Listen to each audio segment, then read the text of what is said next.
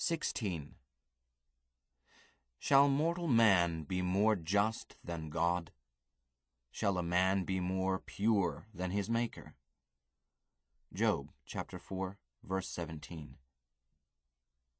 Teach me, and I will hold my tongue, and cause me to understand wherein I have erred.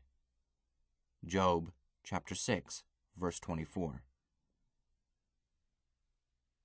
At a drugstore in downtown Flagstaff, I exchanged that gold eagle for 9 cartwheels, 95 cents in change, and a bar of ivory soap. Buying soap was Margretta's idea. "Alec, a druggist is not a banker. Changing money is something he may not want to do other than as part of a sale. We need soap. I want to wash your underwear and mine, and we both need baths. And I suspect that at the sort of cheap lodging Steve urged us to take, soap may not be included in the rent." She was right on both points. The druggist raised his eyebrows at the $10 gold piece but said nothing. He took the coin, let it ring on the glass top of a counter, then reached behind his cash register, fetched out a small bottle, and subjected the coin to the acid test. I made no comment. Silently, he counted out 9 silver dollars, a $half, a quarter, and 2 dimes. Instead of pocketing the coins at once, I stood fast, and subjected each coin to the same ringing test he had used, using his glass counter. Having done so, I pushed 1 cartwheel back at him.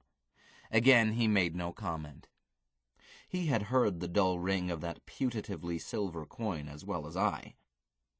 He rang up no sale, handed me another cartwheel, which rang clear as a bell, and put the bogus coin somewhere in the back of the cash drawer.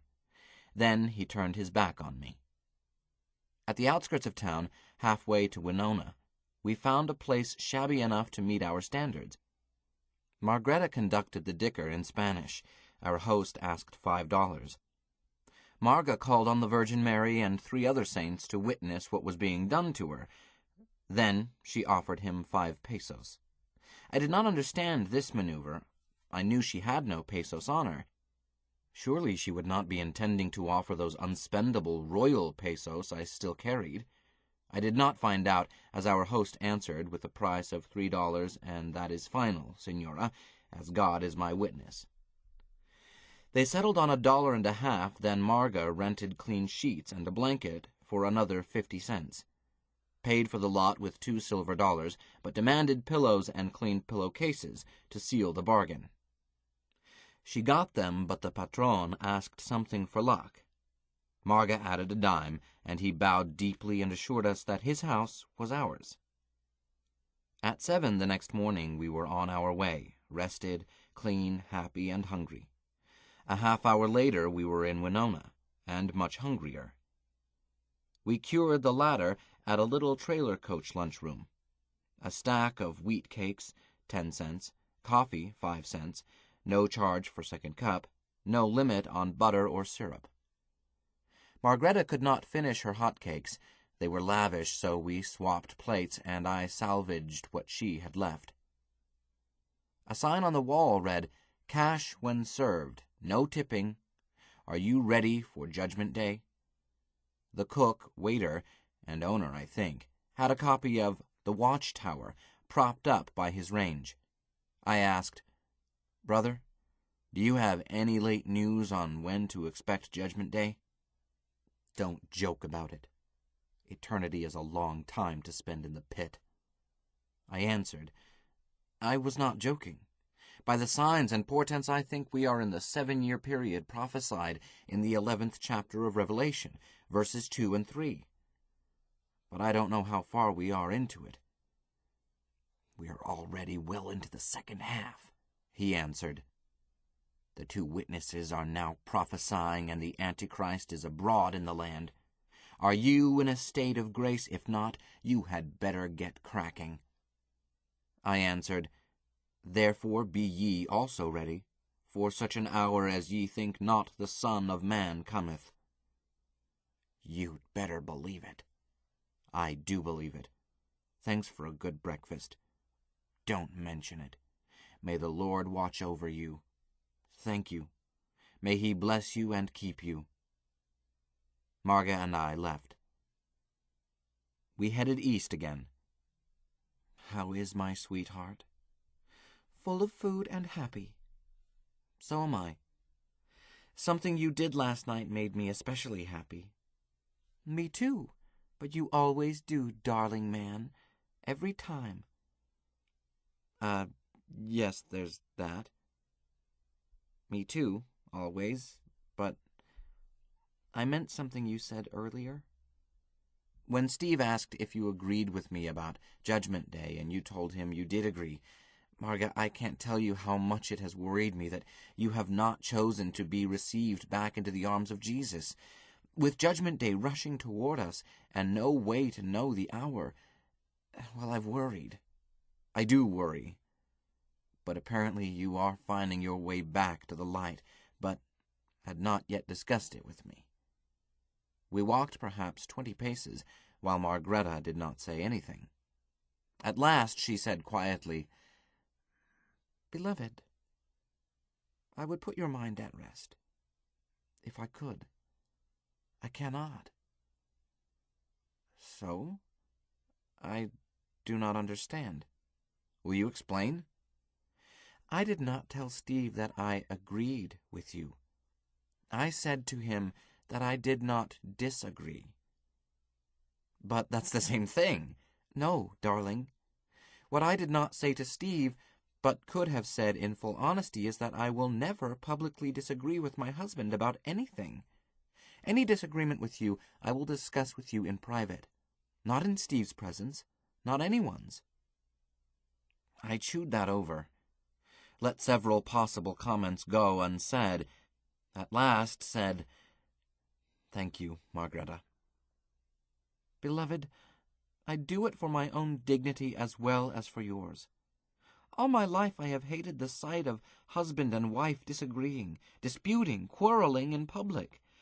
If you say that the sun is covered with bright green puppy dogs, I will not disagree in public.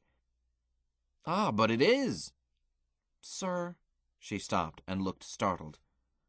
My good Marga, whatever the problem, you always find a gentle answer.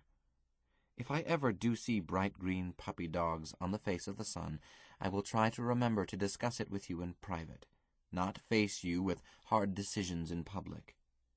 I love you. I read too much into what you said to Steve because I really do worry. She took my hand and we walked a bit farther without talking. Alec? Yes, my love?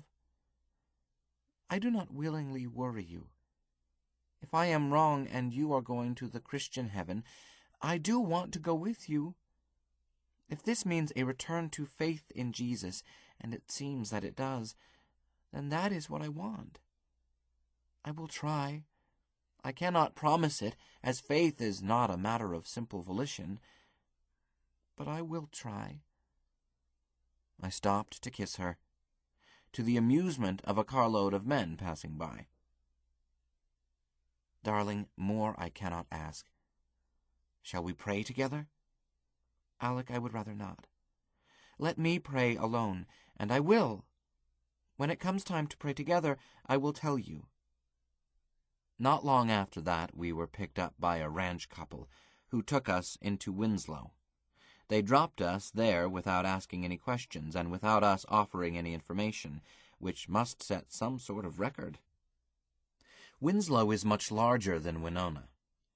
It is a respectable town as desert communities go, 7,000 at a guess. We found there an opportunity to carry out something Steve had indirectly suggested, and that we had discussed the night before. Steve was correct. We were not dressed for the desert. True, we had had no choice, as we had been caught by a world change, but I did not see another man wearing a business suit in the desert. Nor did we see Anglo women dressed in women's suits. Indian women and Mexican women wore skirts, but Anglo women wore either shorts or trousers, slacks, jeans, cutoffs, riding pants, something. Rarely a skirt, never a suit. Furthermore, our suits were not right even as city wear. They looked as out of place as styles of the mauve decade would look.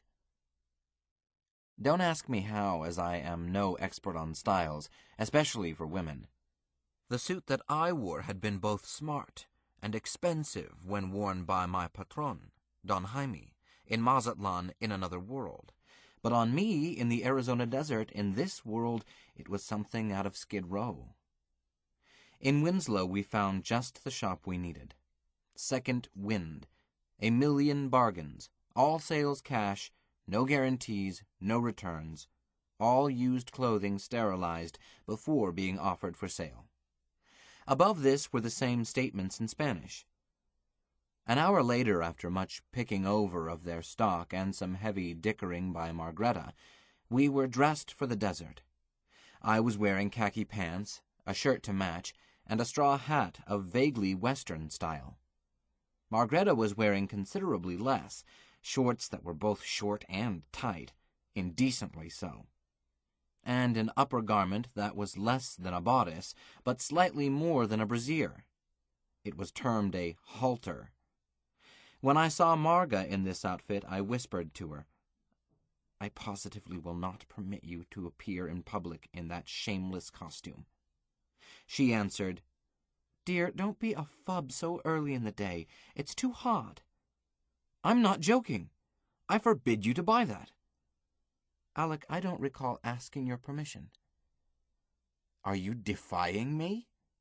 She sighed. "Perhaps I am. I don't want to." "Did you get your razor?" "You saw me." "I have your underpants and socks. Is there anything more you need now?" "No." "Margreta, quit evading me." "Darling, I told you that I will not quarrel with you in public. This outfit has a wraparound skirt. I was about to put it on. Let me do so and settle the bill. Then we can go outside and talk in private." Fuming, I went along with what she proposed.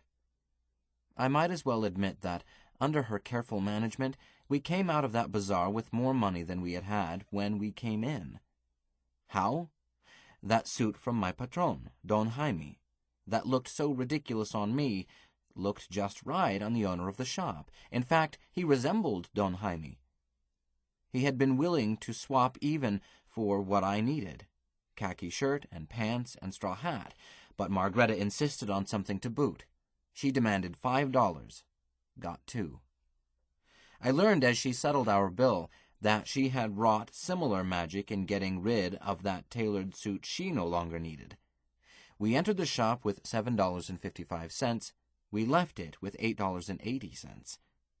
And desert outfits for each of us, a comb for 2, a toothbrush also for 2, a knapsack, a safety razor, plus a minimum of underwear and socks, all second-hand but alleged to be sterilized. I am not good at tactics, not with women. We were outside and down the highway to an open place where we could talk privately before Margreta would talk to me, and I did not realize that I had already lost. Without stopping, she said, "Well, dear, you had something to discuss?" With that skirt in place, your clothing is acceptable." "Barely." "But you are not to appear in public in those shorts. Is that understood?" "I intended to wear just the shorts, if the weather is warm, as it is." "But, Margreta, I told you not to." She was unsnapping the skirt, taking it off. "You are defying me." She folded it up neatly. "May I place this in the knapsack, please?" "You are deliberately disobeying me." "But, Alec, I don't have to obey you, and you don't have to obey me."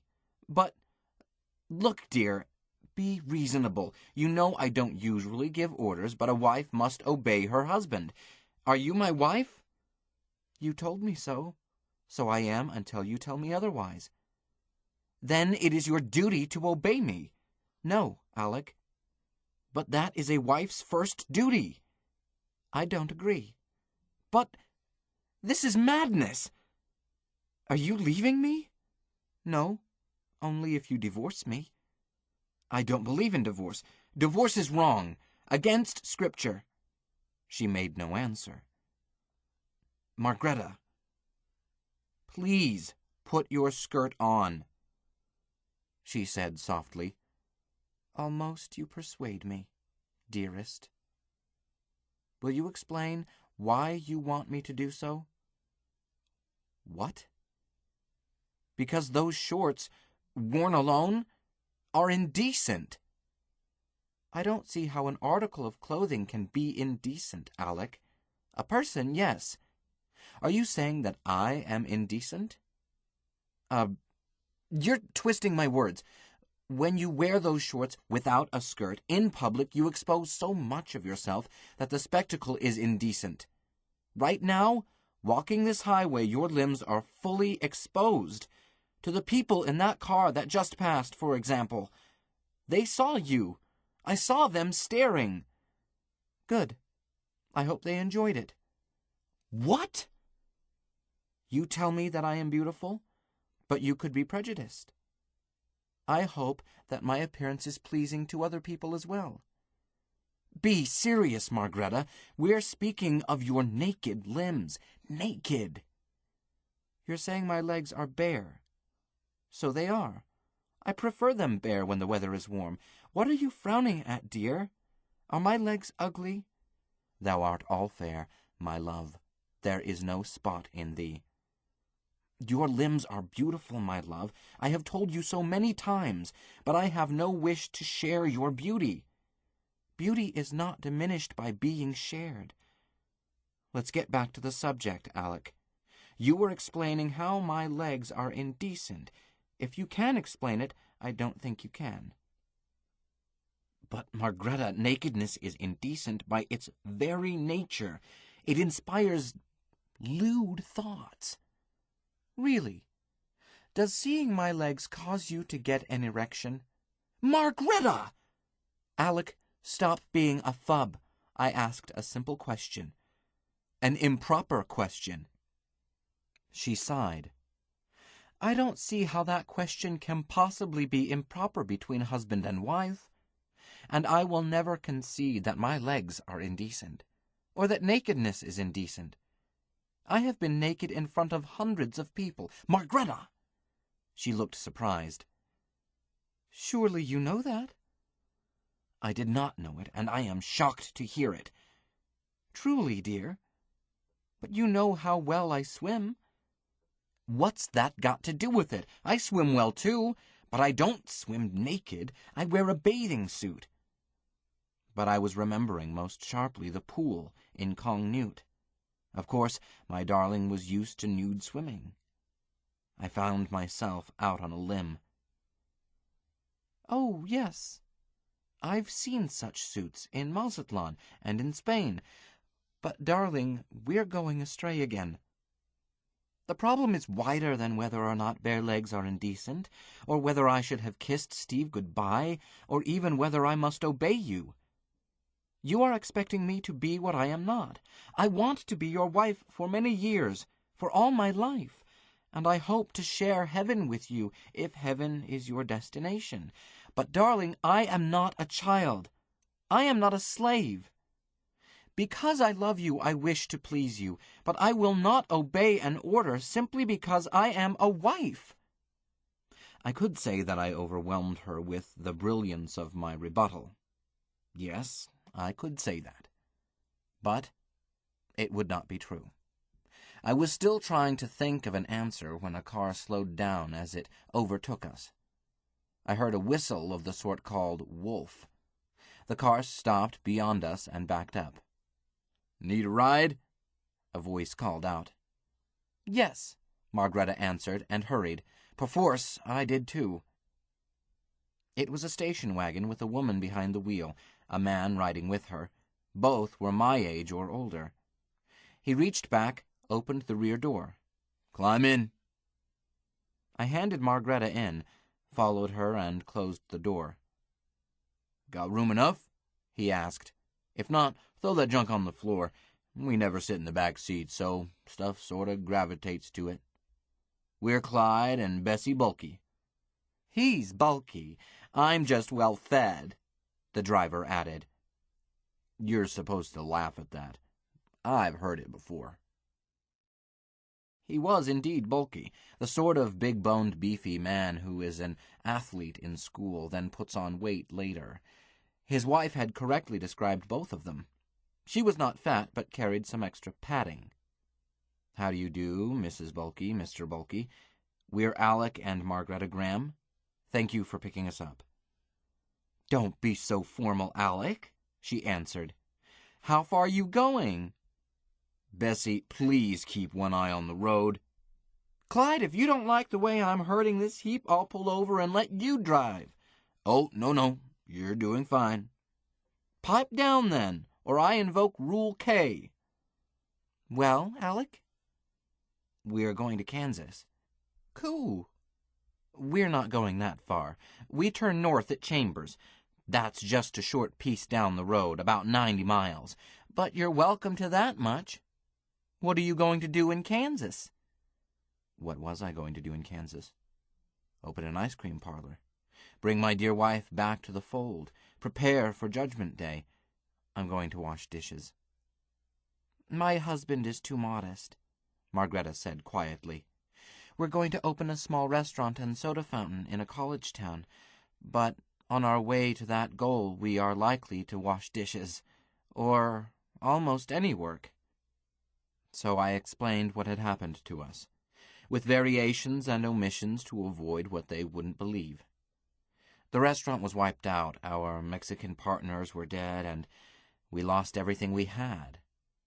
I said dishwashing because that is the one job I can almost always find, but I'll take a swing at most anything. Clyde said, "Alec, with that attitude, you'll be back on your feet before you know it." We lost some money, that's all. We are not too old to start over again. Dear Lord, will you hold off Judgment Day long enough for me to do it? Thy will be done. Amen. Margaretta reached over and squeezed my hand. Clyde noticed it. He had turned around in his seat so that he faced us, as well as his wife. "You'll make it," he said, "with your wife backing you. You're bound to make it." "I think so. Thank you." I knew why he was turned to face us, to stare at Margaretta. I wanted to tell him to keep his eyes to himself, but under the circumstances I could not. Besides that, it was clear that Mr. and Mrs. Bulky saw nothing wrong with the way my beloved was dressed. Mrs. Bulky was dressed the same way, only more so. Or less so. Less costume, more bare skin. I must admit, too, that while she was not the immortal beauty Margaretta is, she was quite comely. At Painted Desert, we stopped, got out, and stared at the truly unbelievable natural beauty. I had seen it once before. Margaretta had never seen it and was breathless. Clyde told me that they always stopped, even though they had seen it hundreds of times. Correction. I had seen it once before in another world. Painted Desert tended to prove what I had strongly suspected. It was not Mother Earth that changed in these wild changes. It was man and his works, and even those only in part. But the only obvious explanation seemed to lead straight to paranoia. If so, I must not surrender to it. I must take care of Margaretta. Clyde bought us hot dogs and cold drinks and brushed aside my offer to pay. When we got back into their car, Clyde took the wheel and invited Margaretta to ride up front with him. I was not pleased, but could not show it, as Bessie promptly said, "Poor Alec has to put up with the old bag." "Don't sulk, dear. It's only 23 miles to the turn-off for Chambers. Or less than 23 minutes the way Clyde drives." This time Clyde took 30 minutes. But he waited and made sure that we had a ride to Gallup. We reached Gallup long before dark. Despite $8.80 in our pockets, it seemed time to look for dirty dishes. Gallup has almost as many motels and cabin courts as it has Indians, and almost half of these hostelries have restaurants. I checked a baker's dozen before I found one that needed a dishwasher. 14 days later, we were in Oklahoma City. If you think that is slow time, you are correct. It is less than 50 miles a day. But plenty had happened, and I was feeling decidedly paranoid. World change after world change, and always timed to cause me maximum trouble. Ever seen a cat play with a mouse? The mouse never has a chance. If he is even the brains the good Lord gives a mouse, he knows that. Nevertheless, the mouse keeps on trying, and is hauled back every time. I was the mouse, or we were the mice, for Margareta was with me, and she was all that kept me going. She didn't complain and she didn't quit, so I couldn't quit. Example. I had figured out that while paper money was never any good after a world change, hard money, gold and silver, would somehow be negotiable. As bullion, if not as coin. So when I got a chance to lay hands on hard money, I was stingy with it and refused to take paper money in change for hard money. Smart boy. Alec, you're a real brain. So on our third day in Gallup, Marga and I took a nap in a room paid for by dishwashing, me, and by cleaning rooms, Margareta. We didn't intend to go to sleep, we simply wanted to rest a bit before eating. It had been a long, hard day. We lay down on top of the bedspread. I was just getting relaxed when I realized that something hard was pressing against my spine. I roused enough to figure out that our hoarded silver dollars had slipped out of my side pocket when I had turned over. So I eased my arm out from under Marga's head, retrieved the dollars, counted them, added the loose change, and placed it all on the bedside table, a foot from my head. Then got horizontal again, slid my arm under Marga's head, and fell right to sleep. When I woke up, it was pitch dark. I came wide awake. Margareta was still snoring softly on my arm. I shook her a little. "Honey, wake up." "It's late. We may have missed dinner." She came quickly awake. "Can you switch on the bed lamp?" I fumbled at the bedside table, nearly fell out of bed. "Can't find the pesky thing. It's dark as the inside of a pile of coal." "Wait a sec. I'll get the overhead light." I got cautiously off the bed, headed for the door, stumbled over a chair, could not find the door, groped for it, did find it, groped some more and found a light switch by it. The overhead light came on. For a long, dismal moment neither of us said anything. Then I said, inanely and unnecessarily, "They did it again." The room had the characterless anonymity of any cheap motel room anywhere. Nevertheless, it was different in details from the room in which we had gone to sleep. And our hoarded silver dollars were gone. Everything but the clothes we were wearing was gone. Knapsack, clean socks, spare underwear, comb, safety razor, everything. I inspected, made certain. "Well, Marga, what now?" "Whatever you say, sir." I don't think they'll know me in the kitchen. But they still might let me wash dishes. Or they may need a waitress. The door had a spring lock, and I had no key, so I left it an inch ajar.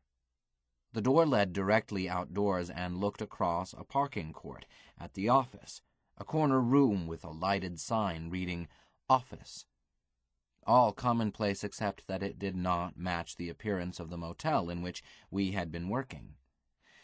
In that establishment, the manager's office had been in the front end of a central building, the rest of that central building being the coffee shop. Yes, we had missed dinner. And breakfast.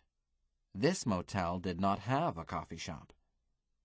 "Well, Marga, which way is Kansas?" "That way, I think." But we have two choices. We can go back into the room, go to bed properly, and sleep until daylight, or we can get out there on the highway and try to thumb a ride, in the dark. Alec, I see only one choice. If we go back inside and go to bed, we'll get up at daylight, some hours hungrier and no better off. Maybe worse off, if they catch us sleeping in a room we didn't pay for. I washed an awful lot of dishes. Not here, you didn't. Here they might send for the police. We started walking. That was typical of the persecution we suffered in trying to get to Kansas. Yes, I said persecution. If paranoia consists in believing that the world around you is a conspiracy against you, I had become paranoid. But it was either a sane paranoia, if you will pardon the Irishism, or I was suffering from delusions so monumental that I should be locked up and treated. Maybe so. If so, Margreta was part of my delusions, an answer I could not accept. It could not be folie à deux. Margreta was sane in any world. It was the middle of the day before we got anything to eat, and by then I was beginning to see ghosts where a healthy man would see only dust devils. My hat had gone where the woodbine twineth, and the New Mexico sun on my head was not helping my state. A carload of men from a construction site picked us up and took us into Grant's, and bought us lunch before they left us there. I may be certifiably insane, but I am not stupid. We owe that ride and that meal to the fact that Margreta in shorts, indecently tight, is a sight that attracts the attention of men. That gave me plenty to think about while I enjoyed, and I did enjoy it, that lunch they bought us. But I kept my ruminations to myself. After they left us, I said, "East?" Yes, sir, but first I would like to check the public library, if there is one. Oh, yes, surely. Earlier in the world of our friend Steve, the lack of any sort of air travel had caused me to suspect that Steve's world might be the world where Margreta was born, and therefore the home of Alec Graham as well. In Gallup, we had checked on this at the public library. I had looked up American history in an encyclopedia while Marga checked on Danish history. It took us each about 5 minutes to determine that Steve's world was not the world Marga was born in. I found that Brian had been elected in 1896, but had died in office, succeeded by his vice president, Arthur Sewell. And that was all I needed to know. I then simply raced through presidents and wars I had never heard of. Margreta had finished her line of investigation with her nose twitching with indignation. Once outside, where we didn't have to whisper, I asked her what was troubling her. "This isn't your world, dear. I made sure of that." "It certainly isn't." "But we didn't have anything but a negative to go on. There may be many worlds that have no aeronautics of any sort." "I'm glad this isn't my world. Alec, in this world, Denmark is part of Sweden. Isn't that terrible?" Truthfully, I did not understand her upset. Both countries are Scandinavian, pretty much alike, or so it seemed to me. "I'm sorry, dear, I don't know much about such things. I had been to Stockholm once. Liked the place. It didn't seem a good time to tell her so." "And that silly book says that Stockholm is the capital, and that Karl XVI is king. Alec, he isn't even royal. And now they tell me he's my king?" "But, sweetheart, he's not your king. This isn't even your world." "I know. Alec, if we have to settle here, if the world doesn't change again, couldn't I be naturalized?" "Why, yes, I suppose so." She sighed. "I don't want to be a Swede." I kept quiet. There were some things I couldn't help her with. So in Grants, we again went to a public library to see what the latest changes had done to the world. Since we had seen no aeroplanos and no dirigibles, again it was possible that we were in Margretta's world.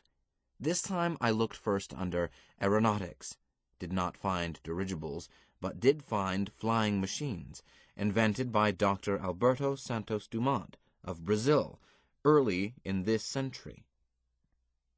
And I was bemused by the inventor's name, as in my world he had been a pioneer in dirigibles, second only to Count von Zeppelin. Apparently the doctor's aerodynes were primitive compared with jet planes, or even aeroplanos. They seemed to be curiosities rather than commercial vehicles. I dropped it and turned to American history, checking first on William Jennings Bryan. I couldn't find him at all. Well, I had known that this was not my world. But Marga was all smiles, could hardly wait to get outside the no-talking area to tell me about it. In this world, Scandinavia is all one big country, and Copenhagen is its capital. Well, good. Queen Margretta's son, Prince Frederick, was crowned King Erik Gustav, no doubt to please the Outlanders, but he is true Danish royalty and a Dane right down to his skull bone. This is as it should be. I tried to show her that I was happy too. Without a cent between us, with no idea where we would sleep that night, she was delighted as a child at Christmas, over an event that I could not see mattered at all. 2 short rides got us into Albuquerque, and I decided that it was prudent to stay there a bit. It's a big place, even if we had to throw ourselves on Salvation Army charity. But I quickly found a job as a dishwasher in the coffee shop of the local Holiday Inn, and Margretta went to work as a waitress in the same shop. We had been working there less than 2 hours when she came back to the scullery and slid something into my hip pocket, while I was bent over a sink. "A present for you, dear?" I turned around. "Hi, gorgeous." I checked my pocket, a safety razor of the travel sort. Handle unscrews, and razor and handle and blades all fit into a waterproof case smaller than a pocket testament, and intended to be carried in a pocket. Steal it? Not quite. Tips. Got it at the lobby notion stand. Dear, at your first break, I want you to shave. Let me clue you, doll. You get hired for your looks. I get hired for my strong back, weak mind, and docile disposition. They don't care how I look. But I do. Your slightest wish is my command. Now get out of here. You're slowing up production. That night, Margretta explained why she had bought me a razor ahead of anything else. Dear, it's not just because I like your face smooth and your hair short, although I do. These Loki tricks have kept on, and each time we have to find work at once just to eat. You say that nobody cares how a dishwasher looks, but I say looking clean and neat helps in getting hired for any job, and can't possibly hurt. But there is another reason. As a result of these changes, you've had to let your whiskers grow once, twice. I can count 5 times. Once for over 3 days. Dearest, when you are freshly shaved, you stand tall and look happy, and that makes me happy. Margretta made for me a sort of money belt, actually a cloth pocket and a piece of cloth tape, which she wanted me to wear in bed. Dear, we've lost anything we didn't have on us whenever a shift took place. I want you to put your razor and our hard money into this when you undress for bed. I don't think we can outwit Satan that easily. Maybe not. We can try. We come through each change with the clothes we are wearing at the time and with whatever we have in our pockets. This seems to fit the rules. Chaos does not have rules. Perhaps this is not chaos. Alec, if you won't wear this to bed, do you mind if I do? Oh, I'll wear it. It won't stop Satan if he really wants to take it away from us, nor does it really worry me. Once he dumped us mother naked into the Pacific and we pulled out of it, remember? What does worry me is... Marga, have you noticed that every time we have gone through a change, we've been holding each other? At least, holding hands. I've noticed. Change happens in the blink of an eye. What happens if we're not together, holding each other, at least touching? Tell me. She kept quiet so long that I knew she did not intend to answer. Uh-huh, I said. Me too. But we can't be Siamese twins touching all the time. We have to work. My darling, my life. Satan or Loki, or whatever bad spirit is doing this to us, can separate us forever simply by picking any instant when we are not touching. Alec? Yes, my love? Loki has been able to do this to us at any moment for a long time. It has not happened. So, it may happen the next second. Yes, but it may not happen at all. We moved on and suffered more changes. Margretta's precautions did seem to work, although in one change they seemed to work almost too well. I barely missed a jail sentence for unlawful possession of silver coins. But a quick change, the quickest we had seen, got rid of the charge, the evidence, and the complaining witness. We found ourselves in a strange courtroom and were quickly evicted for lacking tickets entitling us to remain there. But the razor stayed with me. No cop or sheriff or marshal seemed to want to confiscate that. We were moving on by our usual method, my thumb and Margretta's lovely legs. I had long since admitted to myself that I might as well enjoy the inevitable, and had been dropped in a pretty part of Texas. It must have been, by a trucker who had turned north off 66 on a side road. We had come out of the desert into low green hills. It was a beautiful day, but we were tired, hungry, sweaty, and dirty. For our persecutors, Satan or whoever, had outdone themselves. 3 changes in 36 hours. In one day, I had had 2 dishwashing jobs in the same town at the same address, and had collected nothing. It is difficult to collect from the lonesome cowboy steakhouse when it turns into Vivian's Grill in front of your eyes. The same was true 3 hours later when Vivian's Grill melted into a used car lot. The only thing good about these shocks was that by great good fortune, or conspiracy, Margretta was with me each time. In one case, she had come to get me and was waiting with me while my boss was figuring my time. In the other, she had been working with me. The third change did us out of a night's lodging that had already been paid for in kind by Margretta's labor. So when that trucker dropped us, we were tired and hungry and dirty, and my paranoia had reached a new high. We had been walking a few hundred yards when we came to a sweet little stream, a sight in Texas precious beyond all else. We stopped on the culvert, bridging it.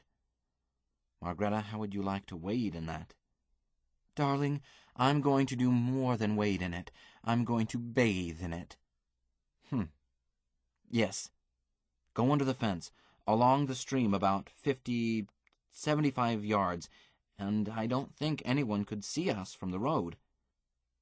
Sweetheart, they can line up and cheer if they want to. I'm going to have a bath. And that water looks clean. Would it be safe to drink? The upstream side? Certainly. We've taken worse chances every day since the iceberg. Now, if we had something to eat, say, your hot fudge sundae, or would you prefer scrambled eggs? I held up the lower wire of the fence to let her crawl under. Will you settle for an O. Henry bar? Make that a Milky Way, I answered, if I have my druthers. I'm afraid you don't, dear.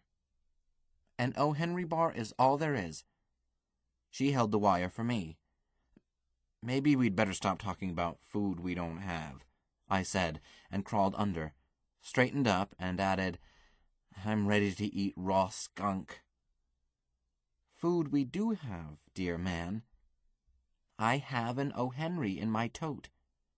I stopped abruptly. Woman, if you're joking, I'm going to beat you. I'm not joking. In Texas, it is legal to correct a wife with a stick not thicker than one's thumb. I held up my thumb. Do you see one about this size? I'll find one. Where did you get a candy bar? That roadside stop where Mr. Faselli treated us to coffee and donuts? Mr. Faselli had been our middle-of-the-night ride just before the truck that had just dropped us. 2 small cake donuts each, and the sugar and cream for coffee had been our only calories for 24 hours. The beating can wait. Woman, if you stole it, tell me about it later. You really do have a real live O. Henry? Or am I getting feverish? Alec, do you think I would steal a candy bar? I bought it from a coin machine while you and Mr. Faselli were in the men's room after we ate. How? We don't have any money. Not from this world. Yes, Alec. But there was a dime in my tote from 2 changes back. Of course it was not a good dime, strictly speaking, but I couldn't see any real harm if the machine would take it. And it did. But I put it out of sight before you 2 got back. Because I didn't have 3 dimes, and could not offer a candy bar to Mr. Faselli. She added anxiously, Do you think I cheated, using that dime? It's a technicality I won't go into, as long as I get to share in the proceeds of the crime. And that makes me equally guilty. Eat first or bathe first? We ate first. A picnic banquet washed down by delicious creek water. Then we bathed, with much splashing and laughing. I remember it as one of the happiest times of my life. Margreta had soap in her tote bag, too, and I supplied the towel, my shirt. First I wiped Margreta with it, then I wiped me with it. The dry, warm air finished the job. What happened immediately after was inevitable. I had never in my life made love outdoors, much less in bright daylight. If anyone had asked me, I would have said that for me it would be a psychological impossibility. I would be too inhibited, too aware of the indecency involved. I am amazed and happy to say that, while keenly aware of the circumstances, I was untroubled at the time, and quite able. Perhaps because of Margreta's bubbling, infectious enthusiasm. I have never slept naked on grass before either. I think we slept about an hour. When we woke up, Margreta insisted on shaving me. I could not shave myself very well, as I had no mirror, but she could and did, with her usual efficiency. We stood knee-deep in the water. I worked up soap suds with my hands and slathered my face. She shaved, and I renewed the lather as needed. There, she said at last, and gave me a sign-off kiss. You'll do. Rinse off now, and don't forget your ears. I'll find the towel, your shirt. She climbed onto the bank, while I leaned far over and splashed water on my face. Alec, I can't hear you. The water's running. Please, dear. I straightened up, wiped the water out of my eyes, looked around. Everything we owned was gone. Everything but my razor.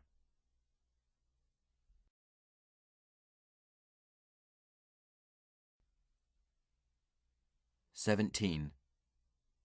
Behold, I go forward, but he is not there, and backward, but I cannot perceive him. On the left hand, where he doth work, but I cannot behold him.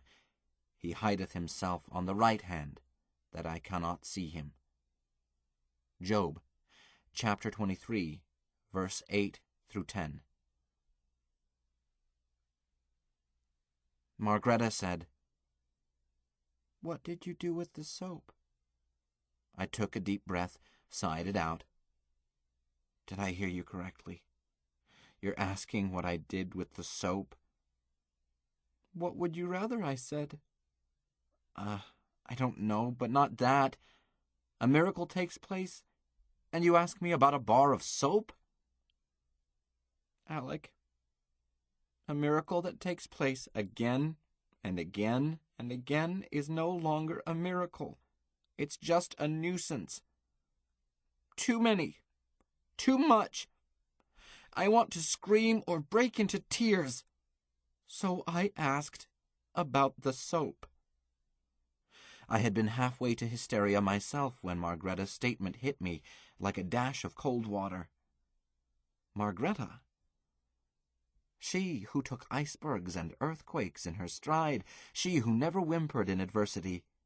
She wanted to scream? I'm sorry, dear. I had the soap in my hands when you were shaving me. I did not have it in my hands when I rinsed my face. I suppose I laid it on the bank, but I don't recall. Does it matter? Not really, I suppose. Although that cake of Camay, used just once, would be half our worldly goods if I could find it. This razor being the other half. You may have placed it on the bank, but I don't see it.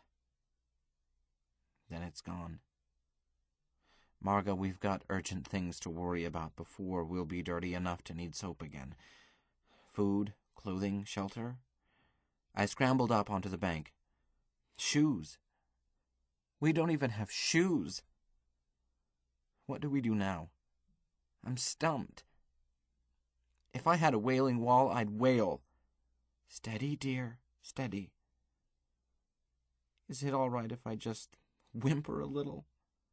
She came close, put her arms around me, and kissed me. Whimper all you want to, dear. Whimper for both of us. Then let's decide what to do. I can't stay depressed with Margreta's arms around me. Do you have any ideas? I can't think of anything but picking our way back to the highway and trying to thumb a ride, which doesn't appeal to me in the state I'm in. Not even a fig leaf. Do you see a fig tree? Does Texas have fig trees? Texas has everything. What do we do now? We go back to the highway and start walking. Barefooted? Why not stand still and wave our thumbs? We can't go far enough barefooted to matter. My feet are tender. They'll toughen up. Alec, we must keep moving, for our morale, love. If we give up, we'll die. I know it. 10 minutes later, we were moving slowly east on the highway, but it was not the highway we had left. This one was 4 lanes instead of 2, with wide paved shoulders. The fence marked the right-of-way. Instead of 3 strands of barbed wire, was chain-link steel as high as my head. We would have had a terrible time reaching the highway had it not been for the stream. By going back into the water and holding our breaths, we managed to slither under the fence. This left us sopping wet again, and no towel shirt. But the warm air corrected that in a few minutes. There was much more traffic on this highway than there had been on the one we had left, both freight and what seemed to be passenger cars. And it was fast. How fast I could not guess, but it seemed at least twice as fast as any ground transportation I had ever seen. Perhaps as fast as transoceanic dirigibles. There were big vehicles that had to be freight movers, but looked more like railroad boxcars than they looked like lorries. And even longer than boxcars. But as I stared, I figured out that each one was at least 3 cars, articulated. I figured this out by attempting to count wheels. 16 per car? 6 more on some sort of locomotive up front, for a total of 54 wheels. Was this possible? These behemoths moved with no sound but the noise of air rushing past them, plus a whoosh of tires against pavement. My dynamics professor would have approved. In the lane nearest us were smaller vehicles that I assumed to be passenger cars, although I could not see anyone inside. Where one would expect windows appeared to be mirrors or burnished steel. They were long and low and as sleekly shaped as an airship. And now I saw that this was not one highway, but 2. All the traffic on the pavement nearest us was going east. At least 100 yards away, another stream of traffic was going west. Still farther away, seen only in glimpses, was a limit fence for the northern side of the widest right-of-way I had ever seen. We trudged along on the edge of the shoulder. I began to feel gloomy about the chances of being picked up. Even if they could see us, which seemed uncertain, how could they stop quickly enough to pick up someone on the highway? Nevertheless, I waved the hitchhiker's sign at each car. I kept my misgivings to myself. After we had been walking a dismal time, a car that had just passed us dropped out of the traffic lane onto the shoulder, stopped at least a quarter mile ahead of us, then backed toward us at a speed I would regard as too fast if I were going forward. We got hastily off the shoulder. It stopped alongside us. A mirrored section a yard wide and at least that high lifted up like a storm cellar door, and I found myself looking into the passenger compartment. The operator looked out at us and grinned. "I don't believe it." I tried to grin back. I don't believe it myself, but here we are. Will you give us a ride? "Could be." He looked Margaretta up and down. "My, aren't you a purty thing? What happened?" Margaretta answered, "Sir, we are lost." "Looks like. But how did you manage to lose your clothes, too? Kidnapped or what? Never mind, that can wait. I'm Jerry Farnsworth." I answered, "We're Alec and Margaretta Graham." "Good to meet you. Well, you don't look armed except for that thing in your hand, Miss Graham. What is it?" She held it out to him. "A razor?" He accepted it, looked at it, handed it back. "Derned if it isn't. Haven't seen one like that since I was too young to shave. Well, I don't see how you can hijack me with that. Climb in. Alec, you can have the back seat. Your sister can sit up here with me." Another section of the shell swung upward. "Thank you," I answered, thinking sourly about beggars and choosers. "Marga is not my sister. She's my wife." "Lucky man. Do you object to your wife riding with me?" "Oh, of course not." "I think that answer would cause a tension meter to jingle. Dear, you'd better get back there with your husband." "Sir, you invited me to sit with you, and my husband voiced his approval." Margaretta slipped into the forward passenger seat. I opened my mouth and closed it, having found I had nothing to say. I climbed into the back seat, discovered that the car was bigger inside than out. The seat was roomy and comfortable. The doors closed down. The mirrors now were windows. "I'm about to put her back into the flow," our host said. "So don't fight the safeties. Sometimes this buggy bucks like a Brahma bull. 6 G's or better. No, wait a sec. Where are you two going?" He looked at Margaretta. "We're going to Kansas, Mr. Farnsworth." "Call me Jerry, dear. In your skin?" "We have no clothing, sir. We lost it." I added, "Mr. Farnsworth, Jerry, we're in a distressed state. We lost everything. Yes, we are going to Kansas, but first we must find clothes somewhere. Red Cross, maybe? I don't know. And I've got to find a job and make us some money.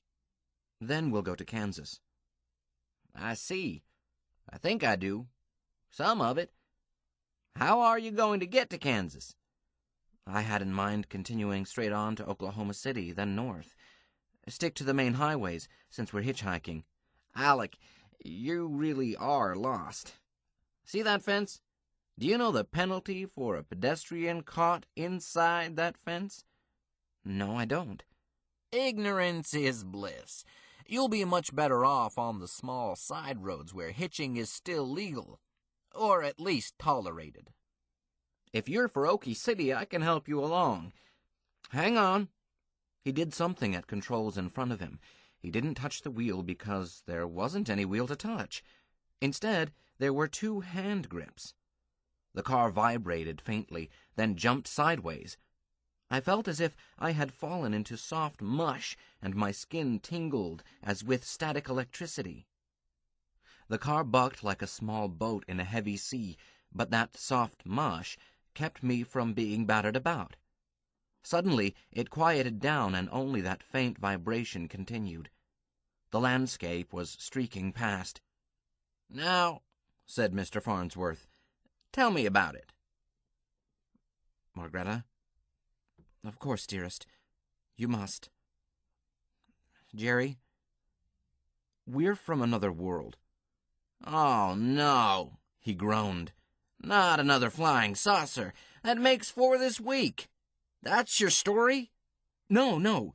I've never seen a flying saucer. We're from Earth, but different. We were hitchhiking on Highway 66, trying to reach Kansas. Wait a minute. You said 66? Yes, of course. That's what they used to call this road before they rebuilt it, but it hasn't been called anything but Interstate 40 for, over 40 years, maybe 50. Hey, time travelers, are you? What year is this? I asked. 1994. That's our year, too. Wednesday, the 18th of May. Or was this morning, before the change. It still is. But, look, let's quit jumping around. Start at the beginning, whenever that was, and tell me how you wound up inside the fence bare naked. So I told him. Presently he said, "That fire pit didn't burn you?" "One small blister." "Just a blister? I reckon you would be safe in hell." "Look, Jerry, they really do walk on live coals." "I know, I've seen it, in New Guinea. Never hankered to try it. That iceberg, something bothers me. How does an iceberg crash into the side of a vessel? An iceberg is dead in the water, always. Certainly a ship can bump into one, but damage should be to the bow, right?" "Margreta, I don't know, Alec. What Jerry says sounds right, but it did happen." "Jerry, I don't know either. We were in a forward stateroom. Maybe the whole front end was crushed in. But if Marga doesn't know, I surely do not. As I got banged on the head and went out like a light, Marga kept me afloat. I told you." Farnsworth looked thoughtfully at me. He had swiveled his seat around to face both of us while I talked, and he had showed Margreta how to unlock her chair so that it would turn also, which brought us 3 into an intimate circle of conversation, knees almost touching, and left him with his back to the traffic. "Alec, what became of this Hergensheimer?" Maybe I didn't make that clear. It's not too clear to me either. It's Graham who is missing. I am Hergensheimer. When I walked through the fire and found myself in a different world, I found myself in Graham's place, as I said. Everybody called me Graham and seemed to think that I was Graham, and Graham was missing. I guess you could say I took the easy way out, but there I was, thousands of miles from home, no money, no ticket, and nobody had ever heard of Alexander Hergensheimer. I shrugged and spread my hands helplessly. I sinned. I wore his clothes, I ate at his table, I answered to his name. "I still don't get the skinny of this. Maybe you look enough like Graham to fool almost anyone, but your wife would know the difference. Margie?" Margreta looked into my eyes with sadness and love and answered steadily. "Jerry, my husband is confused. A strange amnesia. He is Alec Graham. There is no Alexander Hergensheimer. There never was. I was left speechless. True, Margareta and I had not discussed this matter for many weeks. True, she had never flatly admitted that I was not Alec Graham. I was learning again and again, that one never won an argument with Margareta. Any time I thought I had won, it always turned out that she had simply shut up. Farnsworth said to me, "Maybe that knock in the head, Alec?" Look, that knock in the head was nothing. A few minutes' unconsciousness, nothing more. And no gaps in my memory. Anyhow, it happened 2 weeks after the fire walk. Jerry, my wife is a wonderful woman. But I must disagree with her on this. She wants to believe that I am Alec Graham because she fell in love with Graham before she ever met me. She believes it because she needs to believe it. But of course I know who I am. Hergensheimer. I admit that amnesia can have some funny effects, but there was one clue that I could not have faked, one that said emphatically that I, Alexander Hergensheimer, was not Alec Graham. I slapped my stomach, where a bay window had been. Here is the proof. I wore Graham's clothes, I told you, but his clothes did not fit me perfectly. At the time of the firewalk, I was rather plump, too heavy, carrying a lot of flab right here. I slapped my stomach again. Graham's clothes were too tight around the middle for me. I had to suck in hard and hold my breath to fasten the waistband on any pair of his trousers. That could not happen in the blink of an eye, while walking through a fire pit. Nor did it. 2 weeks of rich food in a cruise ship gave me that bay window. And it proves that I am not Alec Graham. Margareta not only kept quiet, her expression said nothing. But Farnsworth insisted, "Margie." "Alec, you were having exactly that trouble with your clothes before the firewalk. For the same reason. Too much rich food." She smiled. "I'm sorry to contradict you, my beloved, but I'm awfully glad you are you." Jerry said, "Alec, many is a man who would walk through fire to get a woman to look at him that way just once. When you get to Kansas, you had better go see the Meningers. You've got to get that amnesia untangled. Nobody can fool a woman about her husband. When she's lived with him, slept with him, given him enemas, and listened to his jokes, a substitution is impossible no matter how much the ringer may look like him. Even an identical twin could not do it. There are all those little things a wife knows and the public never sees." I said, "Marga, it's up to you." She answered, "Jerry, my husband is saying that I must refute that, in part, myself. At that time I did not know Alec as well as a wife knows her husband. I was not his wife then. I was his lover, and I had been such only a few days." She smiled. "But you're right, in essence. I recognized him." Farnsworth frowned. "I'm getting mixed up again. We're talking about either one man or two.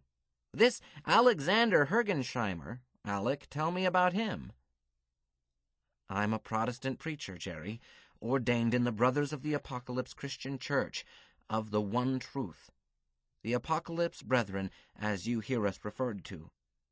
I was born on my grandfather's farm outside Wichita on May 22nd. "Hey, you've got a birthday this week," Jerry remarked.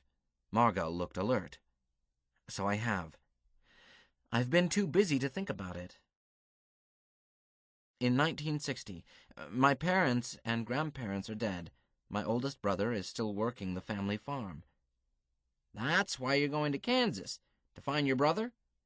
"No, that farm is in another world, the one I grew up in." "Then why are you going to Kansas?" I was slow in answering. I don't have a logical answer. Perhaps it's the homing instinct, or it may be something like horses running back into a burning barn. I don't know, Jerry. But I have to go back and try to find my roots. That's a reason I can understand. Go on. I told him about my schooling, not hiding the fact that I had failed to make it in engineering. My switch to the seminary and my ordination on graduation, then my association with CUD. I did not mention Abigail. I did not mention that I hadn't been too successful as a parson, largely, in my private opinion, because Abigail did not like people, and my parishioners did not like Abigail. Impossible to put all details into a short biography, but the fact is that I could not mention Abigail at all without throwing doubt on the legitimacy of Margretta's status, and this I could not do. That's about it. If we were in my native world, you could phone CUD, National Headquarters in Kansas City, Kansas, and check on me. We had had a successful year, and I was on vacation. I took a dirigible, the Count von Zeppelin, of North American Airlines from Kansas City Airport to San Francisco, to Hilo, to Tahiti, and there I joined the motor vessel Kongnut, and that about brings us up to date, as I've told you the rest. You sound kosher. You talk a good game. Are you born again? Certainly. I'm afraid I'm not in a state of grace now, but I'm working on it. We're in the last days, brother. It's urgent. Are you born again? Discuss it later. What's the second law of thermodynamics? I made a wry face. Entropy always increases. That's the one that tripped me. Now, tell me about Alec Graham. Not much I can tell. His passport showed that he was born in Texas, and he gave a law firm in Dallas as an address. For the rest, you had better ask Margretta. She knew him, I didn't. I did not mention an embarrassing $1 million. I could not explain it, so I left it out. And Marga had only my word for it. She had never seen it. Margie, can you fill us in on Alec Graham? She was slow in answering. I'm afraid I can't add anything to what my husband has told you. Hey, you're letting me down. Your husband gave a detailed description of Dr. Jekyll. Can't you describe Mr. Hyde? So far, he's a 0. A mail drop in Dallas, nothing more. Mr. Farnsworth, I'm sure you've never been a shipboard stewardess. Nope, I haven't, but I was a room steward in a cargo liner. 2 trips when I was a kid. Then you'll understand. A stewardess knows many things about her passengers. She knows how often they bathe. She knows how often they change their clothes. She knows how they smell. And everyone does smell, some good, some bad. She knows what sort of books they read or don't read. Most of all, she knows whether or not they are truly gentlefolk, honest, generous, considerate, warm-hearted. She knows everything one could need to know to judge a person. Yet she may not know a passenger's occupation, hometown, schooling, or any of those details that a friend would know. Before the day of the firewalk, I had been Alec Graham's stewardess for 4 weeks. For the last 2 of those weeks, I was his mistress and was ecstatically in love with him. After the firewalk, it was many days before his amnesia let us resume our happy relationship, and then it did, and I was happy again. And now I have been his wife for 4 months, months of some adversity, but the happiest time of my whole life. And it still is, and I think it always will be, and that is all I know about my husband, Alec Graham. She smiled at me, and her eyes were brimming with tears, and I found that mine were, too. Jerry sighed and shook his head. This calls for a Solomon, which I am not. I believe both your stories, and one of them can't be correct. Never mind. My wife and I practice Muslim hospitality, something I learned in the late war. Will you accept our hospitality for a night or 2? You had better say yes. Marga glanced at me. I said, yes. Good. Now to see if the boss is at home. He swiveled around to face forward, touched something. A few moments later, a light came on and something went beep once. His face lighted up and he spoke. "Duchess, this is your favorite husband." "Oh, Ronnie, it's been so long." No, try again. "Albert, Tony, George, Andy, Jim." Once more and get it right. I have company with me. "Yes, Jerry?"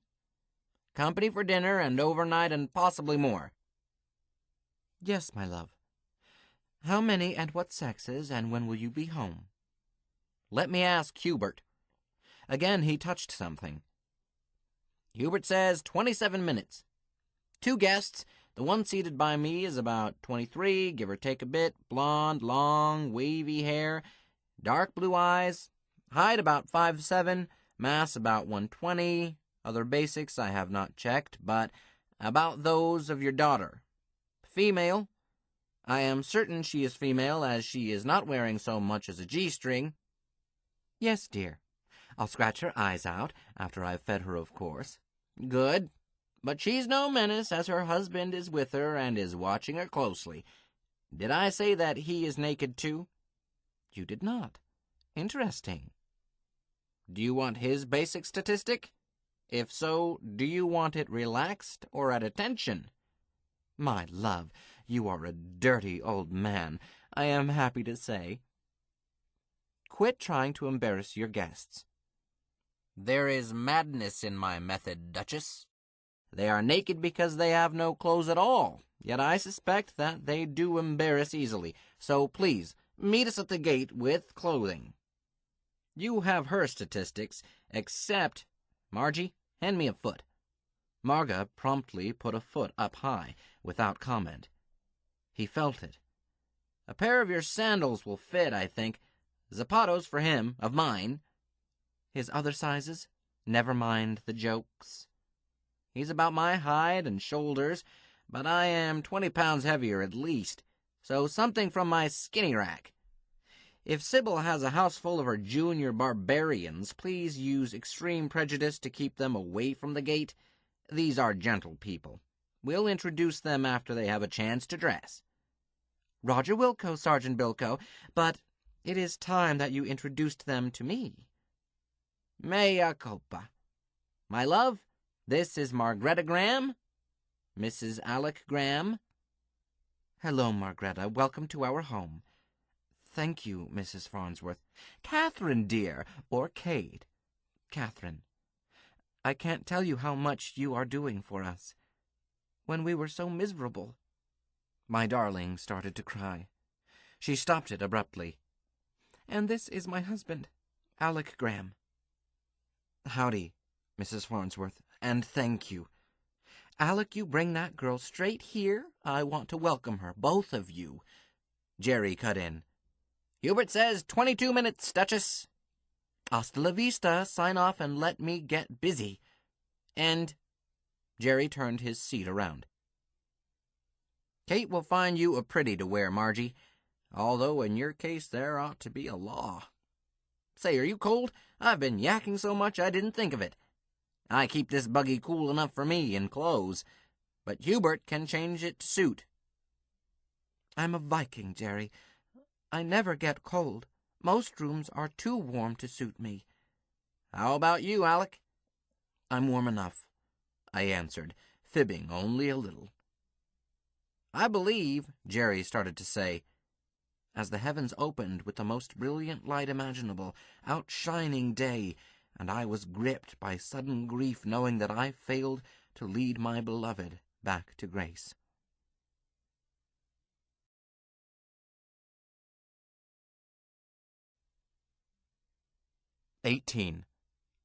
Then Satan answered the Lord and said, Doth Job fear God for naught? Job chapter 1, verse 7. Canst thou by searching find out God? Canst thou find out the Almighty unto perfection? Job chapter 11, verse 7. I waited for the shout. My feelings were mixed. Did I want the rapture? Was I ready to be snatched up into the loving arms of Jesus? Yes, dear Lord, yes. Without Margreta? No, no. Then you choose to be cast down into the pit. Yes, no, but make up your mind. Mr. Farnsworth looked up. See that baby go? I looked up through the roof of the car. There was a second sun directly overhead. It seemed to shrink and lose brilliance as I watched it. Our host went on. Right on time. Yesterday we had a hold, missed the window, and had to reslot. When you're sitting on the pad and single H is boiling away, even a hold for one orbit can kill your profit margin. And yesterday wasn't even a glitch. It was a totally worthless recheck order by a NASA fat bottom. Figures. He seemed to be talking English. Margreta said breathlessly, Mr. Farnsworth, Jerry, what was it? Eh? Never seen a lift-off before. I don't know what a lift-off is. Yes.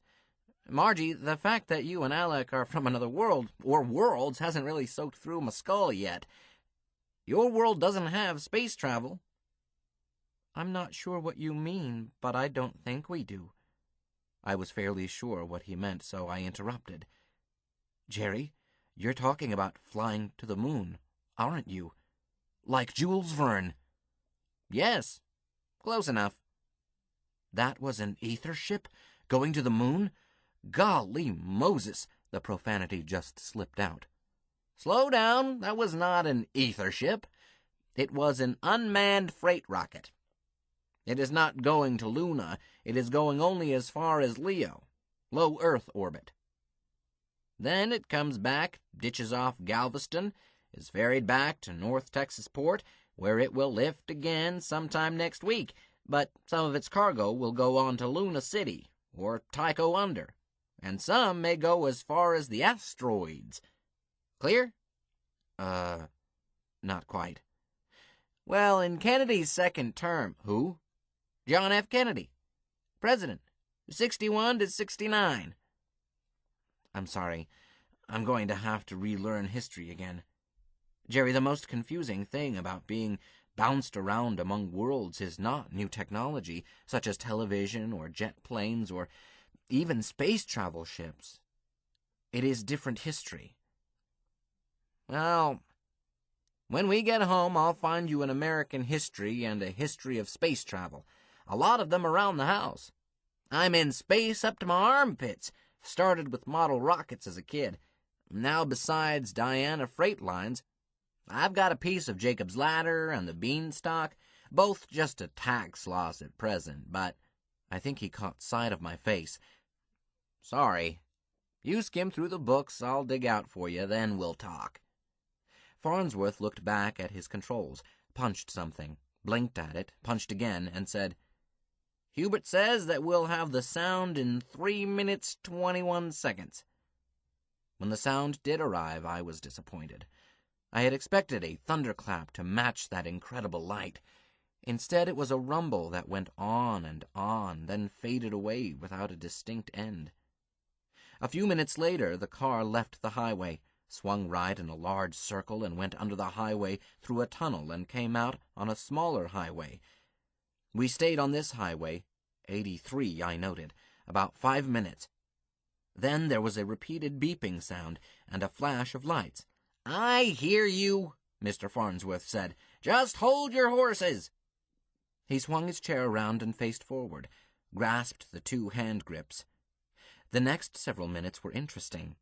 I was reminded of something the sage of Hannibal said. If it warn't for the honor, I'd druther have walked.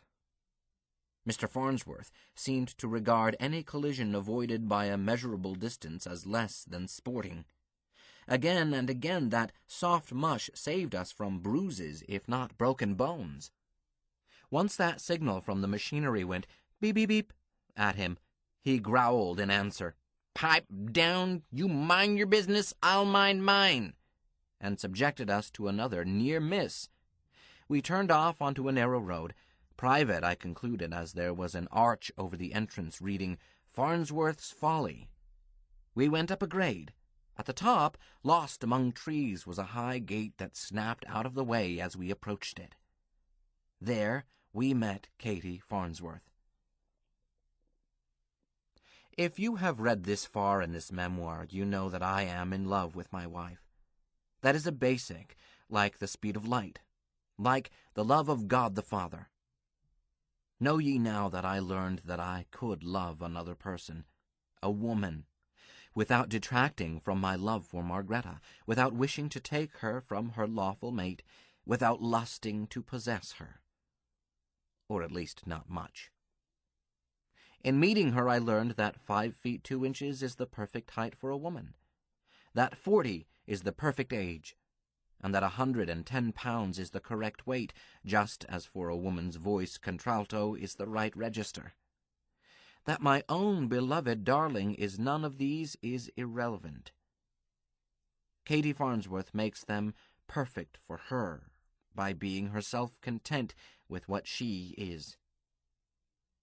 But she startled me first by the most graceful gesture of warm hospitality I have ever encountered. She knew from her husband that we were utterly without clothes. She knew also from him that he felt that we were embarrassed by our state, so she had fetched clothing for each of us. And she herself was naked. No, that's not right. I was naked. She was unclothed. That's not quite right either. Nude? Bare? Stripped? Undressed? No, she was dressed in her own beauty, like Mother Eve before the fall. She made it seem so utterly appropriate that I wondered how I had ever acquired the delusion that freedom from clothing equals obscenity. Those clamshell doors lifted. I got out and handed Margareta out. Mrs. Farnsworth dropped what she was carrying, put her arms around Margareta and kissed her. "Margareta, welcome, dear." My darling hugged her back and sniffled again. Then she offered me her hand. "Welcome to you too, Mr. Graham. Alec." I took her hand, did not shake it. Instead, I handled it like rare china and bowed over it. I felt that I should kiss it, but I had never learned how. For Margareta, she had a summer dress the shade of Marga's eyes. Its styling suggested the Arcadia of myth. One could imagine a wood nymph wearing it.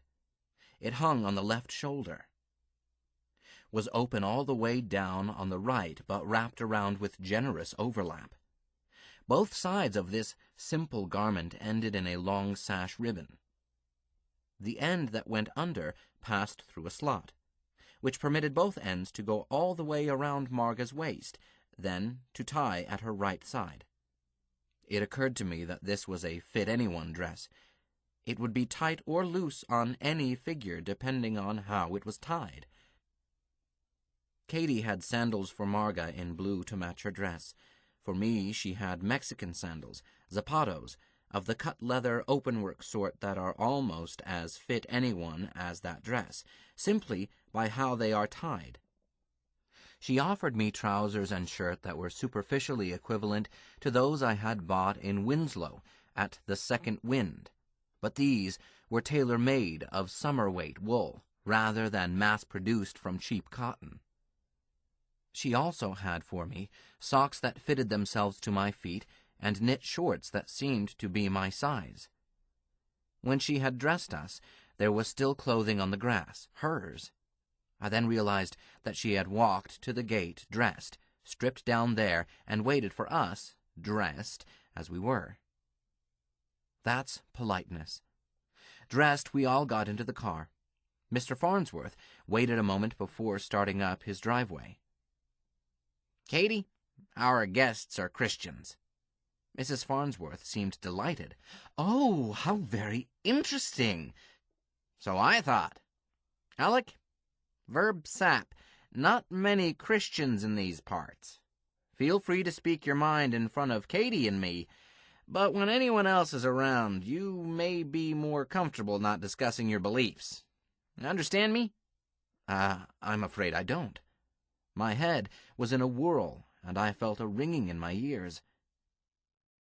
"Well, Being a Christian isn't against the law here. Texas has freedom of religion. Nevertheless, Christians aren't at all popular, and Christian worship is mostly underground. If you want to get in touch with your own people, I suppose we could manage to locate a catacomb. Kate? Oh, I'm sure we could find someone who knows. I can put out some feelers. If Alec says so, dear. Alec, you're in no danger of being stoned. This country isn't some ignorant redneck backwoods, or not much danger. But I don't want you to be discriminated against or insulted. Katie Farnsworth said, Sybil. Oh, yes. Alec, our daughter is a good girl and as civilized as one can expect in a teenager, but she is an apprentice witch, a recent convert to the old religion, and being both a convert and a teenager, dead serious about it. Sybil would not be rude to a guest. Katie brought her up properly. Besides, she knows I would skin her alive. But it would be a favor to me if you will avoid placing too much strain on her, as I'm sure you know every teenager is a time bomb waiting to go off. Margreta answered for me. We will be most careful. This old religion, is this the worship of Odin? I felt a chill, when I was already discombobulated beyond my capacity. But our host answered, no, or at least I don't think so. You could ask Sybil if you are willing to risk having your ear talked off. She'll try to convert you. Very intense. Katie Farnsworth added, I have never heard Sybil mention Odin. Mostly she speaks just of the goddess. Don't Druids worship Odin? Truly, I don't know. I'm afraid Sybil considers us so hopelessly old-fashioned that she doesn't bother to discuss theology with us. And let's not discuss it now, Jerry added, and started up the drive. The Farnsworth mansion was long, low, and rambling, with a flavor of lazy opulence. Jerry swung us under a porte-cochere. We all got out. He slapped the top of his car as one might slap the neck of a horse. It moved away and turned the corner of the house as we went inside. I'm not going to say much about their house, as while it was beautiful and Texas lavish, it would not necessarily appear any one way long enough to justify describing it. Most of what we saw Jerry called holograms. How can I describe them? Frozen dreams? Three-dimensional pictures? Let me put it this way. Chairs were solid, so were tabletops. Anything else in that house, better touch it cautiously and find out, as it might be as beautifully there as a rainbow, and just as insubstantial. I don't know how these ghosts were produced. I think it is possible that the laws of physics in that world were somewhat different from those of the Kansas of my youth. Katie led us into what Jerry called their family room, and Jerry stopped abruptly. Bloody Hindu whorehouse! It was a very large room with ceilings that seemed impossibly high for a one-story ranch house. Every wall, arch, alcove, soffit, and beam was covered with sculptured figures. But such figures! I found myself blushing. These figures had apparently been copied from that notorious temple cavern in southern India, the one that depicts every possible vice of venery in obscene and blatant detail. Katie said, "Sorry, dear, the youngsters were dancing in here." She hurried to the left, melted into one sculpture group, and disappeared. "What will you have, Gerald?" Remington number 2. "Right away." Suddenly, the obscene figures disappeared. The ceiling lowered abruptly and changed to a beam and plaster construction. One wall became a picture window looking out at mountains that belonged in Utah, not Texas. The wall opposite it now carried a massive stone fireplace with a goodly fire crackling in it. The furniture changed to the style sometimes called mission, and the floor changed to flagstones covered with Amerindian rugs. "That's better. Thank you, Catherine." Sit down, friends. Pick a spot and squat. I sat down, avoiding what was obviously the papa chair, massive and leather upholstered. Katie and Marga took a couch together. Jerry sat in that papa chair. My love, what will you drink? Campari and soda, please. Sissy. And you, Margie? Campari and soda would suit me, too. 2 sissies. Alec? I'll go along with the ladies. Son, I'll tolerate that in the weaker sex, but not from a grown man. Try again. Scotch and soda. I'd horsewhip you if I had a horse. Podna, you have just one more chance. Bourbon and branch? Saved yourself. Jack Daniels with water on the side. Other day, man in Dallas tried to order Irish whiskey. Rode him out of town on a rail. Then they apologized to him. Turned out he was a Yankee and didn't know any better. All this time our host was drumming with his fingertips on a small table at his elbow. He stopped this fretful drumming, and suddenly at the table by my chair appeared a Texas jigger of brown liquid and a tumbler of water. I found that the others had been served too. Jerry raised his glass. Save your Confederate money. Salute! We drank, and he went on. Catherine, do you know where our rapscallion is hiding? I think they are all in the pool, dear. So, Jerry resumed that nervous drumming. Suddenly there appeared in the air in front of our host, seated on a diving board that jutted out of nowhere, a young female. She was in bright sunlight, although the room we were in was in cool shadow. Drops of water sprinkled on her. She faced Jerry, which placed her back toward me. Hi, Pipsqueak. Hi, Daddy. Kiss, kiss. In a pig's eye. When was the last time I spanked you? My 9th birthday, when I set fire to Aunt Minnie. What did I do now? By the great golden gaudy greasy gonads of God, what do you mean by leaving that vulgar body pornic program running in the family room? Don't give me that static, Daddy doll. I've seen your books.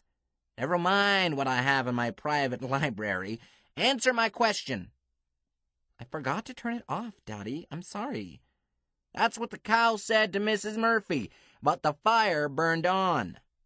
Look, my dear, you know you are free to use the controls to suit yourself.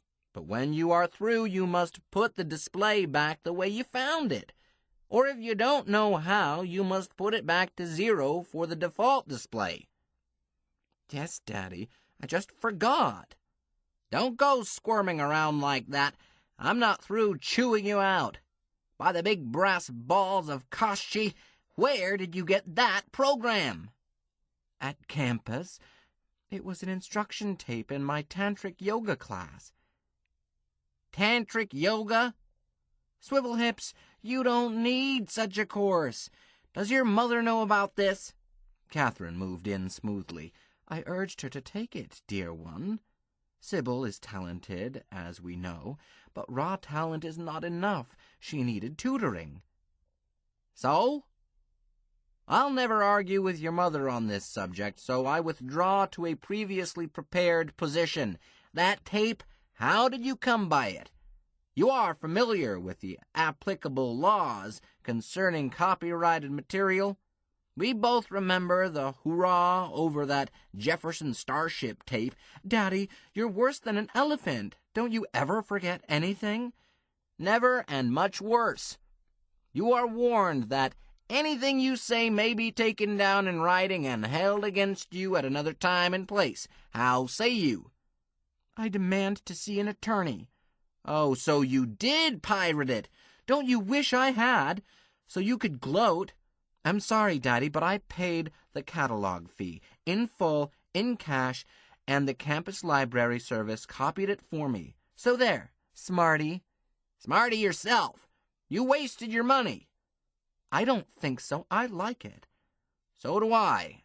But you wasted your money. You should have asked me for it. Huh? Gotcha!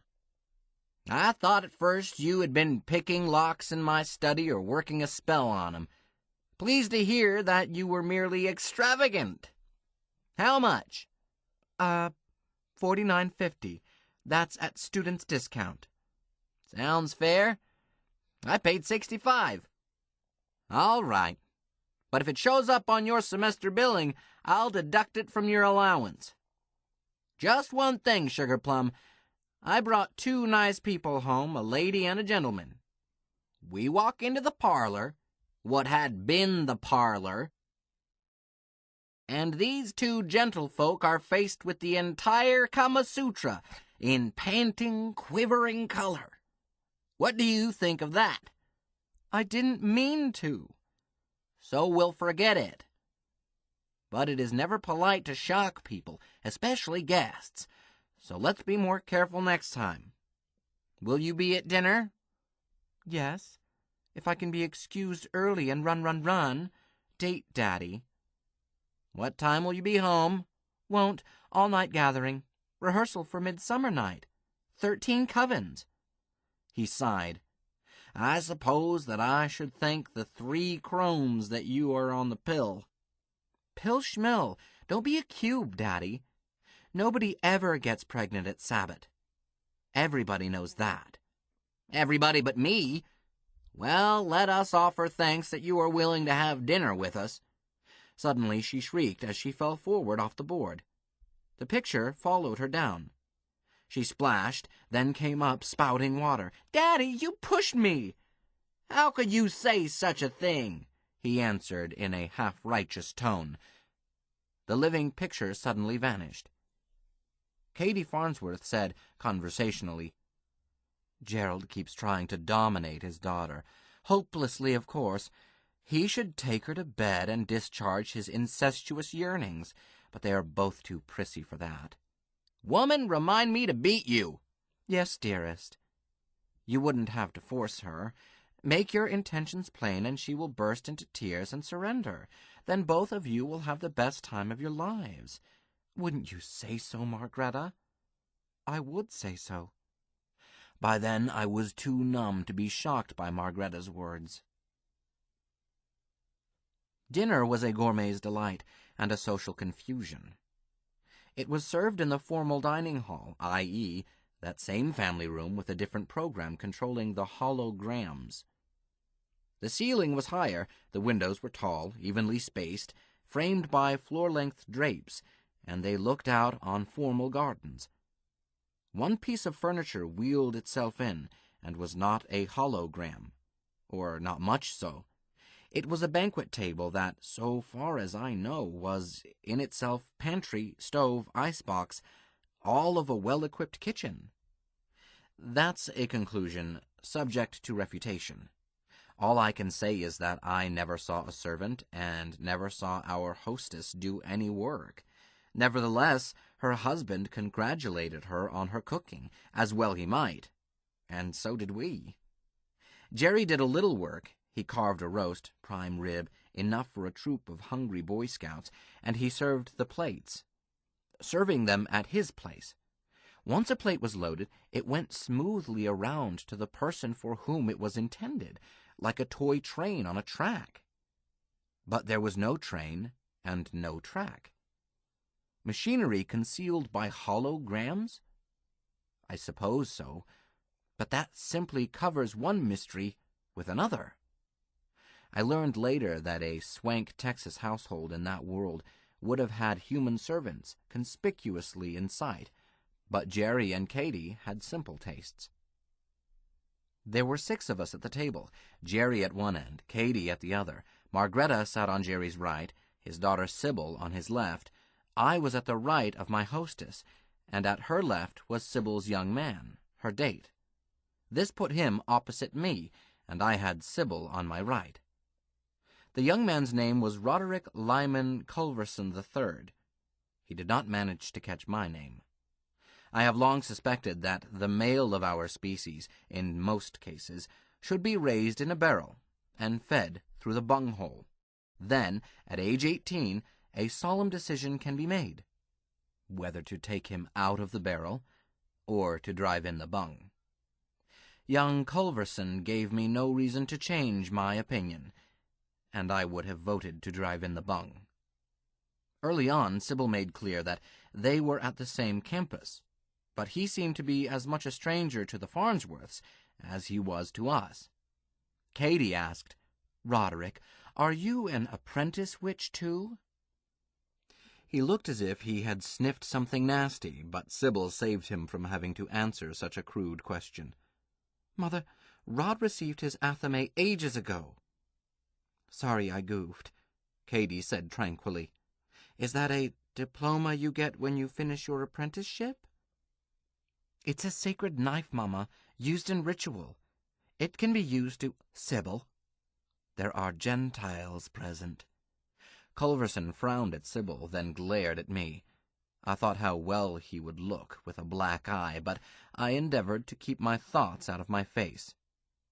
Jerry said, "Then you're a graduate warlock, Rod?" Sybil broke in again. "Daddy, the correct word is—" "Pipe down, Sugarplum. Let him answer for himself. Rod?" "That word is used only by the ignorant." "Hold it! I am uninformed on some subjects, and then I seek information, as I am now doing, but you don't sit at my table and call me ignorant. Now can you answer me without casting asparagus?" Culverson's nostrils spread, but he took a grip on himself. "Witch is the usual term for both male and female adepts in the craft. Wizard is an acceptable term, but is not technically exact. It means sorcerer or magician. But not all magicians are witches, and not all witches practice magic. But warlock is considered to be offensive as well as incorrect, because it is associated with devil worship. And the craft is not devil worship, and the word itself, by its derivation, means oath breaker, and witches do not break oaths. Correction. The craft forbids the breaking of oaths. A witch who breaks an oath, even to a Gentile, is subject to discipline, even expulsion, if the oath is that major. So I am not a graduate warlock. The correct designation for my present status is accepted craftsman, that is to say, witch." "Well stated. Thank you. I ask forgiveness for using the term warlock to you and about you." Jerry waited. A long moment later, Culverson said hastily, "Oh, certainly. No offense meant and none taken." "Thank you. To add to your comments about derivations, witch derives from Wicca, meaning wise, and from Wicca, meaning woman, which may account for most witches being female, and suggests that our ancestors may have known something that we don't. In any case, the craft is the short way of saying the craft of wisdom. Correct?" Oh, certainly. Wisdom. That's what the old religion is all about." "Good. Son, listen to me carefully. Wisdom includes not getting angry unnecessarily. The law ignores trifles, and the wise man does too. Such trifles as a young girl defining an athame among Gentiles, knowledge that isn't all that esoteric anyhow, and an old fool using a word inappropriately. Understand me?" Again Jerry waited. Then he said very softly, "I said, do you understand me?" Culverson took a deep breath. "I understood you. A wise man ignores trifles." "Good. May I offer you another slice of the roast?" Culverson kept quiet for some time then, as did I, as did Sybil. Katie and Jerry and Margretta kept up a flow of polite chit-chat that ignored the fact that a guest had just been thoroughly and publicly spanked. Presently Sybil said, "Daddy, are you and Mama expecting me to attend fire worship Friday?" "Expect is hardly the word," Jerry answered. "When you have picked another church of your own, hope would be closer. Katy added, "Sybil, tonight you feel that your coven is all the church you will ever need. But that could change, and I understand that the old religion does not forbid its members to attend other religious services." Culverson put in, "That reflects centuries, millennia of persecution, Mrs. Farnsworth. It is still in our laws that each member of a coven must also belong publicly to some socially approved church, but we no longer try too hard to enforce it." "I see," agreed Katy. "Thank you, Roderick. Sybil, since your new church encourages membership in another church, it might be prudent to attend fairly regularly, just to protect your brownie points. You may need them." "Exactly," agreed her father. "Brownie points. Ever occur to you, hon, that your pop being a stalwart pillar of the congregation with a fast checkbook might have something to do with the fact that he also sells more Cadillacs than any other dealer in Texas?" "Daddy, that sounds utterly shameless." "It sure is. It also sells Cadillacs. And don't call it fire worship. You know it is not. It is not the flame we worship, but what it stands for." Sybil twisted her serviette, and for the moment looked a troubled 13 instead of the mature woman her body showed her to be. "Papa, that's just it. All my life, that flame has meant to me healing, cleansing, life everlasting, until I studied the craft. It's history. Daddy, to a witch, fire means the way they kill us." I was shocked almost out of breathing. I think it had not really sunk into me emotionally that these two, obnoxious but commonplace young punk, and pretty, quite delightful young girl, daughter of Katy, daughter of Jerry, our two good Samaritans, without equal, that these two were witches. Yes, I know. Exodus 22, verse 18, "Thou shalt not suffer a witch to live." As solemn an injunction as the 10 Commandments, given to Moses directly by God in the presence of all the children of Israel. What was I doing breaking bread with witches? Mark me for a coward. I did not stand up and denounce them. I sat tight. Katy said, Darling, that was clear back in the Middle Ages. Not today, not now, not here." Culverson said, "Mrs. Farnsworth, every witch knows that the terror can start up again any time. Even a season of bad crops could touch it off. And Salem wasn't very long ago, not very far away." He added, "There are still Christians around. They would set the fires if they could, just like Salem." This was a great chance to keep my mouth shut. I blurted out, "No witch was burned at Salem." He looked at me. "What do you know about it?" "The burnings were in Europe, not here. In Salem, witches were hanged except one who was pressed to death. Fire should never have been used. The Lord God ordered us not to suffer them to live. He did not tell us to put them to death by torture." He eyed me again. "So, you seem to approve of the hangings." "I never said anything of the sort. Dear God, forgive me." Jerry cut in. "I rule this subject out of order. There will be no further discussion of it at the table."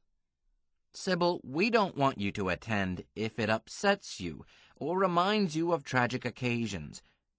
Speaking of hanging, what shall we do about the backfield of the Dallas Cowboys?" 2 hours later, Jerry Farnsworth and I were again seated in that room, this time it being Remington No. 3. A snowstorm against the windows, an occasional cold draught across the floor, and once the howl of a wolf, a roaring fire felt good. He poured coffee for us, and brandy in huge snifters, big enough for goldfish. "You hear of noble brandy?" he said. "Napoleon or Carlos Primero. But this is royal brandy. So royal, it has hemophilia." I gulped. I did not like the joke. I was still queasy from thinking about witches, dying witches, with a jerk of the heels or dancing on flames. and all of them with Sybil's sweet face. Does the Bible define witch somewhere? Could it be that these modern members of the craft were not at all what Jehovah meant by witch? Quit dodging, Alex. Assume that witch in Exodus means exactly what witch means here in Texas today. You are the judge, and she has confessed. Can you sentence Katie's teenager to hang? Will you spring the trap? Don't dodge it, boy. You've been dodging all your life. Pontius Pilate washed his hands. I will not sentence a witch to die. So help me, Lord, I can do no other. Jerry said, Here's to the success of your venture. Yours and Margie's. Sip it slowly, and it will not intoxicate. It will simply quiet your nerves while it sharpens your wits. Alec, tell me now why you expect the end of the world. For the next hour I went over the evidence, pointing out that it was not just one prophecy that agreed on the signs, but many. Revelations, Daniel, Ezekiel, Isaiah, Paul, in writing to the Thessalonians, and again to the Corinthians, Jesus himself in all 4 of the Gospels, again and again in each. To my surprise, Jerry had a copy of the book. I picked out passages easy for laymen to understand, wrote down chapter and verse so that he could study them later. 1 Thessalonians, chapter 4, verse 15 through 17, of course, and the 24th chapter of the Gospel according to St. Matthew. All 51 verses of it, and the same prophecies in St. Luke, chapter 21, and Luke, chapter 21, verse 32, with its clue to the confusion of many as to this generation. What Christ actually said was that the generation which sees these signs and portents will live to see his return, hear the shout, experience Judgment Day. The message is plain if you read all of it. The errors have arisen from picking out bits and pieces and ignoring the rest. The parable of the fig tree explains this. I also picked out for him, in Isaiah and Daniel and elsewhere, the Old Testament prophecies that parallel the New Testament prophecies. I handed him this list of prophecies and urged him to study them carefully, and, if he encountered difficulties, simply read more widely, and take it to God. Ask, and it shall be given you. Seek, and ye shall find. He said, Alec, I can agree with one thing. The news for the past several months has looked to me like Armageddon. Say tomorrow afternoon. Might as well be the end of the world and Judgment Day, as there won't be enough left to salvage after this one. He looked sad. I used to worry about what kind of a world Sybil would grow up in. Now I wonder if she'll grow up. Jerry, work on it. Find your way to grace. Then lead your wife and daughter. You don't need me. You don't need anyone but Jesus. He said, Behold, I stand at the door and knock. If anyone hears my voice, I will come in to him. Revelations 3:20. You believe. I do. Alec, I wish I could go along with you. It would be comforting, the world being what it is today. But I can't see proof in the dreams of long-dead prophets. You can read anything into them. Theology is never any help. It is searching in a dark cellar at midnight for a black cat that isn't there. Theologians can persuade themselves of anything. Oh, my church too, but at least mine is honestly pantheistic. Anyone who can worship a trinity and insist that his religion is a monotheism can believe anything. Just give him time to rationalize it. Forgive me for being blunt. Jerry, in religion bluntness is necessary. I know that my Redeemer liveth, and that he shall stand at the latter day upon the earth. That's Job again, chapter 19. He's your Redeemer too, Jerry. I pray that you find him. Not much chance, I'm afraid. Jerry stood up. You haven't found him yet. Don't quit. I'll pray for you. Thank you. And thanks for trying. How do the shoes feel? Comfortable, quite. If you insist on hitting the road tomorrow, you must have shoes that won't give you bunions between here and Kansas. You're sure? I'm sure. And sure that we must leave. If we stayed another day, you'd have us so spoiled we would never hit the road again. The truth that I could not tell him was that I was so upset by witchcraft and fire worship that I had to leave, but I could not load my weakness onto him. Let me show you to your bedroom. Quietly, as Margie may be asleep, unless our ladies have stayed up even later than we have. At the bedroom door, he put out his hand. If you're right and I'm wrong, you tell me that it's possible that even you can slip. True. I'm not in a state of grace. Not now. I've got to work on it. Well, good luck. But if you do slip, look me up in hell, will you? So far as I could tell, Jerry was utterly serious. I don't know that it is permitted. Work on it, and so will I. I promise you. He grinned. Some hellacious hospitality. Really warm. I grinned back. It's a date. Again, my darling had fallen asleep without undressing. I smiled at her without making a sound, then got beside her and pillowed her head on my shoulder. I would let her wake up slowly, then undress the poor baby and put her to bed. Meanwhile, I had dozens of thoughts to get untangled. Presently, I noticed that it was getting light. Then I noticed how scratchy and lumpy the bed was. The light increased, and I saw that we were sprawled over bales of hay in a barn.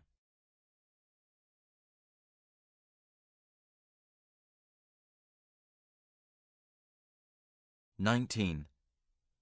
And Ahab said to Elijah, Hast thou found me, O mine enemy? And he answered, I have found thee, because thou hast sold thyself to work evil in the sight of the Lord. 1 Kings chapter 21, verse 20.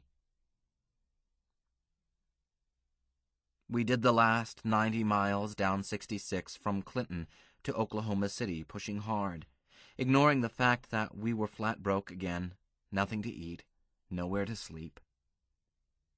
We had seen a dirigible. Of course, this changed everything. For months I had been nobody from nowhere, penniless, dishwashing my only trade, and a tramp, in fact. But back in my own world, a well-paying job, a respected position in the community, a fat bank account, and an end to this truly infernal bouncing around between worlds. We were riding into Clinton, middle of the morning, guests of a farmer taking a load of produce into town. I heard Margreta gasp. I looked where she was staring, and there she was, silvery and sleek and beautiful. I could not make out her name, but her logo told me that she was Eastern Airlines.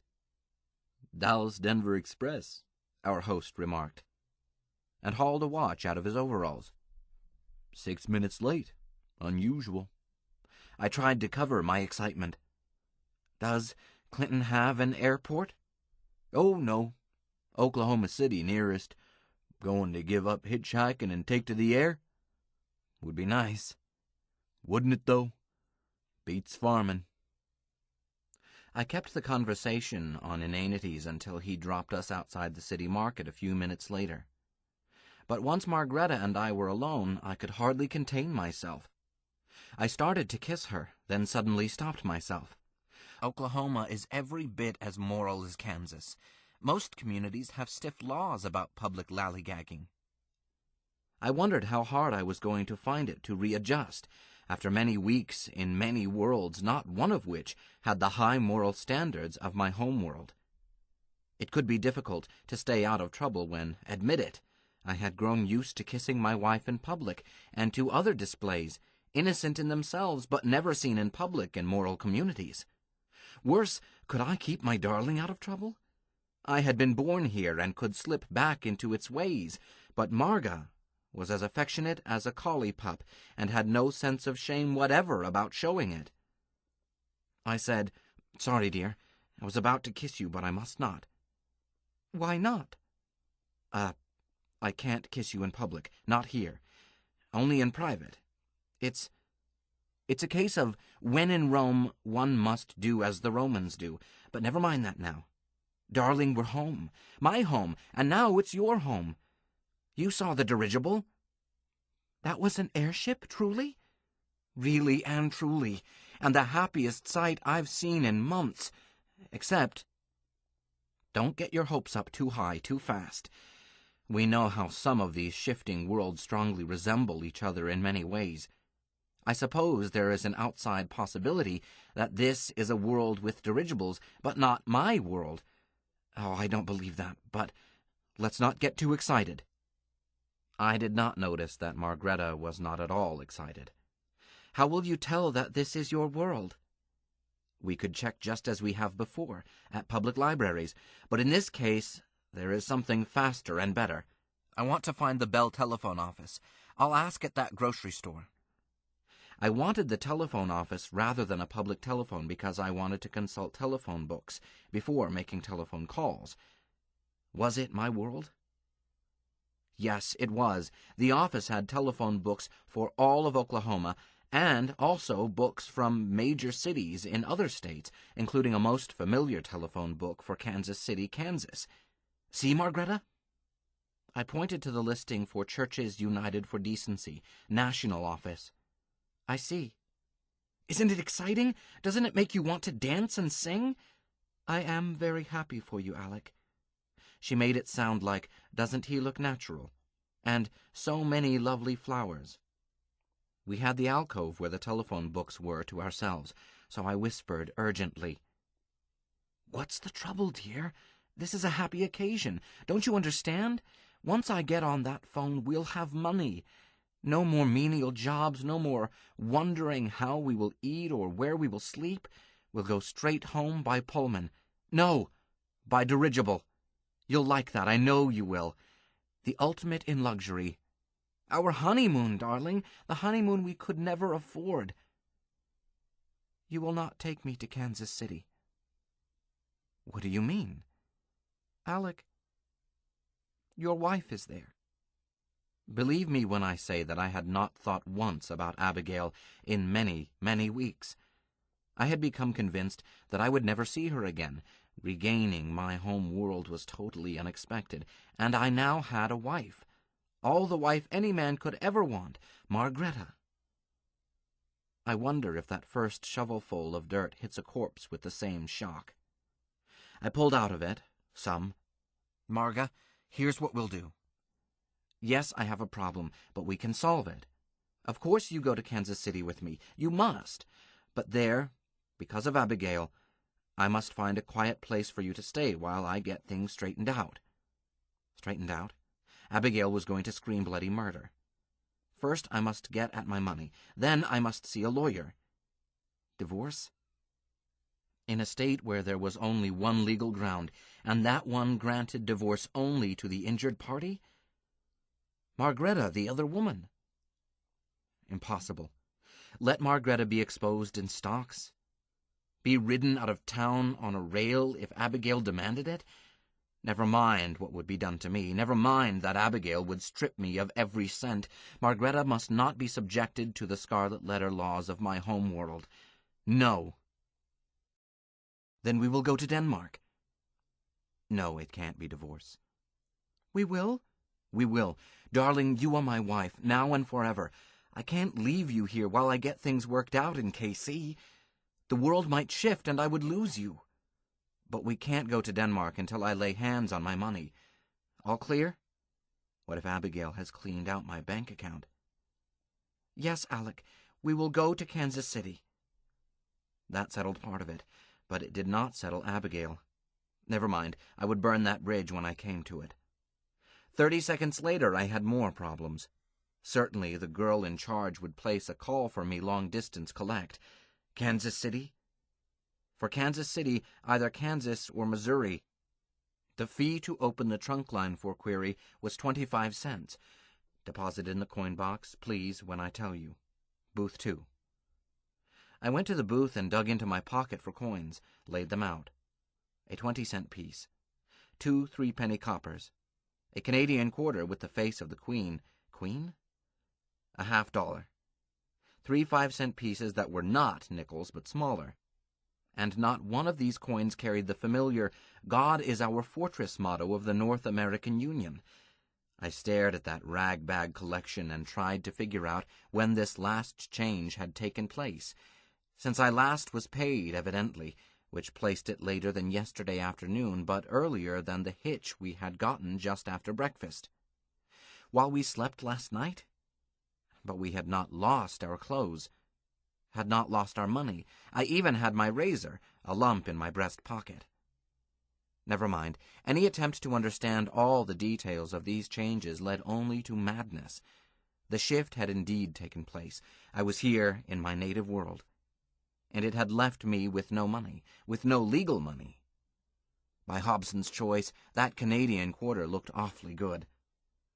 I did not try to tell myself that the Eighth Commandment did not apply to big corporations. Instead, I did promise myself that I would pay it back. I picked it up and took the receiver off the hook. Number, please? Please place a collect call to Churches United for Decency in Kansas City, Kansas. The number is State Line 1224J. I'll speak to anyone who answers. Deposit 25 cents, please. I deposited that Canadian quarter and held my breath.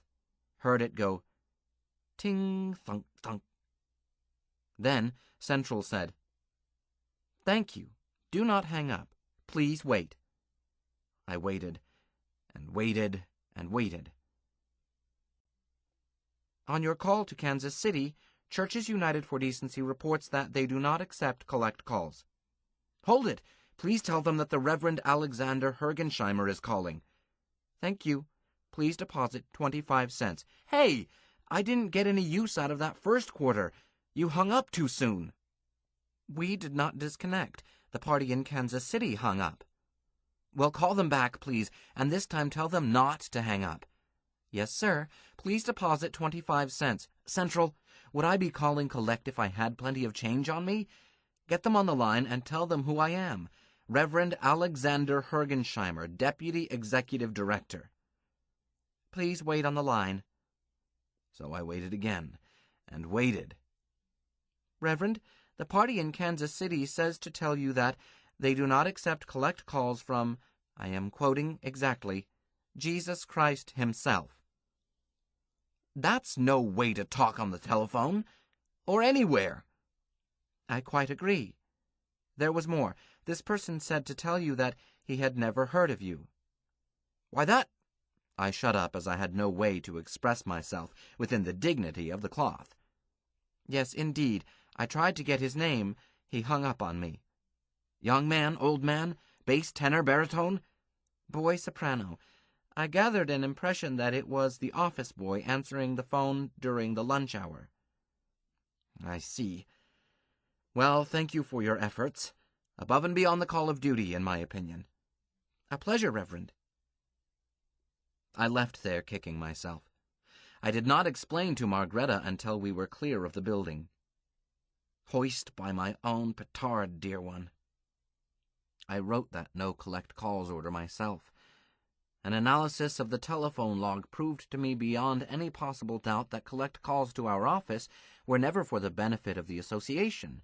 9 out of 10 are begging calls, and Churches United for Decency is not a charity. It collects money, it does not give it away. The 10th call is either from a troublemaker or a crank. So I set this firm rule and enforced it. And it paid off at once. Saved hundreds of dollars a year just in telephone tolls. I managed to smile. Never dreamed that I would be caught in my own net. What are your plans now, Alec? Now? Get out on Highway 66 and start waving my thumb. I want us to reach Oklahoma City before 5 o'clock. It should be easy. It's not very far. Yes, sir. Why 5 o'clock, may I ask? You can always ask anything, and you know it. Knock off the patient Griselda act, sweetheart. You've been moping ever since we saw that dirigible. Because there is a district office of CUD in Oklahoma City, and I want to be there before they close. Wait till you see them roll out the red carpet, hon. Get to Okie City and our troubles are over. That afternoon reminded me of wading through sorghum. January sorghum. We had no trouble getting rides, but the rides were mostly short distances. We averaged about 20 miles an hour on a highway that permitted 60 miles per hour. We lost 55 minutes for a good reason, a free meal. For the umpteenth time, a trucker bought us something to eat when he ate. For the reason that there is almost no man alive who can stop to eat and fail to invite Margreta to eat if she is there. Then I get fed, too, simply because I'm her property. I'm not complaining. We ate in 20 minutes, then he spent 30 minutes and endless quarters playing pinball machines. And I stood there and seethed, and Margreta stood beside him and clapped her hands and squealed when he made a good score. But her social instincts are sound. He then drove us all the rest of the way to Oklahoma City. There he went through town when he could have taken a bypass, and at 4:20 he dropped us at 36th and Lincoln, only 2 blocks from the CUD district office. I walked that 2 blocks, whistling. Once I said, "Smile, hon. A month from now, or sooner, we'll eat in the Tivoli." "Truly?" "Truly. You've told me so much about it that I can't wait. There's the building." Our suite is on the 2nd floor. It warmed the cockles to see the door with lettering on the glass, "Churches United for Decency. Enter." "After you, my love?" I grabbed the knob to open for her. The door was locked. I banged on it, then spotted a doorbell and rang it. Then I alternated knocking and ringing, and again. A blackamoor carrying a mop and a pail came down the corridor, started to pass us. I called, "Hey, Uncle, do you have a key to this suite?" "Sure don't, Captain. Ain't nobody in there now. They most generally locked up and gone by 4 o'clock. "I see. Thanks." Pleasure, Captain." Out on the street again, I grinned sheepishly at Margreta. Red carpet treatment. Closing at 4. When the cat is away, the mice will play. Some heads will roll, I promise you. I can't think of another cliché to fit the situation. "Oh, yes I can. Beggars can't be choosers." "Madam, would you like to sleep in the park tonight? Warm night, no rain expected. Chiggers and mosquitoes, no extra charge." We slept in Lincoln Park, on the golf course, on a green that was living velvet, alive with chiggers. It was a good night's sleep despite chiggers. We got up when the first early golfers showed up, and we got off the golf course with nothing worse than dirty looks. We made use of public washrooms in the park, and rejoined much neater, feeling fresher, me with a fresh shave, and both of us filled with free water for breakfast. On the whole, I felt cheerful. It was too early to expect those self-appointed playboys at CUD to show up, so when we ran across a policeman, I asked the location of the public library. Then I added, "By the way, where is the airport?" "The what?" "The dirigible flying field." The cop turned to Margreta. "Lady, is he sick?" I did feel sick a half hour later when I checked the directory in the building we had visited the afternoon before. I felt sick but unsurprised to find no Churches United for Decency among its tenants. But to make certain, I walked up to the 2nd floor. That suite was now occupied by an insurance firm. Well, dear, let's go to the public library, find out what kind of world we are in. "Yes, Alec." She was looking cheerful. "Dearest, I'm sorry you are disappointed. But I am so relieved. I I was frightened out of my wits at the thought of meeting your wife. You won't. Not ever. Promise. I'm sort of relieved, too. And hungry. We walked a few more steps. Alec, don't be angry. I'll do no more than give you a fat lip. What is it? I have 5 quarters. Good ones. At this point, I'm supposed to say, Daughter, were you a good girl in Philadelphia? Out with it. Whom did you kill? Much blood? Yesterday, those pinball games, every time Harry won free games, he gave me a quarter. For luck, he said. I decided not to beat her. Of course, they were not good quarters, but they turned out to be good enough. Good enough, that is, to fit coin machines. We had passed a penny arcade. Such places usually have coin-operated food dispensers, and this one did. The prices were dreadfully high. 50 cents for a skimpy, stale sandwich, 25 cents for a bare mouthful of chocolate, but it was better than some breakfasts we had had on the road. And we certainly did not steal, as the quarters from my world were real silver. Then we went to the public library to find out what sort of world we must cope with now. We found out quickly. Marga's world.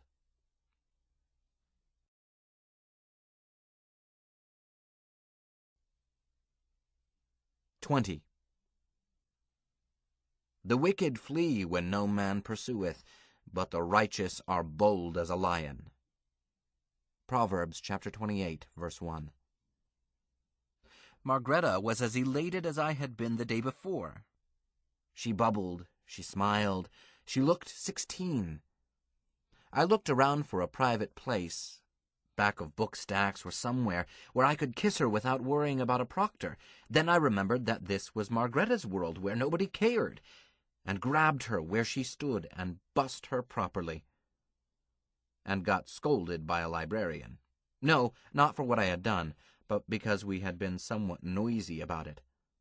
Public kissing did not in itself disturb that library's decorum. Hardly.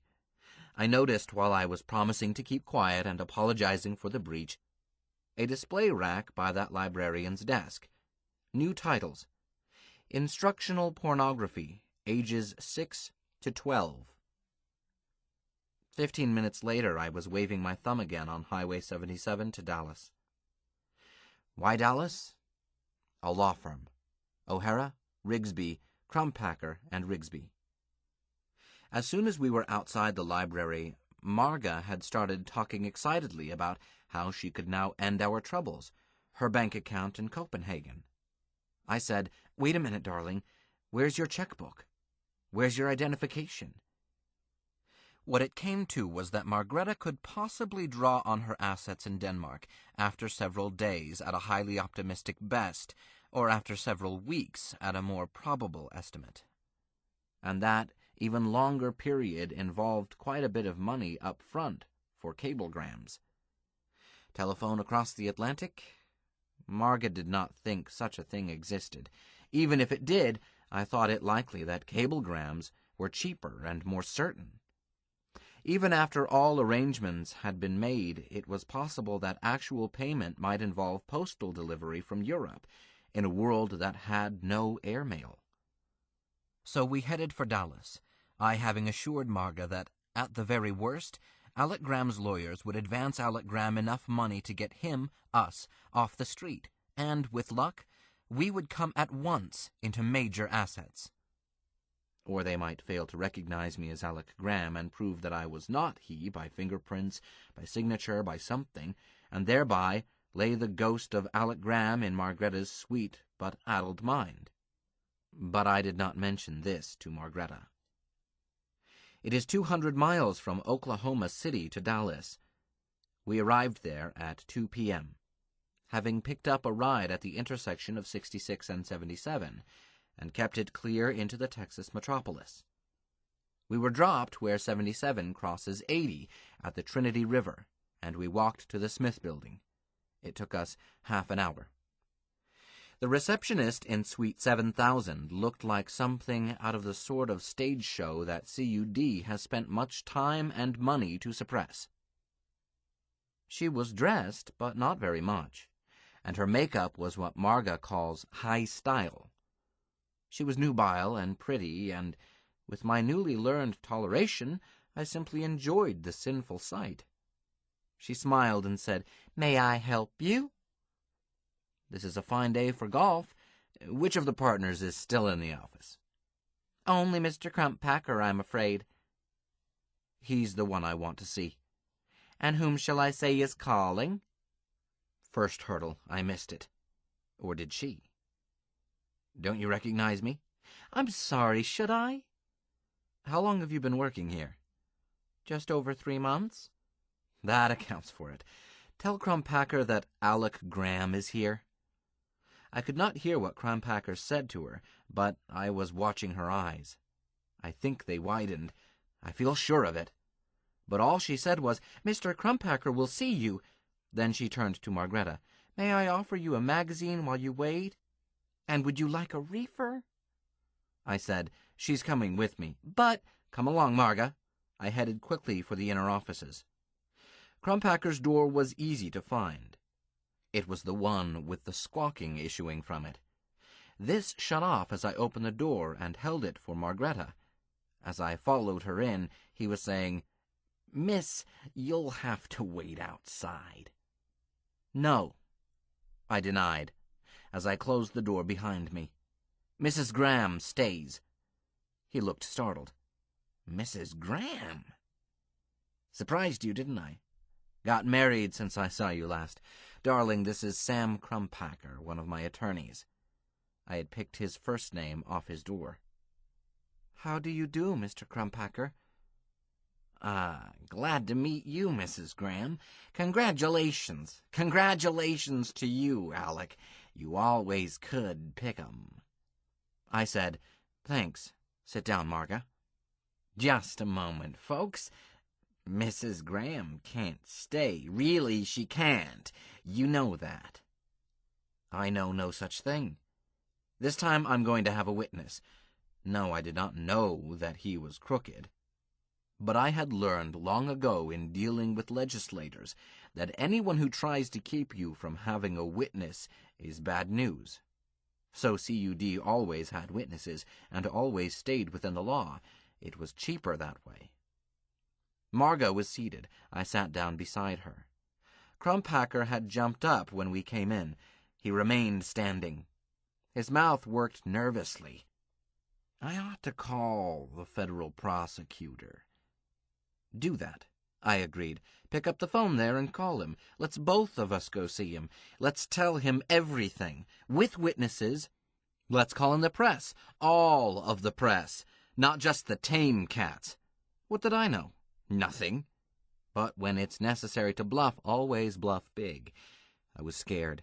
This rat could turn and fight like a cornered mouse, a rabid one. "I should." Do it, do it. Let's name names and tell who did what and who got paid. I want to get everything out into the open before somebody slips cyanide into my soup." "Don't talk that way." "Who has a better right? Who pushed me overboard? Who?" "Don't look at me." "No, Sammy, I don't think you did it. You weren't there, but it could be your godson, eh?" Then I smiled my biggest right hand of fellowship smile. "Just joking, Sam. My old friend would not want me dead. But you can tell me some things and help me out. Sam, it's not convenient to be dumped way off on the other side of the world. So you owe me." No, I still knew nothing. Nothing save the evident fact that here was a man with a guilty conscience. So crowd him. "Alec, let's not do anything hasty." "I'm in no hurry. But I've got to have explanations. And money." "Alec, I tell you on my word of honor, all I know about what happened to you is that this squarehead ship came into Portland and you ain't aboard." And I have to go all the way to Oregon, for God's sake, to witness them breaking into your strong box, and there's only 100,000 in it. The rest is missing. Who got it, Alec? Who got to you? He had his eyes on me. I hope my face didn't show anything, but he had hulled me. Was this true? This shyster would lie as easily as he talked. Had my friend the purser, or the purser and the captain in cahoots, looted that lockbox? As a working hypothesis, always prefer the simpler explanation. This man was more likely to lie than the purser was to steal. And it was likely, no, certain, that the captain would have to be present before the purser would force his way into the lockbox of a missing passenger. If these two responsible officers with careers and reputations to lose nevertheless combined to steal, why would they leave 100,000 behind? Why not take it all and be blandly ignorant about the contents of my lockbox, as indeed they should be? Something fishy here. What are you implying was missing? Huh? He glanced at Margreta. Well, damn it. There should have been 900 grand more. The money you didn't pass over in Tahiti? Who says I didn't? What? Alec, don't make things worse. Mr. Z says so. You tried to drown his bagman. I looked at him and laughed. You mean those tropical gangsters? They tried to get the boodle without identifying themselves and without giving receipts. I told them an emphatic no, so the clever boy had his muscle throw me into the pool. Sam, I see it now. Find out who came aboard the Kongnut in Papeete. Why? That's your man. He not only got the boodle, he pushed me overboard. When you know, don't bother to try to get him extradited. Just tell me his name. I'll arrange the rest myself. Personally. Damn it, we want that $1 million. Do you think you can get it? It wound up in Mr. Z's hands. But you got no receipt, and I got a lot of grief from asking for a receipt. Don't be silly, Sam. The 900,000 is gone, but not my fee. So pass over that 100 grand now. What? The federal prosecutor in Portland kept that, impounded it as evidence. Sam boy, don't try to teach your grandmother how to steal sheep. As evidence for what? Who is charged? Who is indicted? What crime is alleged? Am I charged with stealing something out of my own lockbox? What crime? What crime? Somebody stole that 900 grand, that's what. Really? Who's the complainant? Who asserts that there ever was 900,000 in that lockbox? I certainly never told anyone that, so who says? Pick up that phone, Sam. Call the federal prosecutor in Portland. Ask him why he held that money. On whose complaint? Let's get to the bottom of this. Pick it up, Sam. If that federal clown has my money, I want to shake it loose from him. You're almighty anxious to talk to prosecutors. Strange talk from you. Maybe I've had an acute attack of honesty. Sam, your unwillingness to call Portland tells me all I need to know. You were called out there to act on my behalf as my attorney. American passenger lost overboard, ship of foreign registry. You betcha they get hold of the passenger's attorney to inventory his assets. Then they pass it all over to his attorney, and he gives a receipt for it. Sam, what did you do with my clothes? Eh? Gave 'em to the Red Cross, of course. You did, eh? After the prosecutor released 'em, I mean. Interesting. The federal attorney keeps the money, although no one has complained that any money is missing. But lets the clothes out of his hands when the only probable crime is murder. Huh? Me, I mean. Who pushed me, and who hired him to? Sam, we both know where the money is. I stood up, pointed. In that safe.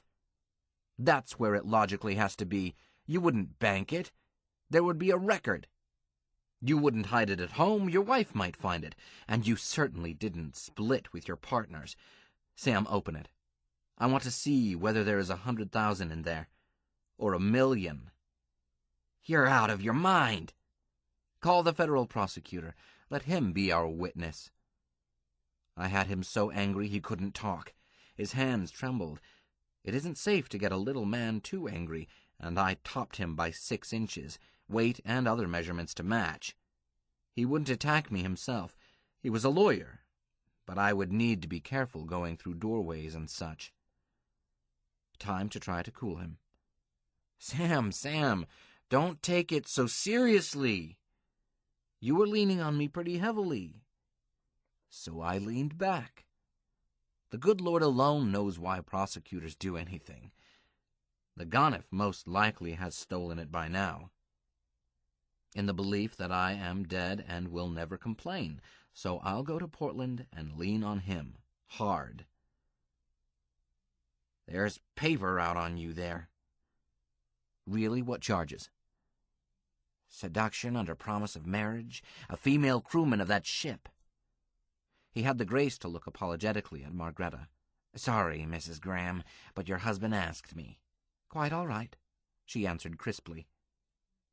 I do get around, don't I? What does she look like? Is she pretty? What's her name?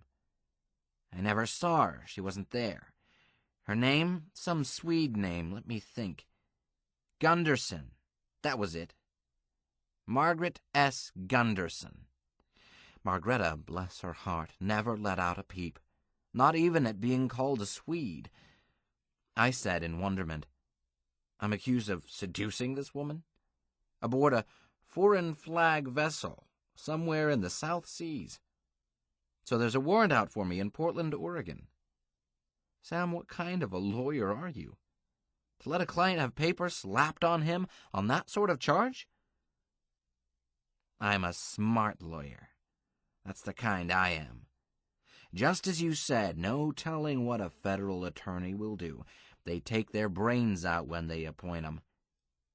It simply wasn't important enough to talk about, you being dead, or so we all thought. I'm just looking out for your interests, letting you know about it before you step in it. Give me some time, I'll get it quashed, then you go to Portland. Sounds reasonable. There aren't any charges outstanding on me here, are there? No. Well, yes and no. You know the deal. We assured them that you would not be coming back, so they turned the blind eye when you left. But here you are, back. Alec, you can't afford to be seen here, or elsewhere in Texas, or anywhere in the States, actually. Word gets around, and they'll dig up those old charges. I was innocent. He shrugged.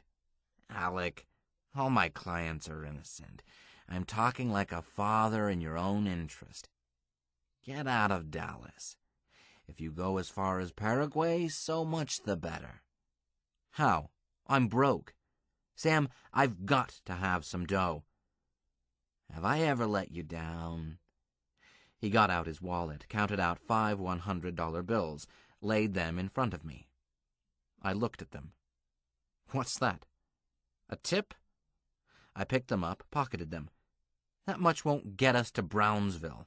Now let's see some money. See me tomorrow.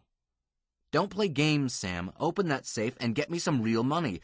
Or I don't come here tomorrow. I go see the federal man and sing like the birdies after I get square with him.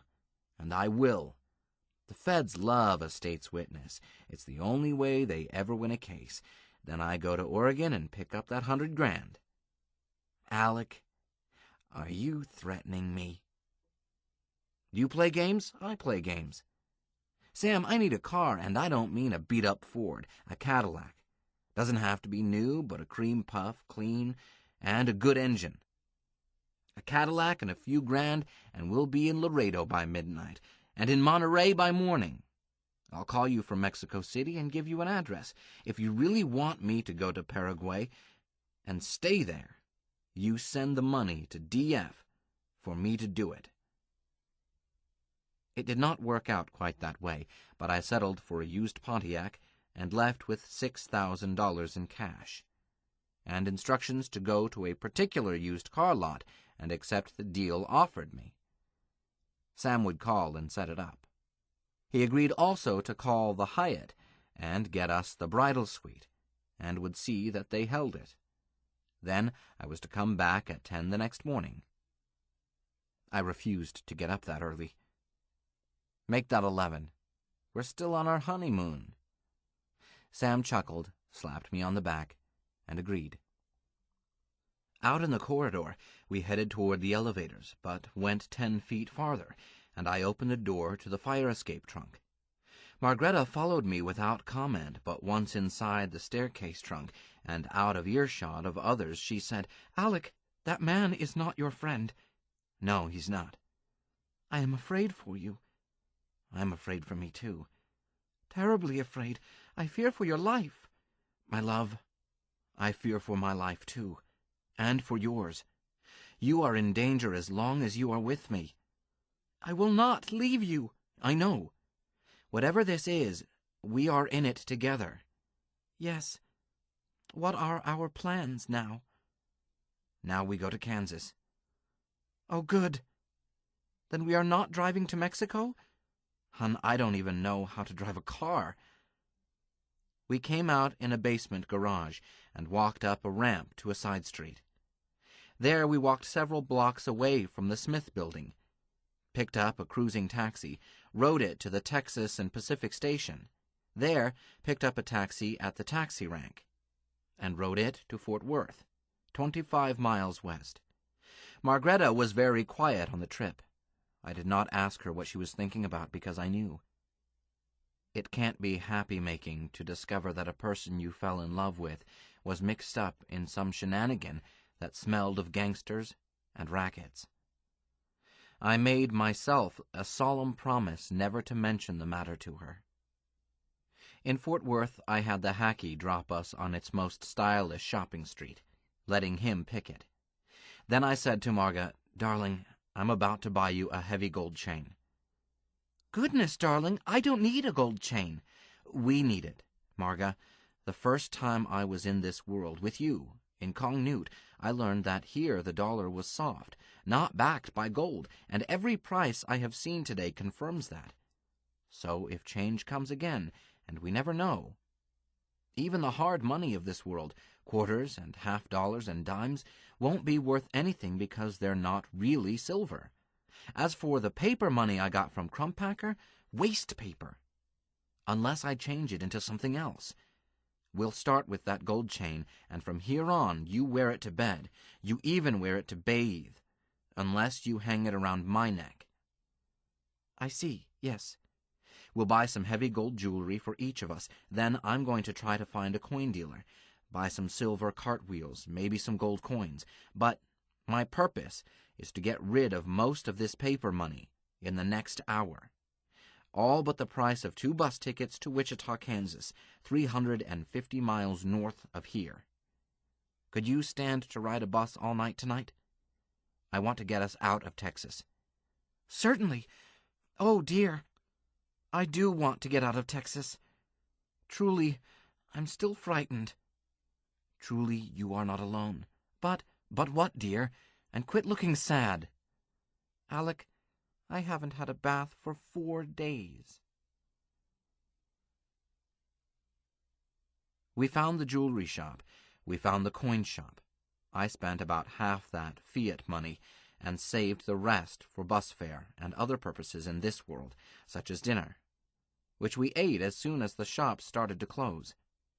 A hamburger we had eaten in Gainesville seemed an awfully long way off in time and space.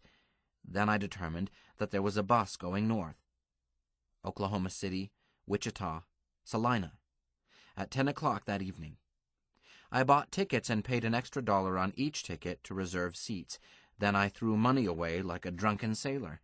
Took a room in a hotel across from the bus station, knowing that we would be checking out in less than 2 hours. It was worth it. Hot baths for each of us, taking turns, each of us remaining fully dressed and carrying the other's clothing, jewelry, and all the money, while the other was naked and wet. and carrying my razor, which had become a talisman of how to outwit Loki's playful tricks.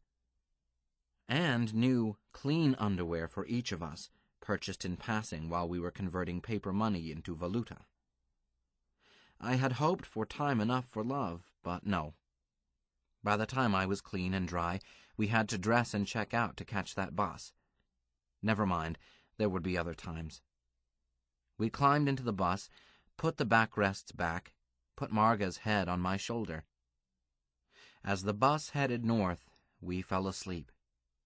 I woke up sometime later because the road was so rough. We were seated right behind the driver, so I leaned forward and asked, "Is this a detour?" I could not recall a rough stretch when we had ridden south on this same road about 12 hours earlier. "No," he said. "We've crossed into Oklahoma, that's all. Not much pavement in Oklahoma. Some near Okie City and a little between there and Guthrie." The talk had wakened Margreta. She straightened up. "What is it, dear?" "Nothing. Just Loki having fun with us. Go back to sleep."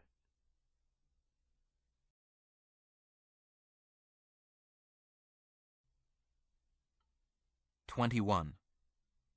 What are these which are arrayed in white robes? And whence came they? And I said unto him, Sir, thou knowest. And he said unto me, These are they which came out of great tribulation, and have washed their robes, and made them white in the blood of the Lamb. Therefore are they before the throne of God, and serve him day and night in his temple." Revelation chapter 8, verses 13 through 15. I was driving a horse and buggy and not enjoying it.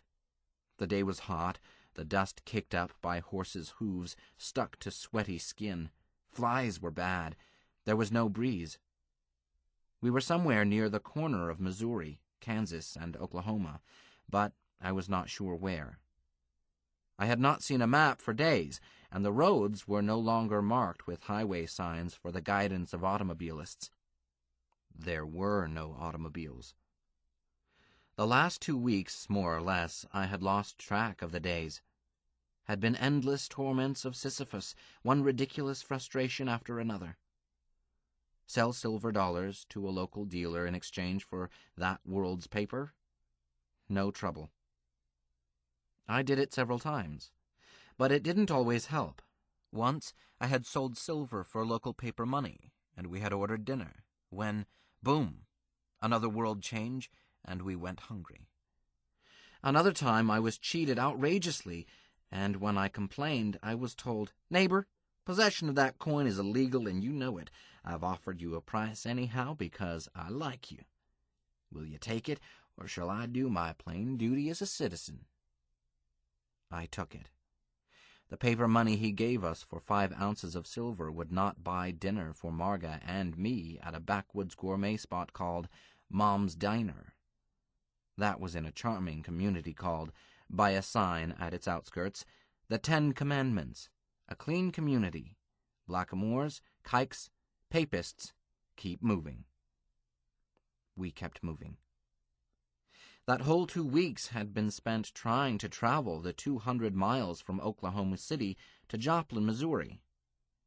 I had been forced to give up the notion of avoiding Kansas City. I still had no intention of staying in or near Kansas City, not when a sudden change of worlds could land us in Abigail's lap. But I had learned in Oklahoma City that the fastest and indeed the only practical route to Wichita was a long detour through Kansas City. We had retrogressed to the horse and buggy era. When you consider the total age of the earth from creation in 4004 B.C. to the year of our Lord 1994, or 5,998 years, call it 6,000, in a period of 6,000 years, 80 or 90 years is nothing much. And that is how short a time it has been since the horse and buggy day in my world. My father was born in that day, 1909. And my paternal grandfather not only never owned an automobile, but refused to ride in one. He claimed that they were spawn of the devil, and used to quote passages from Ezekiel to prove it. Perhaps he was right. But the horse and buggy era does have shortcomings. There are obvious ones, such as no inside plumbing, no air conditioning, no modern medicine. But for us, there was an unobvious but major one. Where there are no trucks and no cars, there is effectively no hitchhiking. Oh, it is sometimes possible to hitch rides on farm wagons, but the difference in speed between a human's walk and a horse's walk is not great. We rode when we could, but either way, 15 miles was a good day's progress. Too good. It left no time to work for meals and a place to sleep. There is an old paradox, Achilles and the tortoise, in which the remaining distance to your goal is halved at each step. The question is, how long does it take to reach your goal? The answer is, you can't get there from here. That is the way we progressed from Oklahoma City to Joplin. Something else compounded my frustration. I became increasingly persuaded that we were indeed in the latter days, and we could expect the return of Jesus and the final judgment at any moment, and my darling, my necessary one, was not yet back in the arms of Jesus. I refrained from nagging her about it, although it took all my willpower to respect her wish to handle it alone. I began to sleep badly through worrying about her. I became a bit crazy, too, in addition to my paranoid belief that these world changes were aimed at me personally. Crazy in that I acquired an unfounded but compelling belief that finishing this journey was essential to the safety of my darling's immortal soul. Just let us get as far as Kansas, dear Lord, and I will pray without ceasing until I have converted her and brought her to grace. O Lord God of Israel, grant me this boon. I continued to look for dishwashing jobs or anything, even while we still had silver and gold to trade for local money. But motels disappeared entirely. Hotels became scarce, and restaurants decreased in numbers and size to fit an economy in which travel was rare and almost all meals were eaten at home. It became easier to find jobs cleaning stalls in livery stables. I preferred dishwashing to shoveling horse manure, especially as I had only one pair of shoes. But I stuck to the rule of take any honest work, but keep moving. You may wonder why we did not shift to hitching rides on freight trains. In the first place, I did not know how, never having done it. Still more important, I could not guarantee Marga's safety. There were the hazards of mounting a moving freight car, but worse were dangers from people, railroad bulls and road kids, hobos, tramps, bindle stiffs, bums. No need to discuss those grisly dangers, as I kept her away from rail lines and hobo jungles. And I worried, while abiding strictly by her request not to be pressured. I did take to praying aloud every night and in her presence on my knees. And at last, to my great joy, my darling joined me on her knees. She did not pray aloud, and I stopped vocalizing myself, save for a final, "In Jesus' name, amen." We still did not talk about it. I wound up driving this horse and buggy, goodness, what a hot day, cyclone weather my grandmother Hergensheimer would have called it, as a result of a job cleaning stalls in a livery stable. As usual, I had quit after one day, telling my temporary employer that my wife and I had to move on to Joplin. Her mother was ill. He told me that he had a rig that needed to be returned to the next town up the road. What he meant was that he had too many rigs and nags on hand, his own and others, or he would have waited until he could send it back by renting it to a passing drummer. I offered to return it for one day's wages at the same extremely low rate that he had paid me to shovel manure and curry nags. He pointed out that he was doing me a favor since my wife and I had to get to Joplin. He had both logic and strength of position on his side. I agreed. But his wife did put up a lunch for us, as well as giving us breakfast after we slept in their shed. So I was not too unhappy driving that rig, despite the weather and despite the frustrations. We were getting a few miles closer to Joplin every day, and now my darling was praying. It was beginning to look like home free after all. We had just reached the outskirts of this town. Lowell? Racine? I wish I could remember. When we encountered something right straight out of my childhood. A camp meeting. An old-time revival. On the left side of the road was a cemetery. Well kept, but the grass was drying. Facing it on the right was the revival tent, pitched in a pasture. I wondered whether the juxtaposition of graveyard and Bible meeting was accidental or planned. If the Reverend Danny had been involved, I would know it was planned. Most people cannot see gravestones without thinking about the long hereafter. Crowded ranks of buggies and farm wagons stood near the tent, and a temporary corral lay beyond them. Picnic tables of the plank and sawhorse type were by the tent on the other side. I could see remains of lunch. This was a serious Bible meeting, one that started in the morning, broke for lunch, carried on in the afternoon, would no doubt break for supper, then adjourn.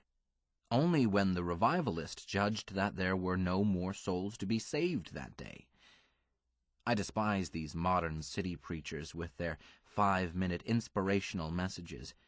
They say Billy Sunday could preach for 7 hours on only a glass of water, then do it again in the evening and the next day. No wonder heathen cults have spread like a green bay tree. There was a 2-horse caravan near the tent. Painted on its side was Brother Bible Barnaby. Out front was a canvas sign on guys and stays. That old-time religion, Brother Bible Barnaby, healing every session. 10 a.m., 2 p.m., 7 p.m. Every day from Sunday, June 5th, till Judgment Day. I spoke to the nag and pulled on the reins to let her know that I wanted to stop. "Darling, look at that." Margreta read the sign, made no comment. "I admire his courage," I said.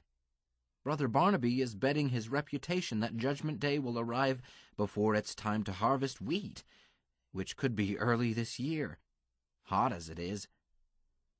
"But you think Judgment Day is soon?" "Yes, but I'm not betting a professional reputation on it. Just my immortal soul and hope of heaven."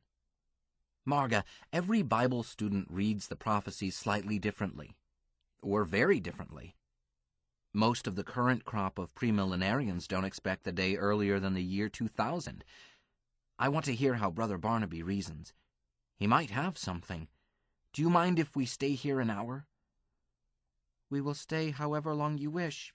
But, Alec, you wish me to go in? Must I?" Yes, darling, I certainly do want you to go inside." "You would rather wait in the buggy?" Her silence was answer enough. "I see. Marga, I'm not trying to twist your arm. Just one thing. We have not been separated except when utterly necessary for several weeks, and you know why. With the changes coming almost every day, I would hate to have one hit while you were sitting out here and I was inside, quite a way off." We could stand outside the tent. I see they have the sides rolled up." She squared her shoulders. "I was being silly. No, we will go inside. Alec, I do need to hold your hand. You are right. Change comes fast, but I will not ask you to stay away from a meeting of your co-religionists." "Thank you, Marga. And, Alec, I will try." "Thank you. Thank you loads. Amen." "No need to thank me. If you go to your heaven, I want to go too." "Let's go inside, dear." I put the buggy at the far end of a rank, then led the mare to the corral, Marga with me. As we came back to the tent, I could hear, "The corner where you are. Brighten the corner where you are. Someone far from harbor you may guide across the bar. So, I chimed in, brighten the corner where you are. It felt good. Their instrumental music consisted of a foot-pumped organ and a slide trombone. The latter surprised me but pleased me. There is no other instrument that can get right down and wrestle with the holy city the way a trombone can, and it is almost indispensable for the Son of God goes forth to war. The congregation was supported by a choir in white angel robes. A scratch choir, I surmised, as the white robes were homemade from sheets. But what that choir may have lacked in professionalism, it made up for in zeal. Church music does not have to be good as long as it is sincere and loud. The sawdust trail, 6 feet wide, led straight down the middle, benches on each side. It dead-ended against a chancel rail of 2x4s. An usher led us down the trail in answer to my hope for seats down front. The place was crowded, but he got people to squeeze over, and we wound up on the aisle in the second row, me outside. Yes, there were still seats in the back, but every preacher despises people, their name is Legion, who sit clear at the back when there are seats open down front. As the music stopped, Brother Barnaby stood up and came to the pulpit, placed his hand on the Bible. "It's all in the book," he said quietly, almost in a whisper. The congregation became dead still. He stepped forward, looked around. "Who loves you?" "Jesus loves me." "Let me hear you." "Jesus loves me." "How do you know that?" "It's in the book." I became aware of an odor I had not smelled in a long time. My professor of homiletics pointed out to us once, in a workshop session, that a congregation imbued with religious fervor has a strong and distinctive odor. Stink is the word he used, compounded of sweat and both male and female hormones. "My sons," he told us, "if your assembled congregation smells too sweet, you aren't getting to them. If you can't make 'em sweat, if they don't break out in their own musk like a cat in rut, you might as well quit and go across the street to the papists." Religious ecstasy is the strongest human emotion. When it's there, you can smell it. Brother Barnaby got to them, and I must confess, I never did. That's why I wound up as an organizer and money-raiser. "Yes, it's in the book. The Bible is the Word of God, not just here and there, but every word. Not as allegory, but as literal truth. You shall know the truth, and the truth will make you free." I read to you now from the book. "For the Lord himself will descend from heaven with a shout, with the voice of the archangel, and with the trump of God, and the dead in Christ shall rise first." That last line is great news, my brothers and sisters. The dead in Christ shall rise first. What does that say? It does not say that the dead shall rise first. It says that the dead in Christ shall rise first. Those who were washed in the blood of the Lamb, born again in Jesus, and then have died in a state of grace before his second coming, they will not be forgotten. They will be first. Their graves will open. They will be miraculously restored to life and health and physical perfection, and will lead the parade to heaven, there to dwell in happiness by the great white throne forevermore. Someone shouted, "Hallelujah!" Bless you, sister. Ah, the good news. All the dead in Christ, every one. Sister Ellen taken from her family by the cruel hand of cancer, but who died with the name of Jesus on her lips. She will help lead the procession. Asa's beloved wife, who died giving birth, but in a state of grace, she will be there. All your dear ones who died in Christ will be gathered up, and you will see them in heaven. Brother Ben, who lived a sinful life, but found God in a foxhole before an enemy bullet cut him down, he will be there. And his case is specially good news, witnessing that God can be found anywhere. Jesus is present not only in churches. In fact, there are fancy Dan churches where his name is rarely heard. You can say that again, and I will. God is everywhere. He can hear you when you speak. He can hear you more easily when you are plowing a field or down on your knees by your bed than he can in some ornate cathedral surrounded by the painted and perfumed. He is here now, and he promises you, I will never desert you, nor will I ever forsake you. I stand at the door and knock. If anyone hears my voice and opens the door, I will come into him and will dine with him, and he with me. That's his promise. Dearly beloved, in plain words. No obscurities, no highfalutin interpretation, no so-called allegorical meanings. Christ himself is waiting for you, if only you will ask. And if you do ask, if you are born again in Jesus, if he washes away your sins and you reach that state of grace, what then? I read you the first half of God's promise to the faithful. You will hear the shout. You will hear the great trumpet sounding his advent as he promised, and the dead in Christ shall rise again. Those dry bones will rise again and be covered with living, healthy flesh. Then what?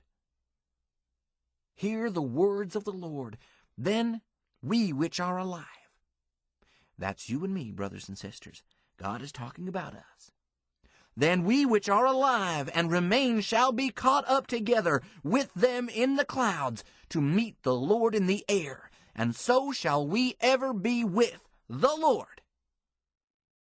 So shall we ever be. So shall we ever be with the Lord in heaven. Hallelujah. Bless his name.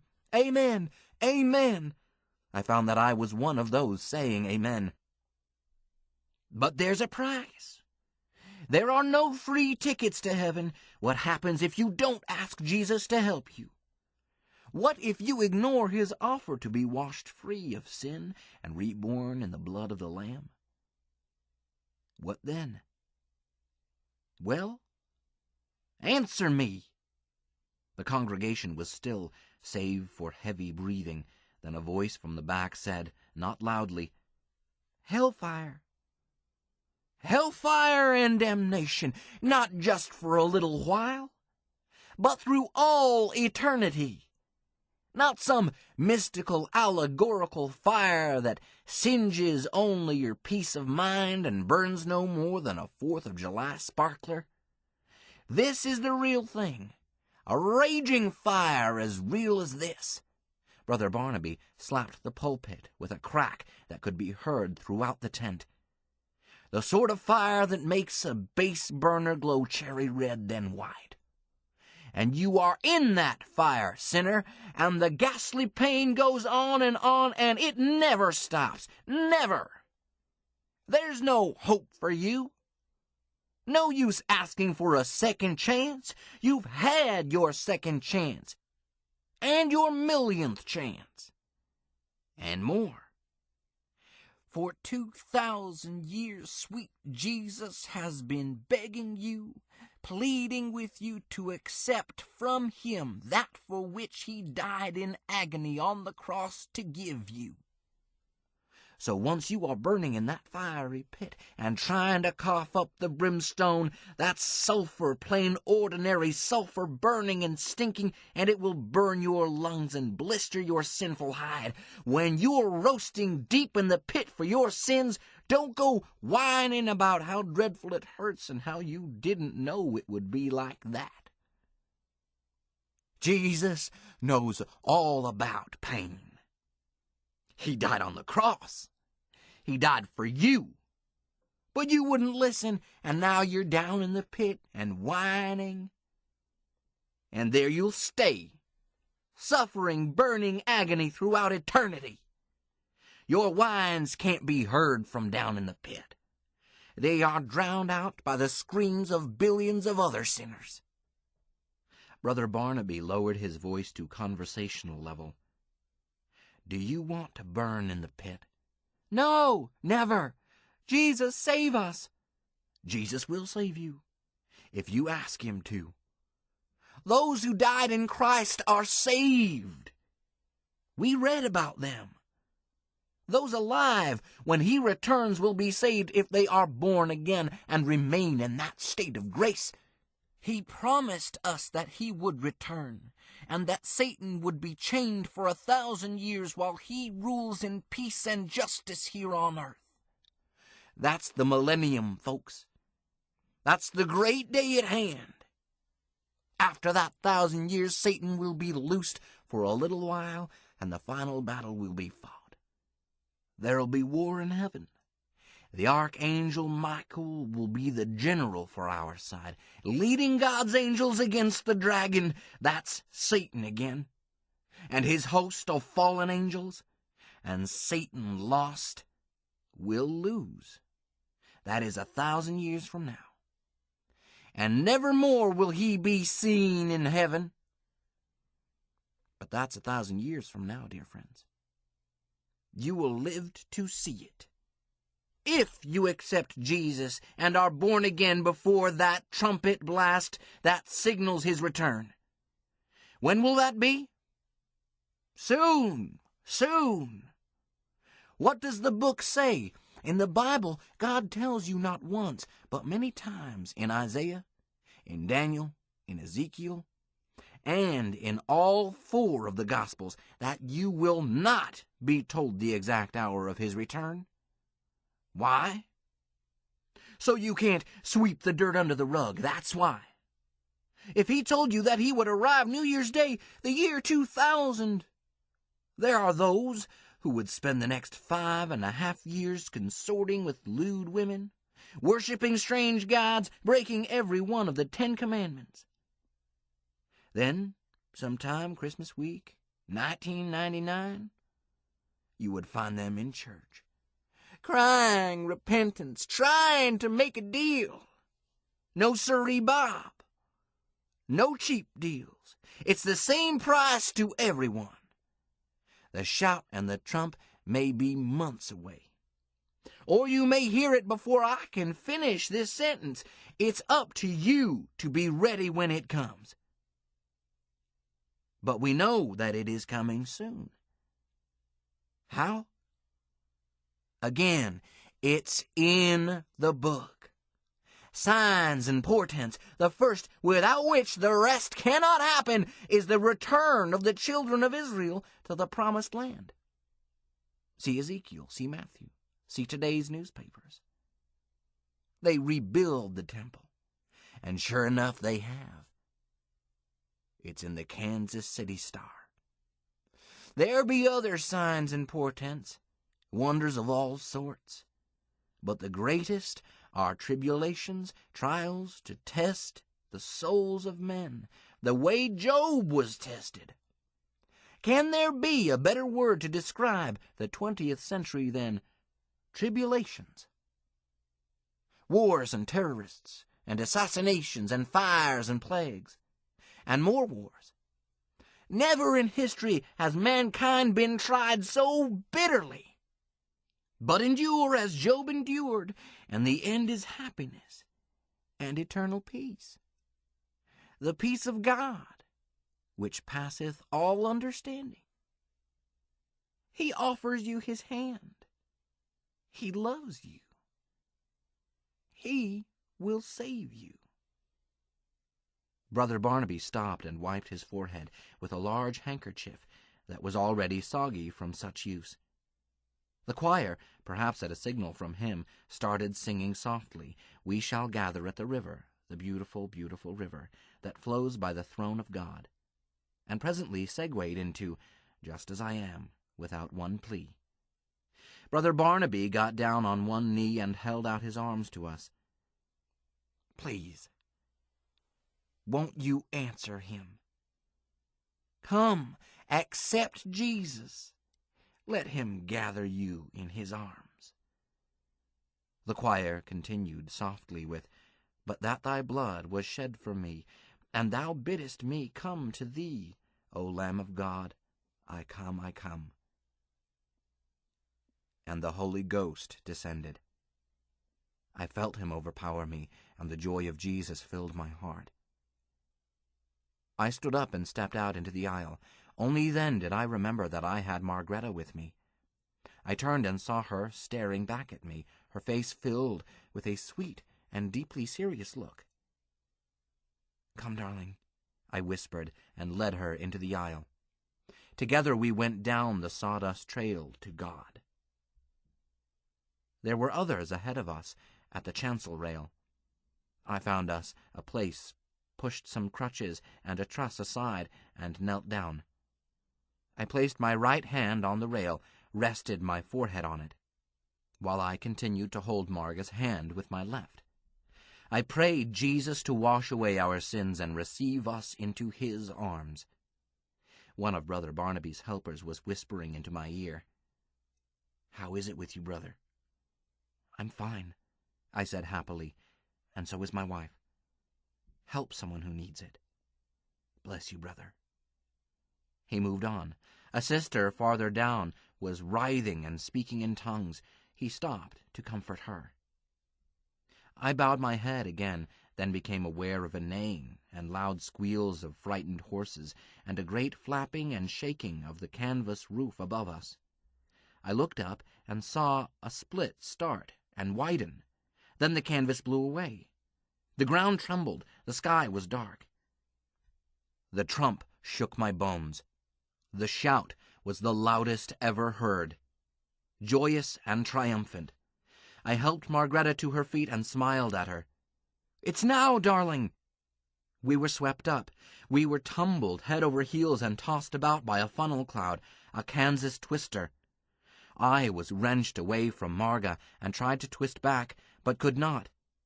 You can't swim in a twister. You go where it takes you. But I knew she was safe. The storm turned me upside down and held me, then for a long moment, about 200 feet up. The horses had broken out of the corral, and some of the people not caught up were milling about. The force of the twister turned me again, and I stared down at the cemetery. The graves were opening.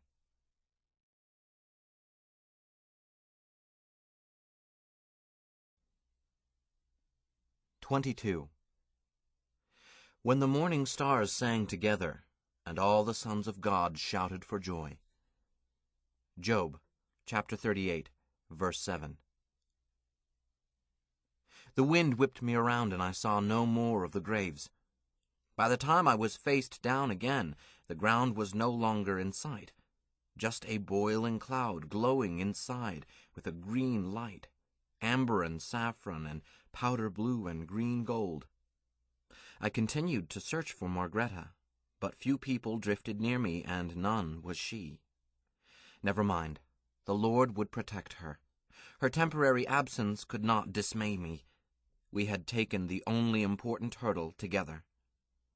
I thought about that hurdle. What a near thing. Suppose that old mare had thrown a shoe, and the delay had caused us to reach that point on the road an hour later than we did. Answer: we would never have reached it. The last trump would have sounded while we were still on the road, with neither of us in a state of grace. Instead of being caught up into the rapture, we would have gone to judgment, unredeemed, then straight to hell. Do I believe in predestination? That is a good question. Let's move on to questions I can answer. I floated above those clouds for a time unmeasured by me. I sometimes saw other people, but no one came close enough for talk. I began to wonder when I would see our Lord Jesus. He had promised specifically that he would meet us in the air. I had to remind myself that I was behaving like a little child who demands that Mama do it now and is answered, "Be patient, dear, not yet." God's time and mine were not the same. The Bible said so. Judgment Day had to be a busy time, and I had no concept of what duties Jesus had to carry out. Oh, yes, I did know of one. Those graves opening up reminded me. Those who had died in Christ, millions, billions, more, were to go first to meet our Father who art in heaven. And, of course, the Lord Jesus would be with them on that glorious occasion. He had promised them that. Having figured out the reason for the delay, I relaxed. I was willing to wait my turn to see Jesus, and when I did see him, I would ask him to bring Margreta and me together. No longer worried, no longer hurried, utterly comfortable, neither hot nor cold, not hungry, not thirsty, floating as effortlessly as a cloud, I began to feel the bliss that had been promised. I slept. I don't know how long I slept. A long time. I had been utterly exhausted. The last 3 weeks had been grinding. Running a hand across my face told me that I had slept a couple of days or more. My whiskers had reached the untidy state that meant at least 2 days of neglect. I touched my breast pocket. Yes, my trusty Gillette, gift of Marga, was still buttoned safely inside. But I had no soap, no water, no mirror. This irritated me, as I had been awakened by a bugle call, not the great trumpet, probably just one wielded by an angel on duty. A call that I knew without being told meant, "Wake up there. It is now your turn." It was indeed. So when the roll was called up yonder, I showed up with a 2-day beard. Embarrassing. Angels handled us like traffic cops, herding us into the formations they wanted. I knew they were angels. They wore wings and white robes and were heroic in size. One that flew near me was 9 or 10 feet tall. They did not flap their wings. I learned later that wings were worn only for ceremony, or as badges of authority. I discovered that I could move as these traffic cops directed. I had not been able to control my motions earlier. Now I could move in any direction by volition alone. They brought us first into columns, single file, stretched out for miles, hundreds of miles, thousands. Then they brought the columns into ranks, 12 abreast. These were stacked in layers, 12 deep. I was, unless I miscounted, number 4 in my rank, which was stacked 3 layers down. I was about 200 places back in my column, estimated while forming up, but I could not guess how long the column was. And we flew past the throne of God. But first, an angel positioned himself in the air about 50 yards off our left flank. His voice carried well. "Now hear this. You will pass in review in this formation. Hold your position at all times. Guide on the creature on your left, the creature under you, and the one ahead of you. Leave 10 cubits between ranks, and between layers 5 cubits elbow to elbow in ranks. No crowding, no breaking out of ranks, no slowing down as we pass the throne. Anybody breaking flight discipline will be sent to the tail end of the flight. And I'm warning you now, the sun might be gone by then, with nobody but Peter or Paul or some other saint to receive the parade. Any questions?" "How much is a cubit?" 2 cubits is 1 yard. Any creature in this cohort who does not know how long a yard is." No one spoke up. The angel added, "Any more questions?"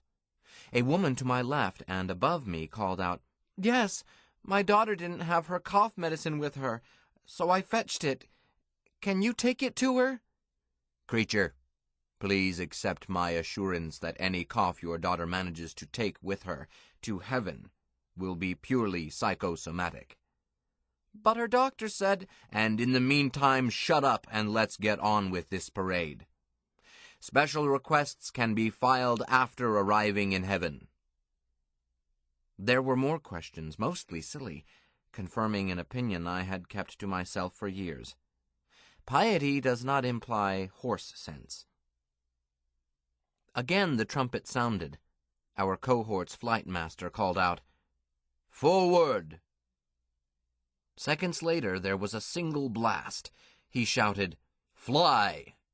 We moved forward. Note, I call this angel he because he seemed male. Ones that seemed to be female I refer to as she. I never have been sure about sex in an angel, if any. I think they are androgynous, but I never had a chance to find out, or the courage to ask.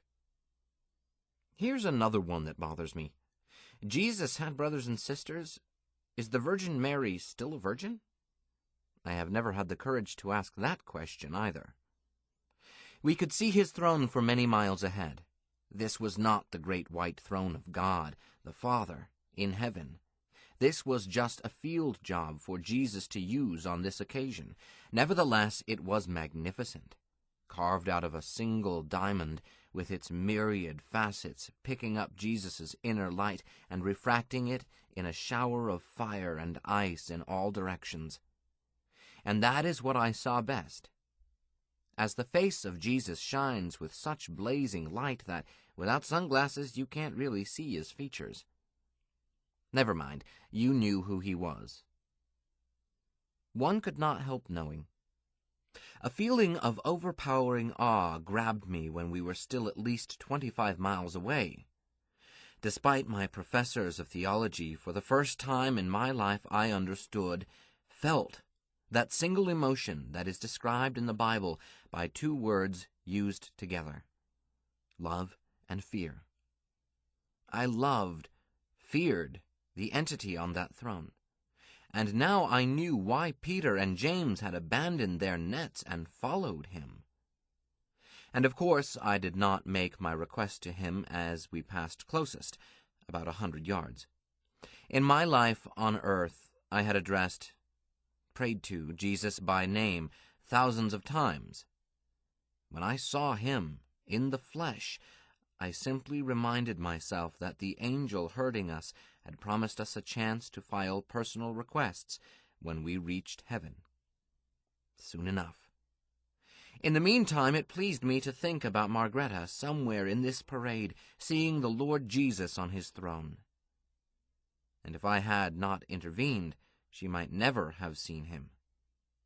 It made me feel warm and good, on top of the ecstatic awe I felt in staring at his blinding light.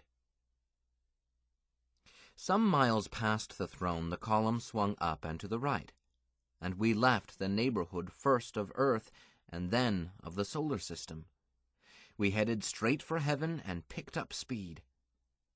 Did you know that Earth looks like a crescent moon when you look back at it? I wondered whether or not any flat earthers had managed to attain the rapture. It did not seem likely, but such ignorant superstition is not totally incompatible with believing in Christ. Some superstitions are absolutely forbidden, astrology, for example, and Darwinism. But the flat earth nonsense is nowhere forbidden that I know of. If there were any flat earthers with us, how did they feel to look back and see that the earth was round as a tennis ball? Or would the Lord in his mercy let them perceive it as flat? Can mortal man ever understand the viewpoint of God? It seemed to take about 2 hours to reach the neighborhood of heaven. I say seemed to because it might have been any length of time. There was no human scale by which to judge. In the same vein, the total period of the rapture seemed to me to be about 2 days. but I had reason later to believe that it may have been 7 years, at least by some reckoning. Measures of time and space become very slippery when one lacks mundane clocks and yardsticks. As we approached the holy city, our guides had us slow down and then make a sightseeing sweep around it before going in through one of the gates. This was no minor jaunt. New Jerusalem, heaven, the holy city, Jehovah's capital, is laid out 4 square like the District of Columbia, but it is enormously bigger, 1,320 miles on a side, 5,280 miles around it, and that gives an area of 1,742,400 square miles. This makes cities like Los Angeles or New York look tiny. In solemn truth, the Holy City covers an area more than 6 times as big as all of Texas. At that, it's crowded. But they are expecting only a few more after us. It's a walled city, of course, and the walls are 216 feet high, and the same wide. The tops of the wall are laid out in 12 traffic lanes, and no guardrails. Scary. There are 12 gates, 3 in each wall, the famous pearly gates, and these normally stand open. Will not be closed, we were told, until the final battle. The wall itself is of iridescent jasper, but it has a dozen footings in horizontal layers that are more dazzling than the wall itself. Sapphire, chalcedony, emerald, sardonyx, chrysolite, beryl, topaz, amethyst, I may have missed some. New Jerusalem is so dazzling everywhere that it is hard for a human to grasp it, impossible to grasp it all at once. When we finished the sweep around the holy city, our cohort's flight master herded us into a holding pattern, like dirigibles at O'Hare, and kept us there until he received a signal that one of the gates was free. And I was hoping to get at least a glimpse of St. Peter.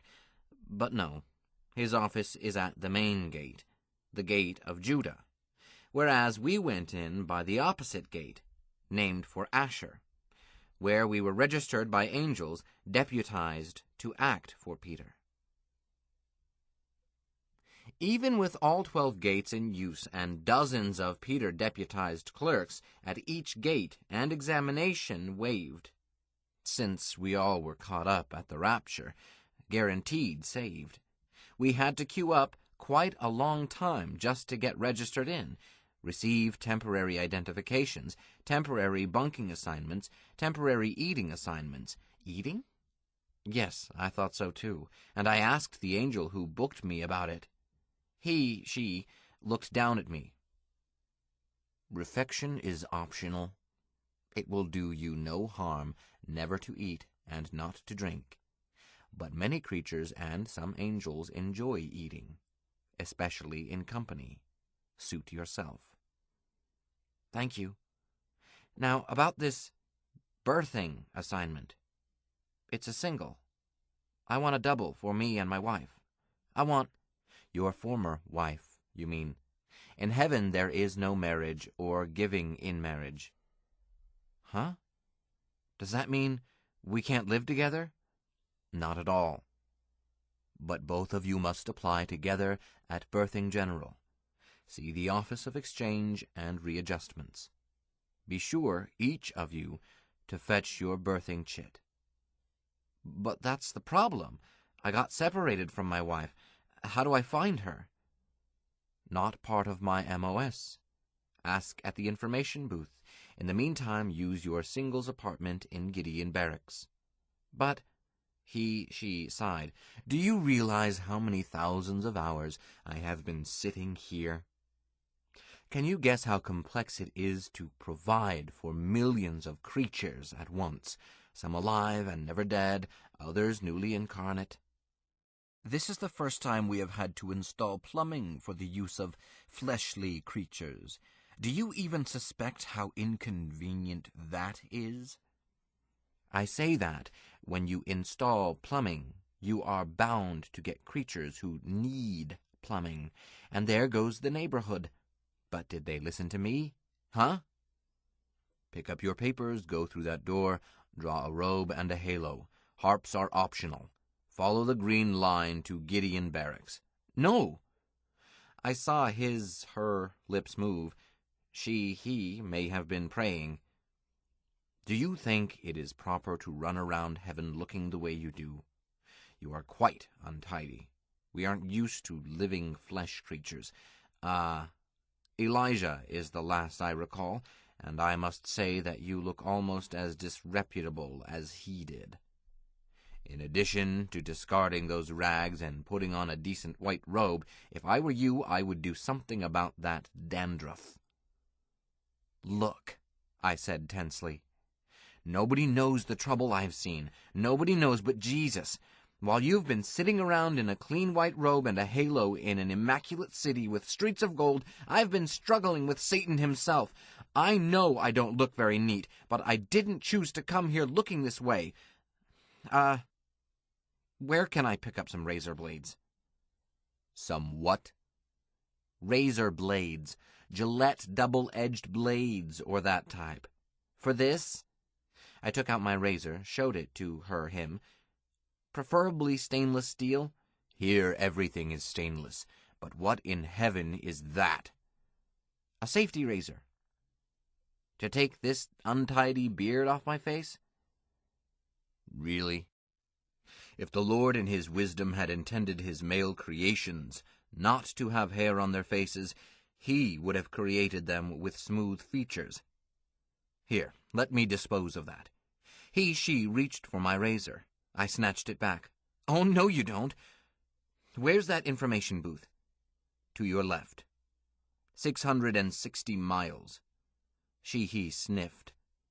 I turned away, fuming. Bureaucrats. Even in heaven. I didn't ask any more questions there because I spotted a veiled meaning.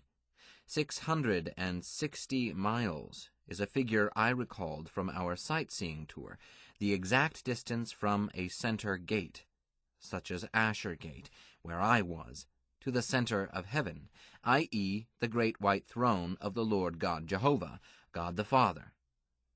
She was telling me none too gently that if I did not like the way I was being treated, I could take my complaints to the boss, i.e., get lost.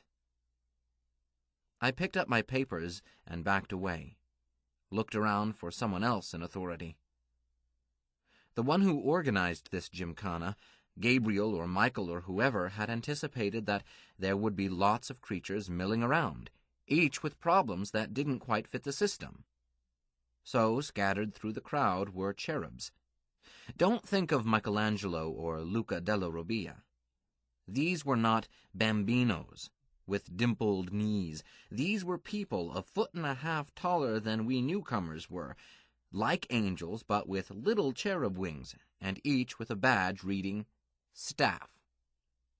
Or maybe they were indeed angels. I never have been sure about the distinction between angels and cherubim and seraphim and such. The book seems to take it for granted that you know such things without being told. The papists list 9 different classes of angels. By whose authority?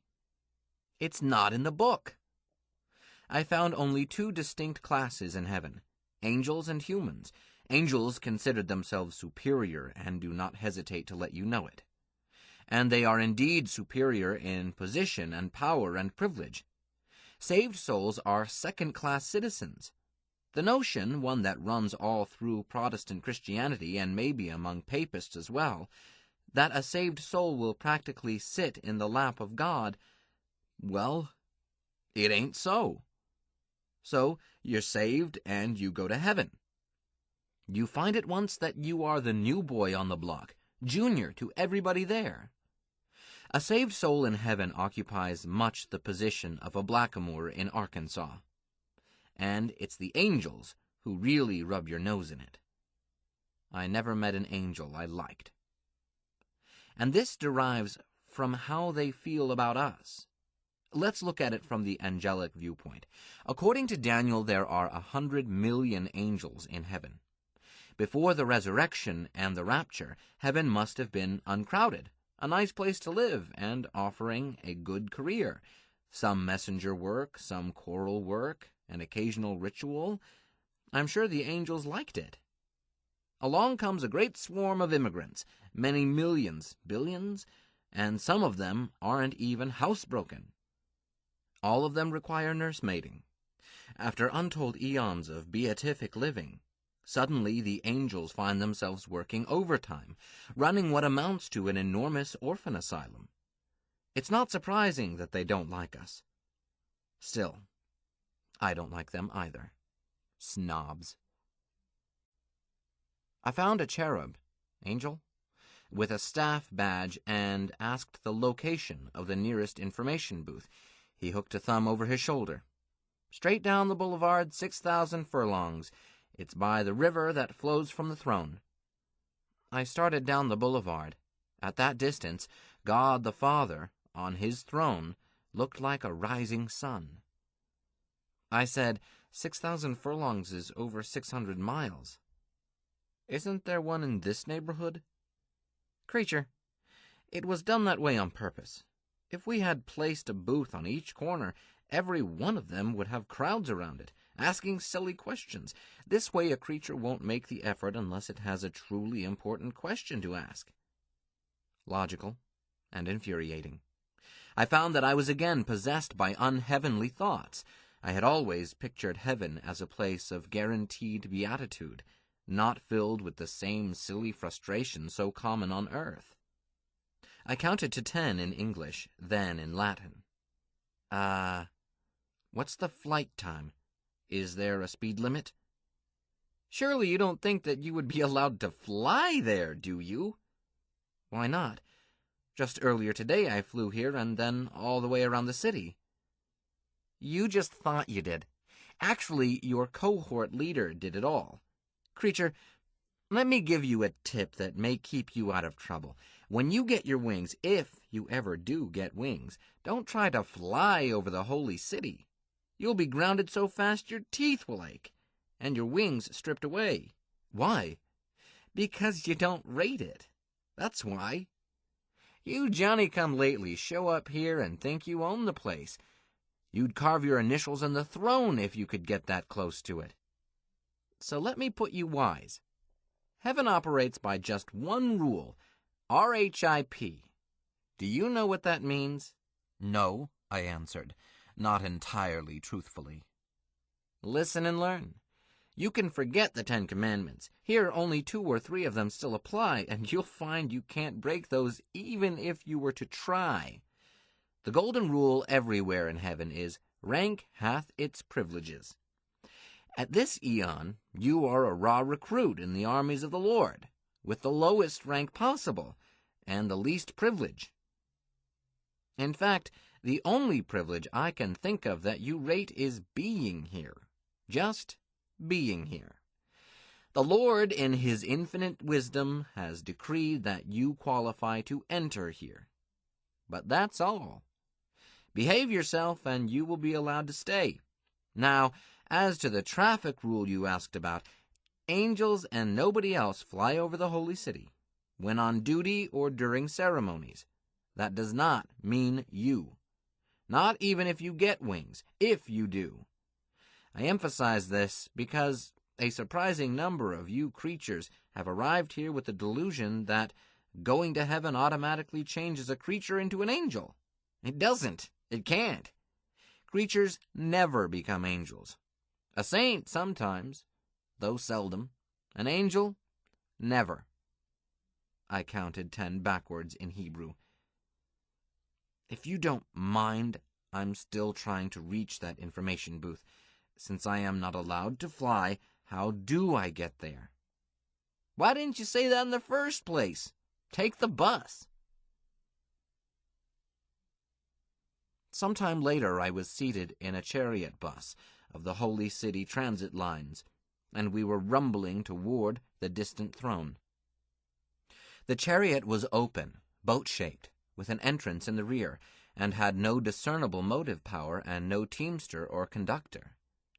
It stopped at marked chariot stops, and that is how I got aboard. I had not yet found out how to get it to stop. Apparently everyone in the city rode these buses, except VIPs who raided private chariots. Even angels. Most passengers were humans dressed in conventional white and wearing ordinary halos.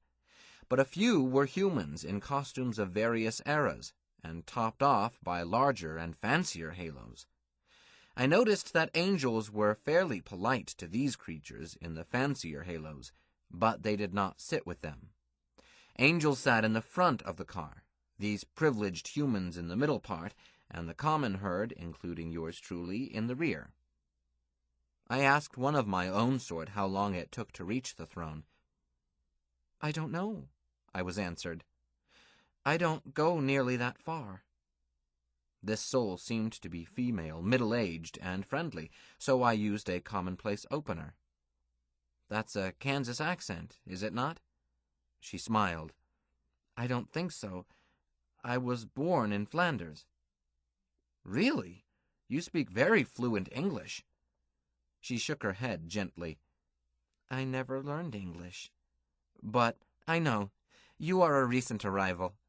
Heaven is not affected by the curse of Babel. Here the confusion of tongues never took place. And a good thing for me, as I have no skill in languages, a handicap before I died. Not so here." She looked at me with interest. "May I ask where you died? And when?" "I did not die," I told her. "I was snatched up, alive in the rapture." Her eyes widened. "Oh, how thrilling! You must be very holy." "I don't think so." "Why do you say that?" "The rapture will came, without warning, or so I was taught." "That's right." "Then with no warning and no time for confession and no priest to help you, you were ready, as free from sin as Mother Mary. You came straight to heaven. You must be holy." She added, "That's what I thought when I saw your costume. Since saints, martyrs especially, often dress as they did on earth. I saw too that you are not wearing your saint's halo, but that's your privilege." She looked suddenly shy. "Will you bless me, or do I presume?" "Sister, I am not a saint." "You will not grant me your blessing?" Dear Jesus, how did this happen to me? Having heard me say that, to the best of my knowledge and belief, I am not a saint, do you still want me to bless you?" "If you will, Holy Father." "Very well. Turn and lower your head a little." Instead, she turned fully and dropped to her knees. I put a hand on her head. "By authority vested in me as an ordained minister of the one true Catholic Church of Jesus Christ, the Son of God, the Father, and by the power of the Holy Ghost, I bless this our sister in Christ. So mote it be." I heard echoes of "Amen" around us. We had had quite an audience. I felt embarrassed. I was not certain, and still am not certain, that I had any authority to bestow blessings in heaven itself, but the dear woman had asked for it, and I could not refuse. She looked up at me with tears in her eyes. "I knew it. I knew it." "Knew what?" "That you are a saint. Now you are wearing it." I started to say, "Wearing what?" when a minor miracle occurred. Suddenly I was looking at myself from outside, wrinkled and dirty khaki pants, army surplus shirt with dark sweat stains in the armpits, and a bulge of razor in the left breast pocket. 3-day growth of beard and in need of a haircut. And floating over my head, a halo the size of a washtub, shining and sparkling. "Up off your knees," I said instead, "and let's stop being conspicuous." "Yes, Father," she added. "You should not be seated back here." "I'll be the judge of that, daughter. Now tell me about yourself." I looked around as she resumed her seat. and happened to catch the eye of an angel seated all alone up forward. He gestured to me to come forward. I had had my fill of the arrogance of angels.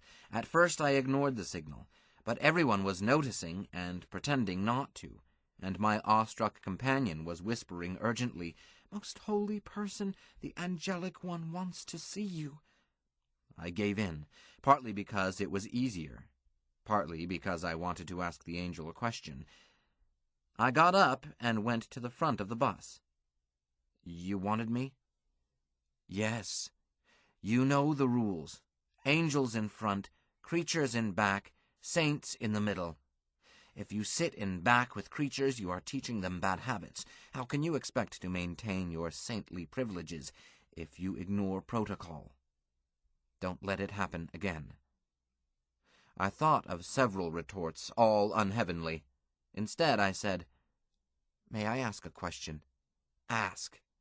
"How much longer until this bus reaches the river from the throne?" "Why do you ask? You have all eternity before you." "Does that mean that you don't know, or that you won't tell?"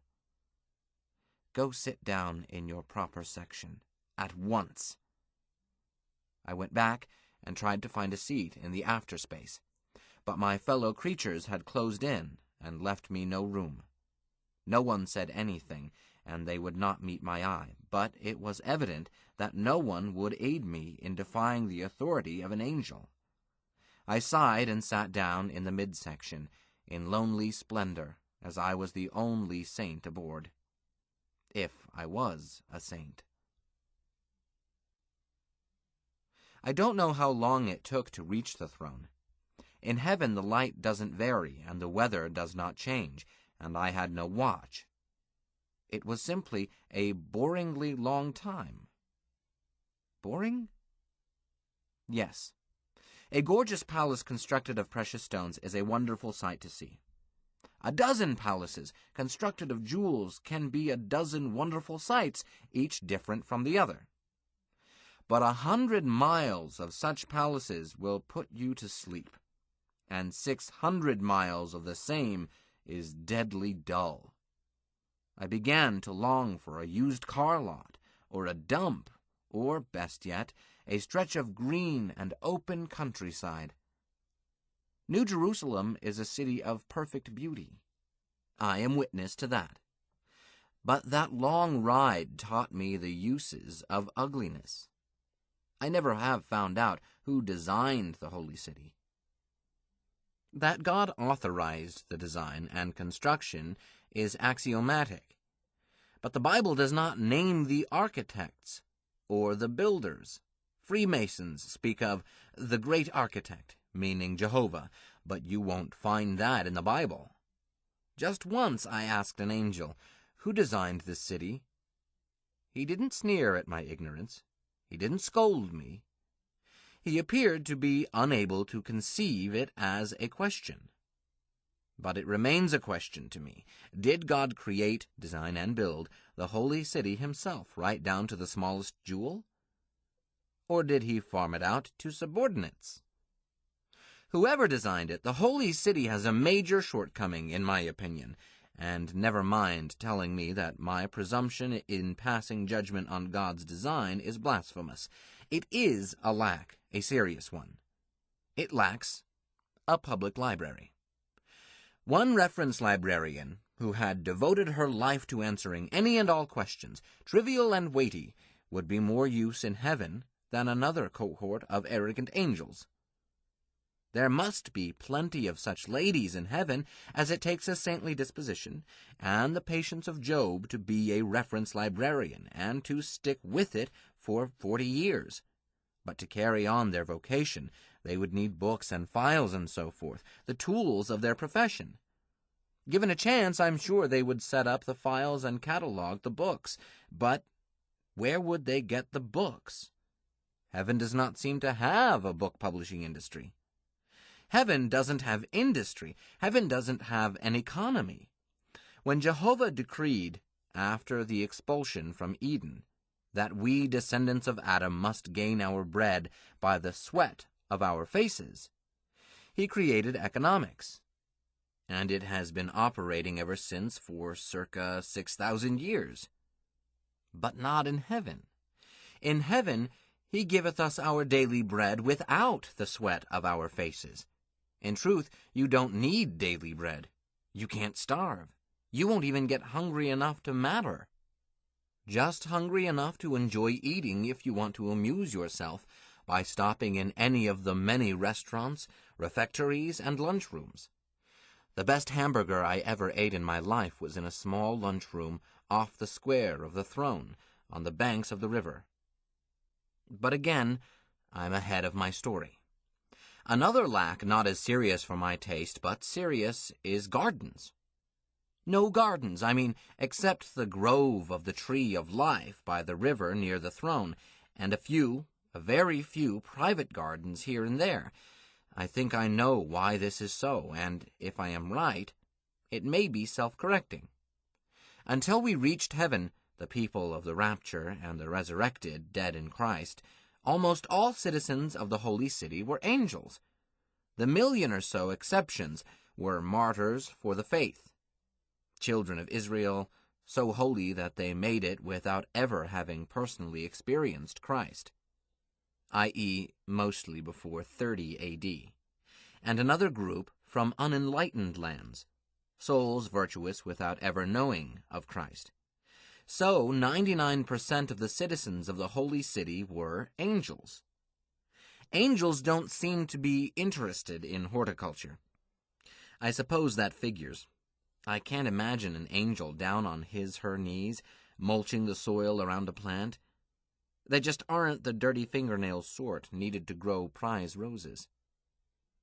Now that angels are outnumbered by humans by at least 10 to 1, I expect that we will see gardens, garden clubs, lectures on how to prepare the soil and so forth, all the endless ritual of the devoted gardener.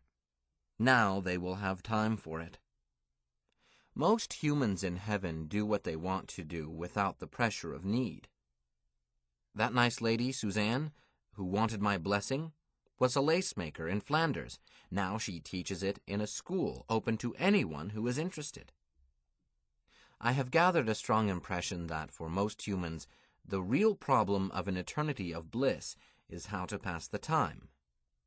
Query: could there be something to this reincarnation idea so prevalent in other religions, but so firmly rejected by Christianity? Could a saved soul be rewarded, eventually, by being shoved back into the conflict? If not on earth, then elsewhere? I've got to lay hands on a Bible and do some searching. To my utter amazement, here in heaven, Bibles seem to be awfully hard to come by. The information booth was right where it was supposed to be, close to the bank of the river of the water of life that flows from the throne of God and winds through the grove of the tree of life. The throne soars up from the middle of the grove, but you can't see it very well, that close to its base. It's like looking up at the tallest of New York skyscrapers while standing on the sidewalk by it. Only more so. And of course, you can't see the face of God. You are looking straight up 1,440 cubits. What you see is the radiance, and you can feel the presence. The information booth was as crowded as that cherub had led me to expect. The inquirers weren't queued up. They were massed 100 deep around it. I looked at that swarm and wondered how long it would take me to work my way up to the counter. Was it possible to work my way there, other than by the nastiest of bargain day tactics? Stepping on corns, jabbing with elbows, all the things that make department stores so uninviting to males? I stood back and looked at that mob and tried to figure out how to cope. Or was there some other way to locate Margreta without stepping on corns?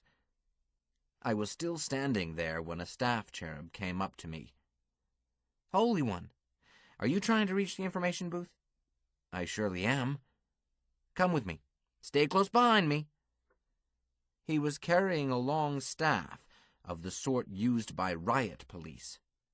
"Gangway, make way for a saint. Step lively there." In nothing flat, I reached the counter of the booth. I don't think anyone was injured, but there must have been some hurt feelings. I don't approve of that sort of action. I think that treatment should be even-handed for everyone. But where RHIP is the rule, being even a corporal is vastly better than being a private. I turned to thank the cherub. He was gone. A voice said, "Holy One, what do you want?" An angel back of the counter was looking down at me. I explained that I wanted to locate my wife. He drummed on the counter. "That's not ordinarily a service we supply. There is a co-op run by creatures called Find Your Friends and Loved Ones for that sort of thing." "Where is it?" "Near Ashergate." "What? I just came from there. That's where I registered in." "You should have asked the angel who checked you in. You registered recently?" "Quite recently. I was caught up in the rapture. I did ask the angel who registered me and got a fast brush off. That angel told me to come here." "Let me see your papers." I passed them over.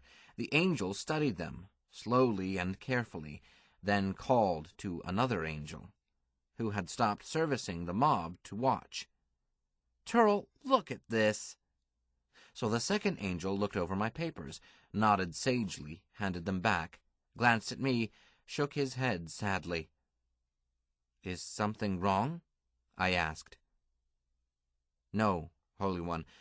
You had the misfortune to be serviced, if that is the word, by an angel who wouldn't help his closest friend, if he had one, which he doesn't. But I'm a bit surprised that she was so abrupt with a saint." "I wasn't wearing this halo at the time." "That accounts for it. You drew it later?" "I did not draw it. I acquired it miraculously, on the way from Ashergate to here." "I see." "Holy One, it's your privilege to put chromaticinol on the report. On the other hand, I could use the far speaker to place your inquiry for you." "I think that would be better." "So do I. In the long run, for you. If I make my meaning clear, you do. But before I call that co-op, let's check with St. Peter's office and make sure your wife has arrived. When did she die?" "She didn't die. She was caught up in the rapture, too." "So, that means a quick and easy check. No searching of old rolls. Full name, age, sex, if any, place, and date of... No, we don't need that. Full name first." "Margreta Svensdatter Gunderson." "Better spell that." I did so. "That's enough for now. If Peter's clerks can spell." "You can't wait here. We don't have a waiting room. There is a little restaurant right opposite us. See the sign?" I turned and looked. "The Holy Cow?" "That's it. Good cooking if you eat. Wait there. I'll send word to you." "Thank you." "You are welcome." She glanced again at my papers, then handed them back. "St. Alexander Hergensheimer." The Holy Cow was the most homey sight I had seen since the rapture. A small, neat lunchroom that would have looked at home in St. Louis or Denver. I went inside. A tall blackamoor whose chef's hat stuck up through his halo was at the grill with his back to me. I sat down at the counter, cleared my throat. "Just hold your horses." He finished what he was doing, turned around. "What can I... Well, well. Holy man, what can I fix for you? Name it. Just name it." "Luke, it's good to see you." He stared at me. "We have met? Don't you remember me? I used to work for you. Ron's Grill? Nogales? Alec, your dishwasher." He stared again. gave a deep sigh. You sure fooled me. St. Alec. Just Alec to my friends. It's some sort of administrative mistake, Luke. And when they catch it, I'll trade this Sunday job for an ordinary halo. Beg to doubt, St. Alec. They don't make mistakes in heaven. Hey, Albert, take the counter. My friend St. Alec and I are going to sit in the dining room. Albert's my sous chef. I shook hands with a fat little man who was almost a parody of what a French chef should look like. He was wearing a cordon bleu hat as well as his halo. Luke and I went through a side door into a small dining room, sat down at a table. We were joined by a waitress, and I got another shock. Luke said, Hazel, I want you to meet an old friend of mine, St. Alec. He and I used to be business associates. Hazel is hostess of the Holy Cow. I was Luke's dishwasher, I told her. Hazel, it's wonderful to see you. I stood up, started to shake hands, then changed my mind for the better, put my arms around her. She smiled up at me, did not seem surprised. Welcome, Alec. St. Alec now, I see. I'm not surprised. I am. It's a mistake. Mistakes don't happen in heaven. Where is Margie? Still alive on earth? No. I explained how we had been separated. So I'm waiting here for word. You'll find her. She kissed me, quickly and warmly, which reminded me of my 4-day beard. I seated her, sat down with my friends. You are sure to find her quickly because that is a promise we were made and is precisely carried out. Reunion in heaven with friends and loved ones. We shall gather by the river. And sure enough, there it is, right outside the door. Steve, St. Alec, do you remember Steve? He was with you and Margie when we met. How could I forget him? He bought us dinner and gave us a gold eagle when we were stony. Do I remember Steve?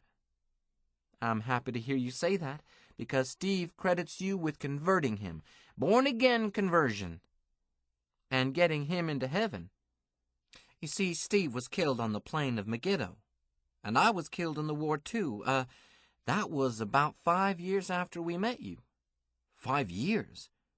Yes, I was killed fairly early in the war. Steve lasted clear to Armageddon. Hazel, it hasn't been much over a month since Steve bought us that dinner at Rimrock. That's logical. You were caught up in the rapture, and that touched off the war.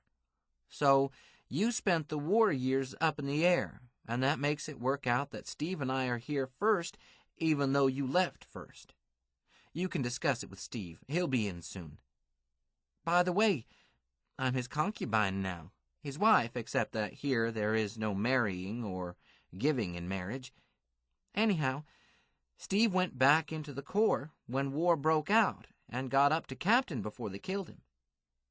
His outfit landed at Haifa, and Steve died battling for the Lord at the height of Armageddon. I'm real proud of him. You should be. Luke, did the war get you too? Luke gave a big grin. No, sir, St. Alec. They hanged me. You're joking. No joke.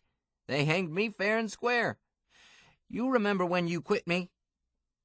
I didn't quit you. A miracle intervened. That's how I met Hazel and Steve. Well, you know more about miracles than I do.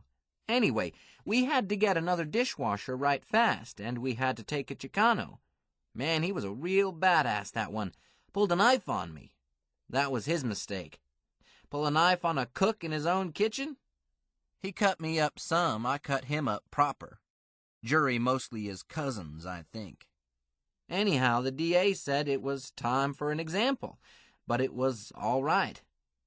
I had been baptized long before that. The prison chaplain helped me be born again.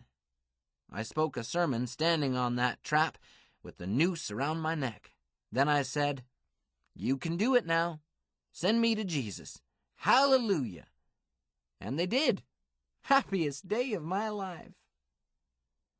Albert stuck his head in. St. Alec, "There's an angel here looking for you." "Coming?" The angel was waiting just outside, for the reason that he was taller than the doorway and not inclined to stoop. "You are St. Alexander Hergensheimer?" "That's me." "Your inquiry concerning a creature designated Margrethe Svensdotter Gunderson. The report reads, subject was not caught up in the rapture, and has not shown up in any subsequent draft. This creature, Margrethe Svensdotter Gunderson, is not in heaven, and is not expected. That is all."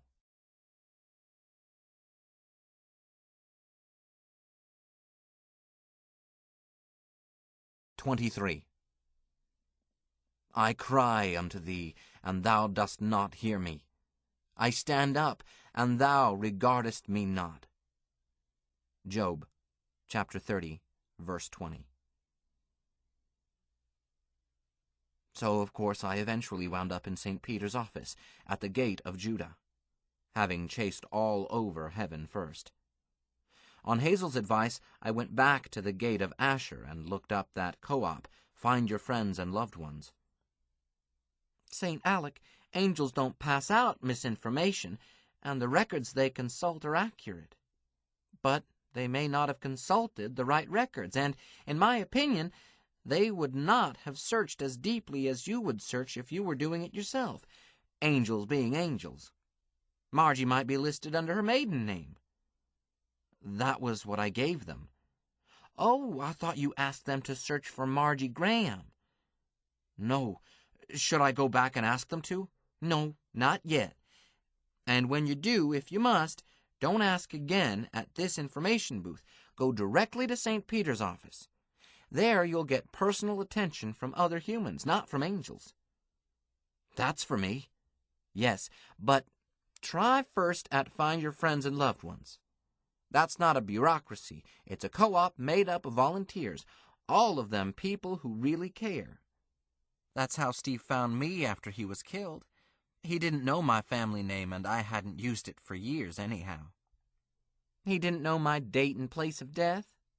But a little old lady at Find Your Friends kept right on searching females named Hazel until Steve said bingo. If he had just checked at the main personnel office, St. Peter's, they would have reported insufficient data, no identification." She smiled and went on. "But the co-op uses imagination. They brought Luke and me together, even though we hadn't even met before we died. After I got tired of loafing, I decided that I wanted to manage a little restaurant. It's a wonderful way to meet people and make friends. So I asked the co-op, and they set their computers on cook. And after a lot of false starts and wrong numbers, it got Luke and me together, and we formed a partnership and set up the Holy Cow. A similar search got us Albert. Hazel, like Katie Farnsworth, is the sort of woman who heals just by her presence. But she's practical about it, too, like my own treasure. She volunteered to launder my dirty clothes and lent me a robe of Steve's to wear, while my clothes dried. She found me a mirror and a cake of soap. At long last, I tackled a 5-day, 7-year beard. My one razor blade was closer to being a saw than a knife by then, but a half-hour's patient honing using the inside of a glass tumbler, a trick I had learned in seminary, restored it to temporary usefulness. But now I needed a proper shave, even though I had tried to shave, a couple of hours ago. I did not know how long I had been on this hunt, but I did know that I had shaved 4 times, with cold water, twice without soap, and once by Braille, no mirror. Plumbing had indeed been installed for us, fleshly types, but not up to American standard quality. Hardly surprising, since angels don't use plumbing and don't need it, and since the overwhelming majority of the fleshly ones have little or no experience with inside plumbing. The people who manned the co-op were as helpful as Hazel said they would be, and I don't think my fancy halo had anything to do with it. but nothing they turned up gave me any clue to Margreta, even though they patiently ran computer searches on every combination I could think of. I thanked them and blessed them and headed for Judah Gate. All the way across heaven, 1,320 miles away. I stopped only once, at the Square of the Throne, for one of Luke's heaven burgers and a cup of the best coffee in New Jerusalem, and some encouraging words from Hazel. I continued my weary search, feeling much bucked up. The Heavenly Bureau of Personnel occupies 2 colossal palaces, on the right as you come through the gate. The first and smaller is for BC admissions. The second is for admissions since then, and includes Peter's office suite on the 2nd floor. I went straight there. A big double door read St. Peter. Walk in. So I did. But not into his office. Here was a waiting room big enough for Grand Central Station. I pushed through a turnstile that operated by pulling a ticket out of a slot, and a mechanical voice said, "Thank you. Please sit down and wait to be called." My ticket read 2013, and the place was crowded. I decided, as I looked around for an empty seat, that I was going to need another shave before my number would come up. I was still looking when a nun bustled up to me and ducked a knee in a quick curtsy. "Holy One, may I serve you?" I did not know enough about the costumes worn by Roman Catholic orders to know what sisterhood she belonged to, but she was dressed in what I would call typical: long black dress down to her ankles and to her wrists, white starched deal over her chest and around her neck and covering her ears, a black headdress covering everything else and giving her the silhouette of a sphinx, a big rosary hanging around her neck, and an ageless, serene face topped off by a lopsided pince-nez, and, of course, her halo. The thing that impressed me most was that she was here. She was the first proof I had seen that papists can be saved. In seminary, we used to argue about that in late-night bull sessions. Although the official position of my church was that certainly they could be saved as long as they believed as we did and were born again in Jesus. I made a mental note to ask her when and how she had been born again. It would be, I was sure, an inspiring story. I said, "Why, thank you, sister. That's most kind of you. Yes, you can help me. That is, I hope you can. I'm Alexander Hergensheimer, and I'm trying to find my wife. This is the place to inquire, is it not? I'm new here." "Yes, St. Alexander, this is the place. But you did want to see St. Peter, did you not?" "I'd like to pay my respects, if he's not too busy." "I'm sure he will want to see you, Holy Father. Let me tell my Sister Superior." She picked up the cross on her rosary, appeared to whisper into it, then looked up. "Is that spelled Hergensheimer, St. Alexander?" "Correct, sister." She spoke again to the rosary. Then she added to me, "Sister Marie Charles is secretary to St. Peter. I'm her assistant and General Gopher." She smiled. "Sister Mary Rose." "It is good to meet you, Sister Mary Rose. Tell me about yourself. What order are you?" "I'm a Dominican, Holy Father. In life, I was a hospital administrator in Frankfurt, Germany. Here, where there is no longer a need for nursing, I do this work because I like to mingle with people. Will you come with me, sir?" The crowd parted like the waters of the Red Sea, whether in deference to the nun or to my gaudy halo, I cannot say. Maybe both. She took me to an unmarked side door and straight in, and I found myself in the office of her boss, Sister Mary Charles. She was a tall nun, as tall as I am, and handsome, or beautiful, may be more accurate.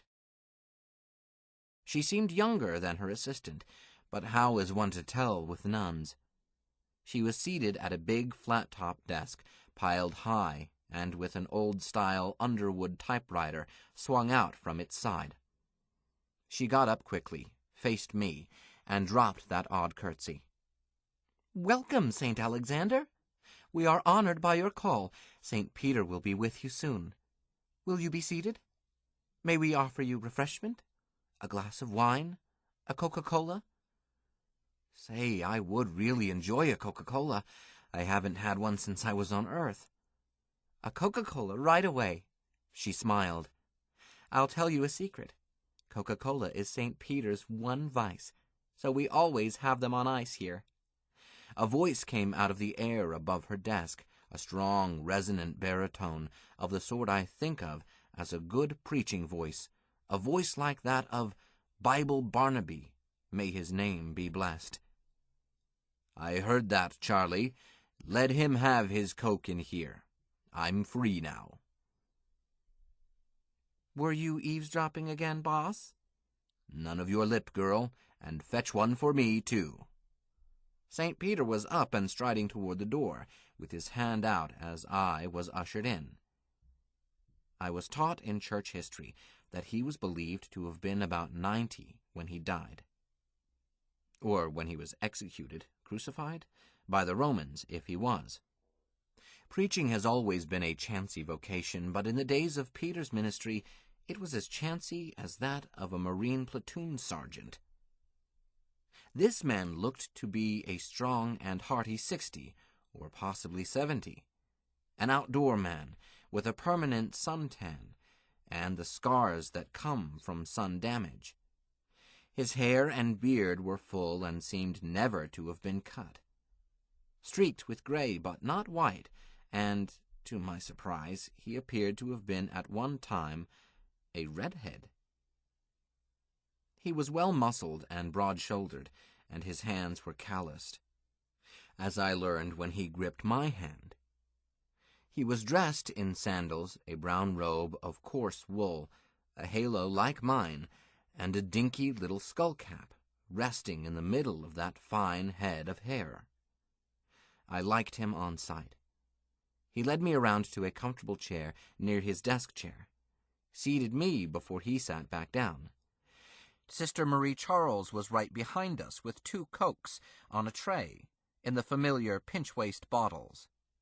And with not-so-familiar, I had not seen them for years, Coke glasses, with the tulip tops, and the registered trademark.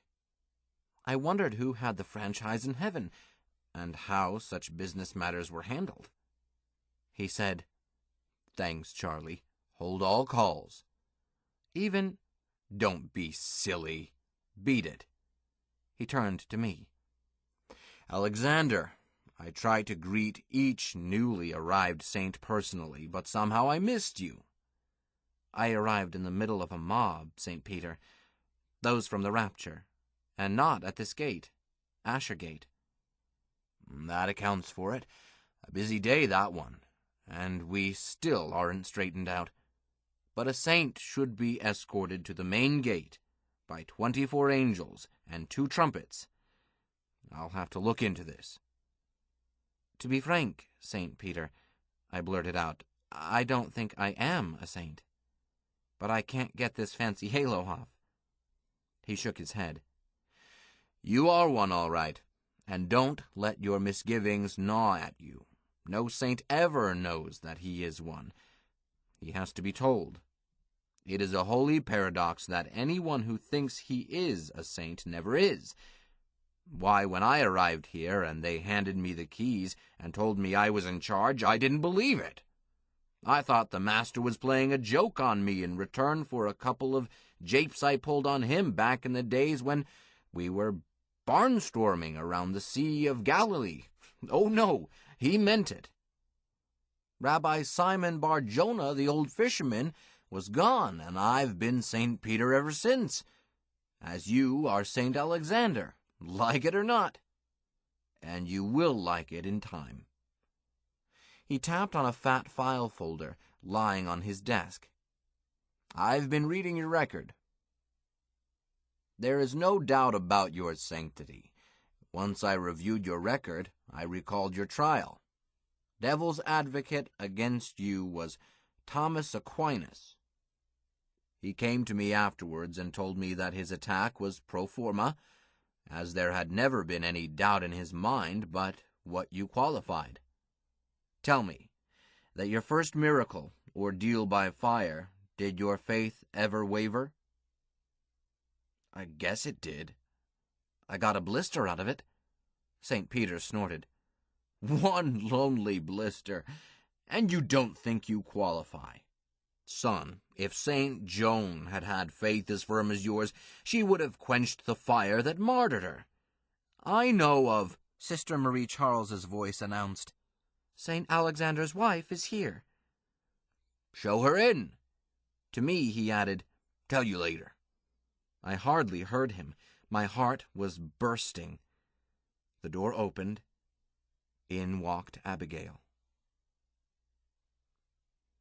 I don't know how to describe the next few minutes.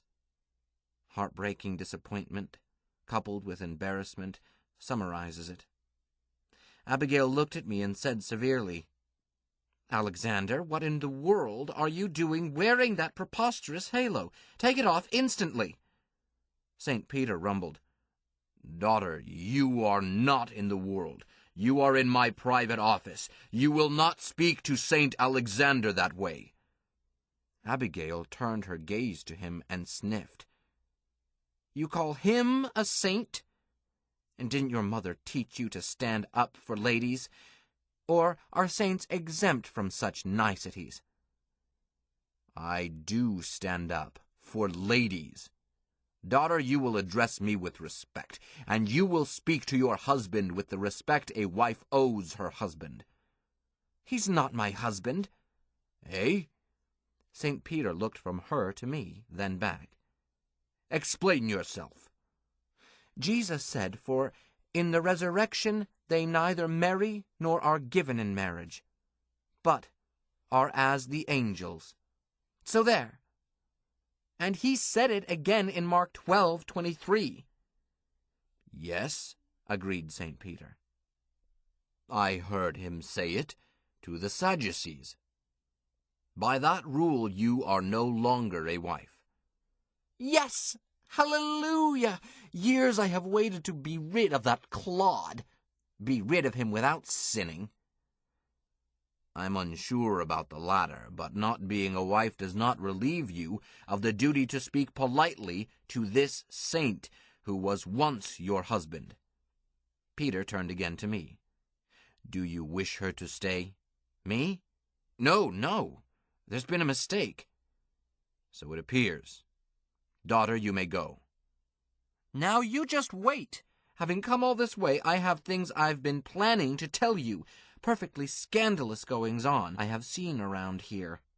Why, without the slightest sense of decency." "Daughter, I dismiss you. Will you walk out on your own feet, or shall I send for 2 stalwart angels and have you thrown out?" "Why, the very idea. I was just going to say—" "You are not going to say." "Well, I certainly have as much right to speak my mind as anyone." "Not in this office. Sister Marie Charles." "Yes, sir?" "Do you still remember the judo they taught you when you were working with the Detroit police?" "I do." "Get this Yenta out of here." The tall nun grinned and dust her hands together. What happened next happened so fast that I can't describe it, but Abigail left very suddenly. St. Peter sat back down, sighed, and picked up his Coke. "That woman would try the patience of Job. How long were you married to her?" Slightly over 1,000 years. "I understand you. Why did you send for her?" "I didn't. Well, I didn't intend to." I started to try to explain. He stopped me. "Of course. Why didn't you say that you were searching for your concubine?" "You misled Mary Rose. Yes, I know whom you mean. The Zaftig Shiksa, who runs all through the latter part of your dossier. Very nice girl, she seemed to me. You are looking for her? Yes, surely. The day of the trump and the shout we were snatched up together, but that whirlwind, a real Kansas twister, was so violent that we were separated. You inquired about her before. An inquiry relayed from the information booth by the river. That's right. Alexander, that is the last entry in your file. I can order the search repeated, but I can tell you ahead of time that it will be useful only to assure you. The answer will be the same. She is not here. He stood up and came around to put a hand on my shoulder. This is a tragedy that I have seen repeated endlessly. A loving couple, confident of eternity together. One comes here, the other does not. What can I do? I wish I could do something. I can't. St. Peter, there has been a mistake. He did not answer. Listen to me, I know. She and I were side by side, kneeling at the chancel rail, praying. And just before the trump and the shout, the Holy Ghost descended on us, and we were in a perfect state of grace, and were snatched up together. Ask him. Ask him. He will listen to you. Peter sighed again. He will listen to anyone in any of his aspects. But I will inquire. He picked up a telephone instrument, so old-fashioned that Alexander Graham Bell could have assembled it.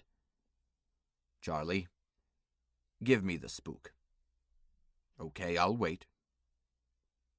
Hi, this is Pete down at the main gate.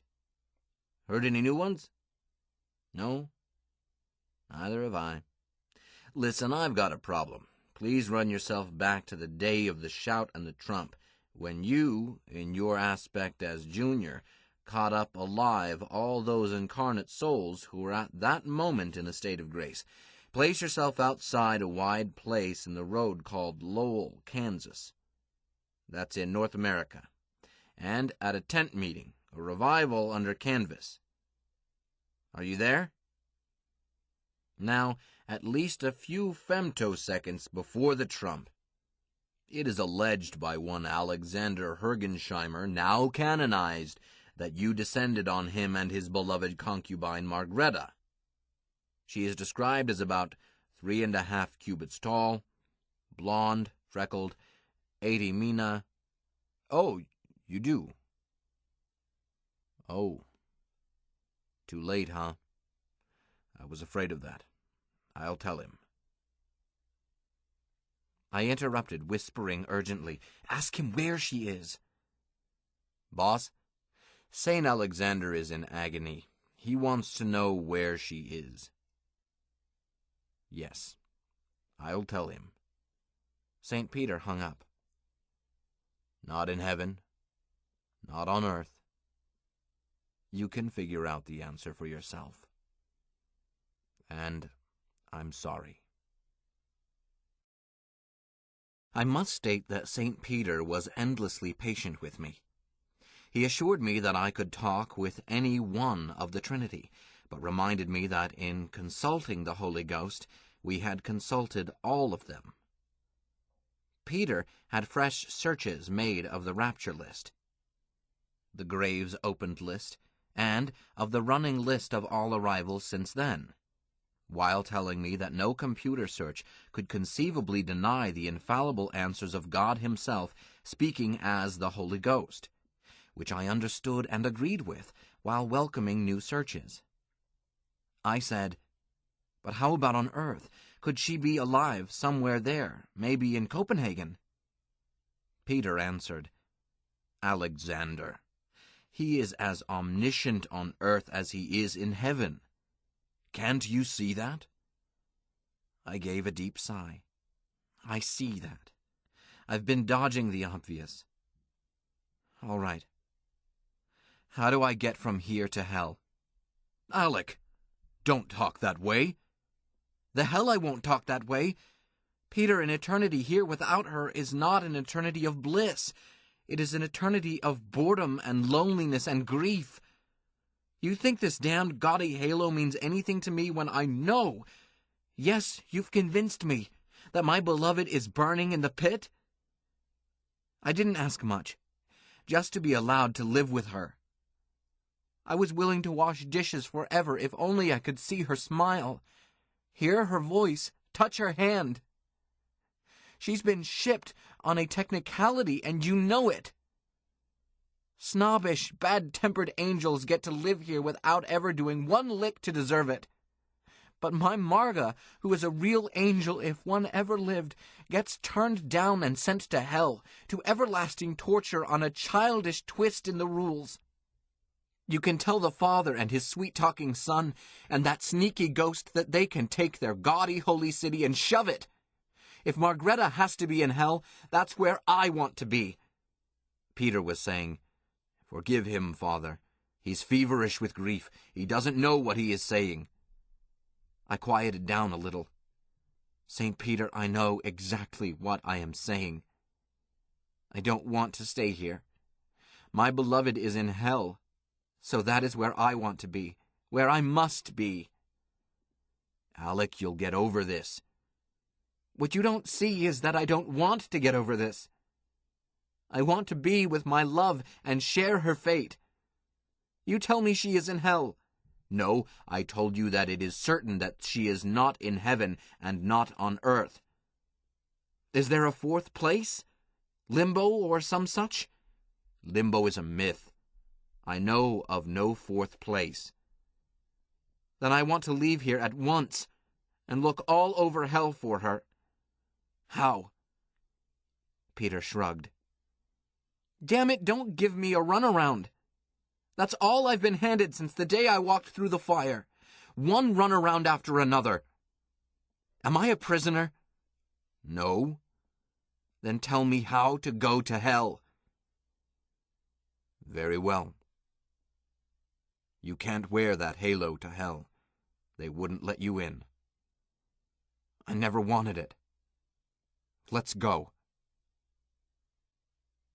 Not long after that, I stood on the threshold of Judah Gate, escorted there by 2 angels. Peter did not say goodbye to me. I guess he was disgusted. I was sorry about that.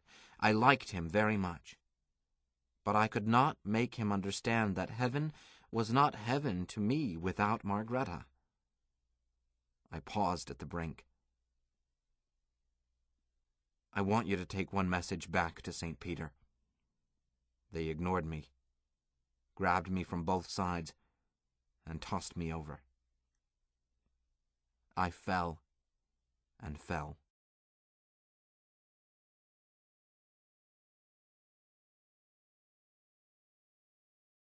"24.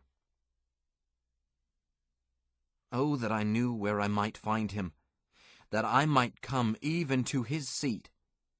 I would order my cause before him, and fill my mouth with arguments." Job, chapter 23, verses 3 through 4.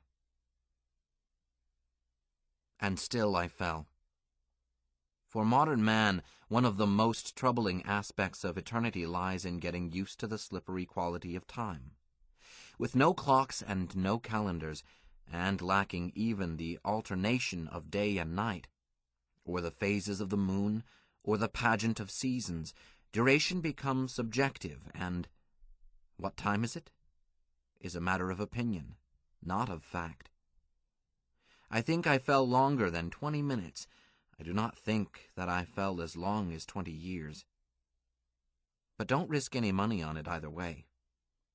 There was nothing to see but the insides of my eyeballs. There was not even the holy city receding in the distance. Early on I tried to entertain myself by reliving in memory the happiest times in my life, and found that happy memories made me sad. So I thought about sad occasions, and that was worse. Presently I slept, or I think I did. How can you tell when you are totally cut off from sensation? I remember reading about one of those busybody scientists, building something he called a sensory deprivation chamber. What he achieved was a thrill-packed three-ring circus compared with the meager delights of falling from heaven to hell. My first intimation that I was getting close to hell was the stink. Rotten eggs, H2S, hydrogen sulfide, the stench of burning brimstone. You don't die from it, but small comfort that may be, since those who encounter this stench are dead when they whiff it, or usually so. I am not dead. They tell of other live ones in history and literature: Dante, Aeneas, Ulysses, Orpheus. But weren't all of those cases fiction? Am I the first living man to go to hell, despite all those yarns? If so, how long will I stay alive and healthy? Just long enough to hit the flaming surface of the lake, there to go psst and become a rapidly disappearing grease spot? Had my quixotic gesture been just a wee bit hasty? A rapidly disappearing grease spot could not be much help to Margreta. Perhaps I should have stayed in heaven and bargained. A saint in full dress halo, picketing the Lord in front of his throne, might have caused him to reverse his decision. Since his decision it had to be, LG Jehovah being omnipotent. A bit late to think of it, boy. You can see the red glow on the clouds now. That must be boiling lava down there. How far down? Not far enough. How fast am I falling? Too fast. I can see what the famous pit is now. The caldera of an incredibly enormous volcano. Its walls are all around me, miles high, yet the flames and the molten lava are still a long, long way below me, but coming up fast. How are your miracle-working powers today, St. Alec? You coped with that other fire pit with only a blister. Think you can handle this one? The difference is only a matter of degree. With patience and plenty of saliva, the elephant deflowered the mosquito. That job was just a matter of degree, too. Can you do as well as that elephant? St. Alec, that was not a saintly thought. What has happened to your piety? Maybe it's the influence of this wicked neighborhood. Oh well, you no longer need worry about sinful thoughts. It is too late to worry about any sin. You no longer risk going to hell for your sins. You are now entering hell. You are now in hell. In roughly 3 seconds, you are going to be a grease spot. Bye, Marga, my own. I'm sorry I never managed to get you that hot fudge sundae. Satan, receive my soul. Jesus is a fink. They netted me like a butterfly. But a butterfly would have needed asbestos wings to have been saved the way I was saved. My pants were smoldering. They threw a bucket of water over me when they had me on the bank. Just sign this chit. What chit? I sat up and looked out at the flames. This chit. Somebody was holding a piece of paper under my nose and offering me a pen. Why do you want me to sign it? You have to sign it. It acknowledges that we saved you from the burning pit. I want to see a lawyer. Meanwhile, I won't sign anything.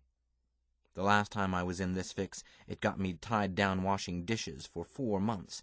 This time, I couldn't spare 4 months.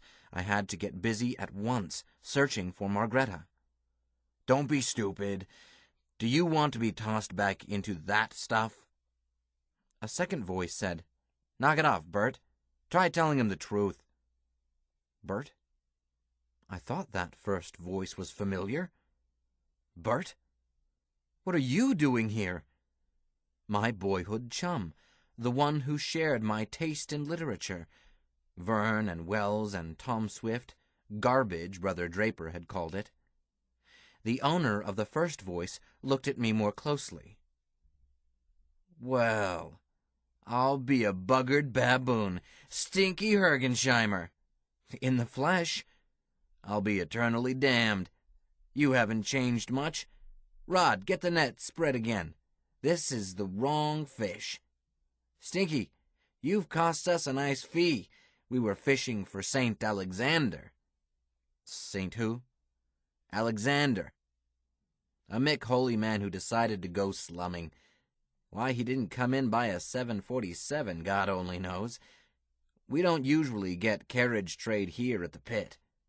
As may be, you've probably cost us a major client by getting in the way just when this saint was expected, and you ought to pay us for that.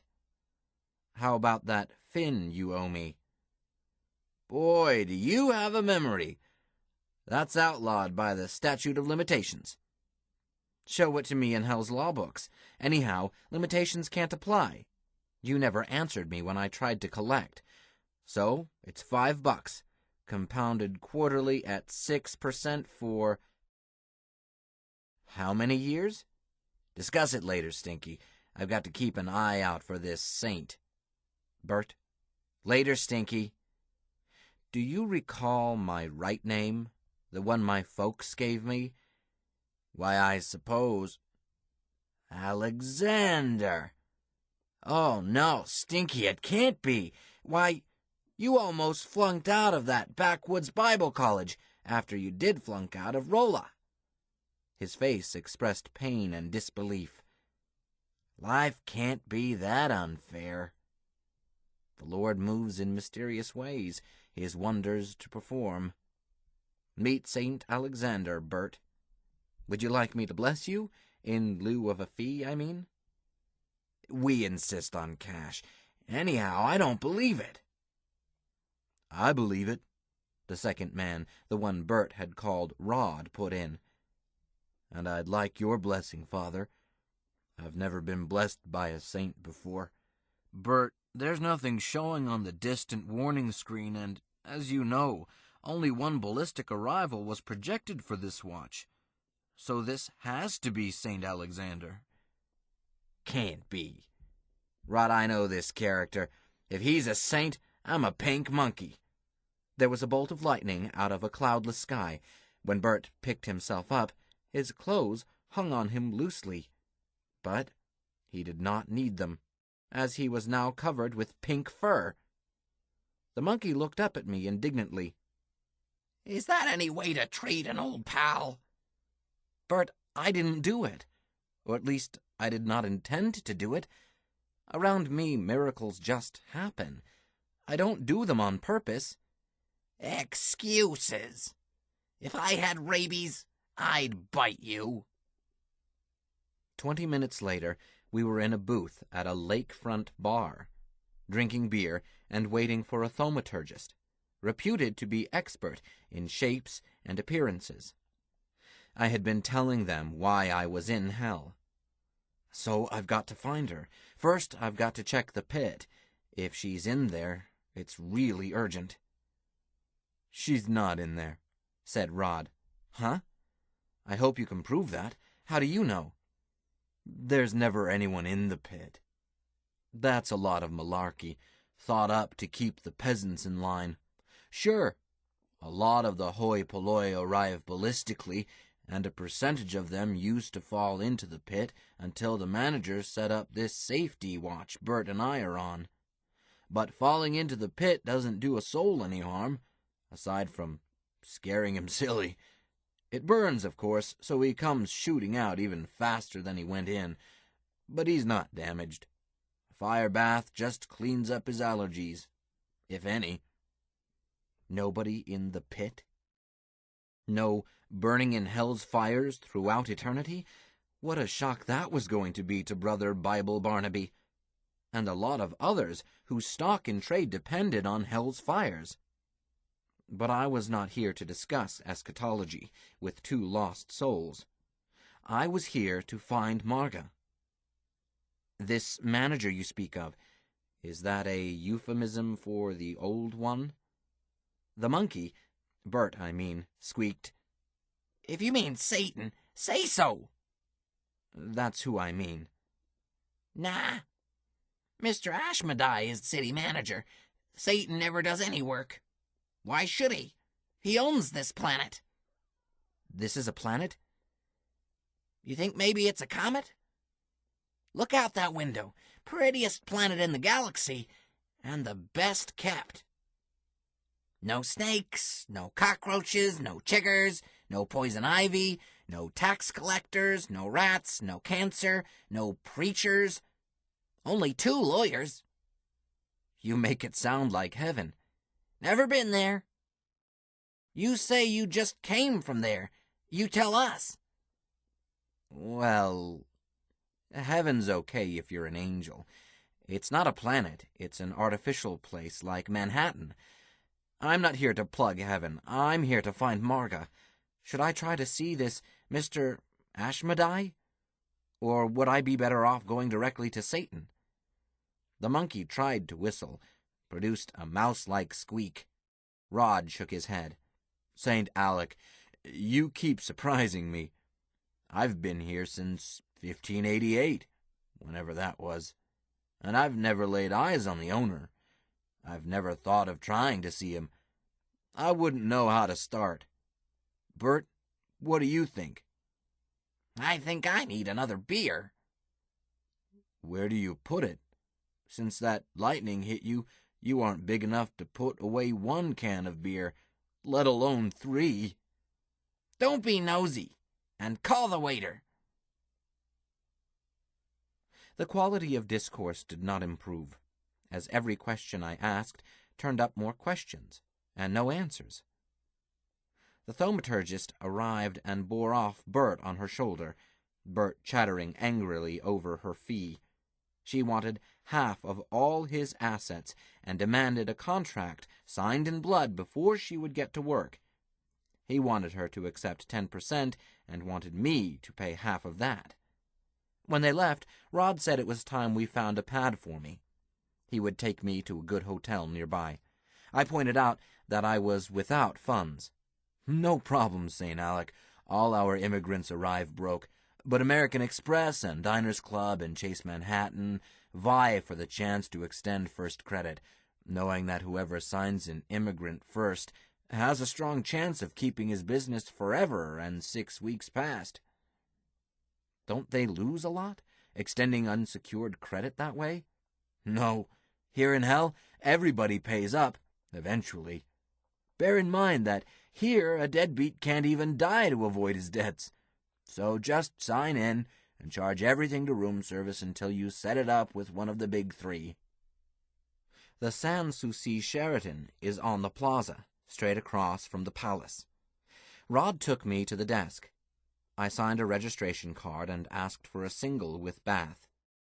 The desk clerk, a small female devil with cute little horns, looked at the card I had signed, and her eyes widened. Ah, Saint Alexander. I'm Alexander Hergensheimer, just as I registered. I am sometimes called Saint Alexander, but I don't think the title applies here. She was busy not listening while she thumbed through her reservations. Here it is, Your Holiness. The reservation for your suite. Huh? I don't need a suite, and I probably couldn't pay for it. Compliments of the management, sir.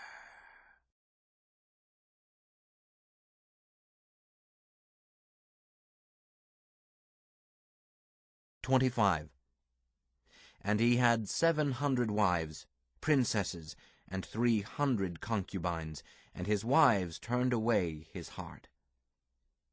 1 Kings chapter 11, verse 3. Shall mortal man be more just than God? Shall a man be more pure than his Maker?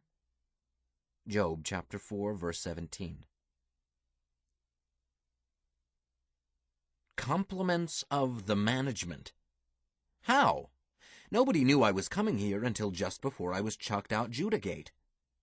Did St. Peter have a hotline to hell? Was there some sort of under-the-table cooperation with the adversary? Brother, how that thought would scandalize the Board of Bishops back home. Even more so, why? But I had no time to ponder it. The little devil, imp, on duty, slapped the desk bell and shouted, "Front!" The bellhop who responded was human, and a very attractive youngster. I wondered how he had died so young, and why he had missed going to heaven, but it was none of my business, so I did not ask. I did notice one thing. While he reminded me in his appearance of a Philip Morris ad, when he walked in front of me, leading me to my suite, I was reminded of another cigarette ad. So round, so firm, so fully packed. That lad had the sort of bottom that Hindu lechers write poetry about. Could it have been that sort of sin that caused him to wind up here? I forgot the matter when I entered that suite.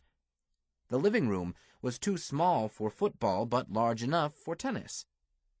The furnishings would be described as adequate by any well-heeled Oriental potentate.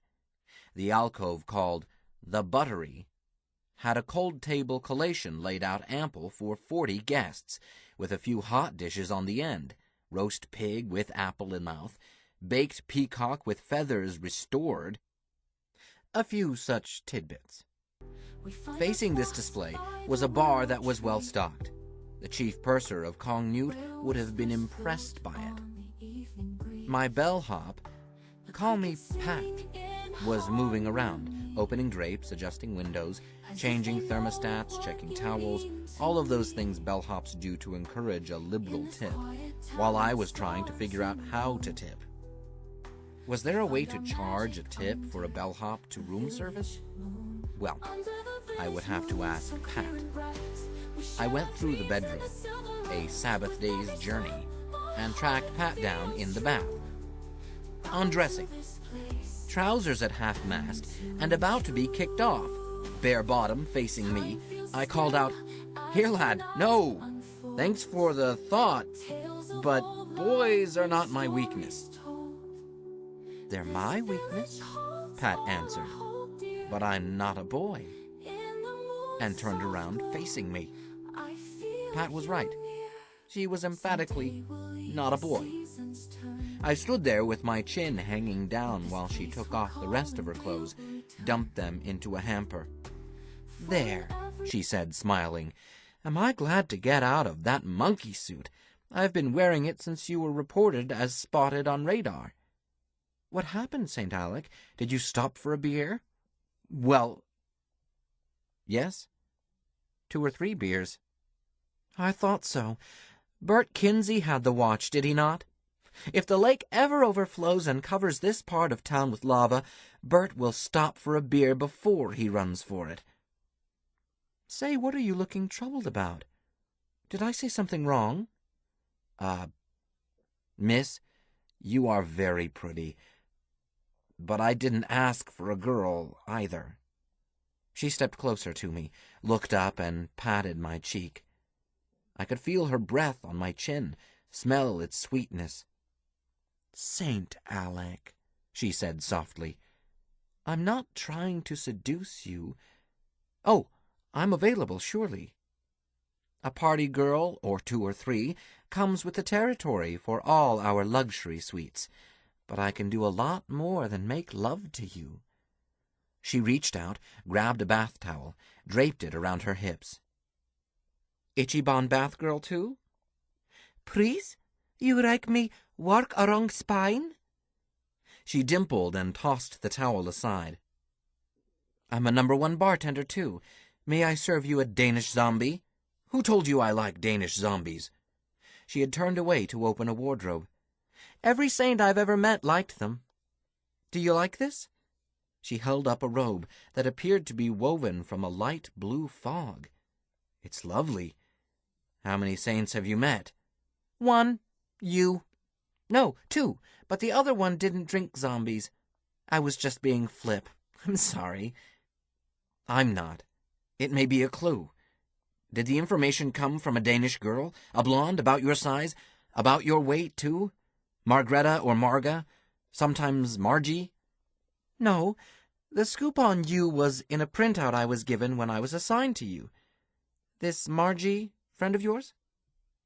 Rather more than a friend. She's the reason I'm in hell. On hell. In? Either way, I'm fairly certain I've never met your Margie. How does one go about finding another person here?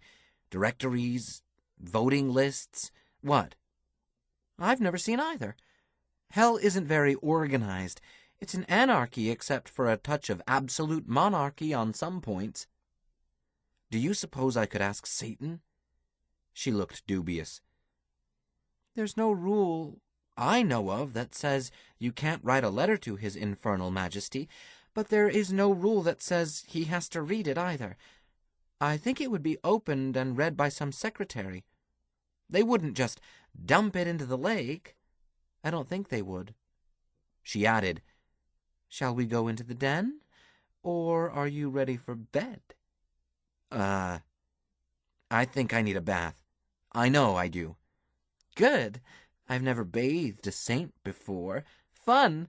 Oh, I don't need help. I can bathe myself. She bathed me. She gave me a manicure. She gave me a pedicure. And tisk-tisked over my toenails. Disgraceful was the mildest term she used. She trimmed my hair.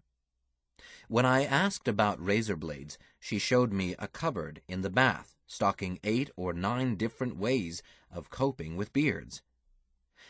I recommend that electric razor, with the 3 rotary heads, but if you will trust me, you will learn that I am quite competent with an old-fashioned straight razor.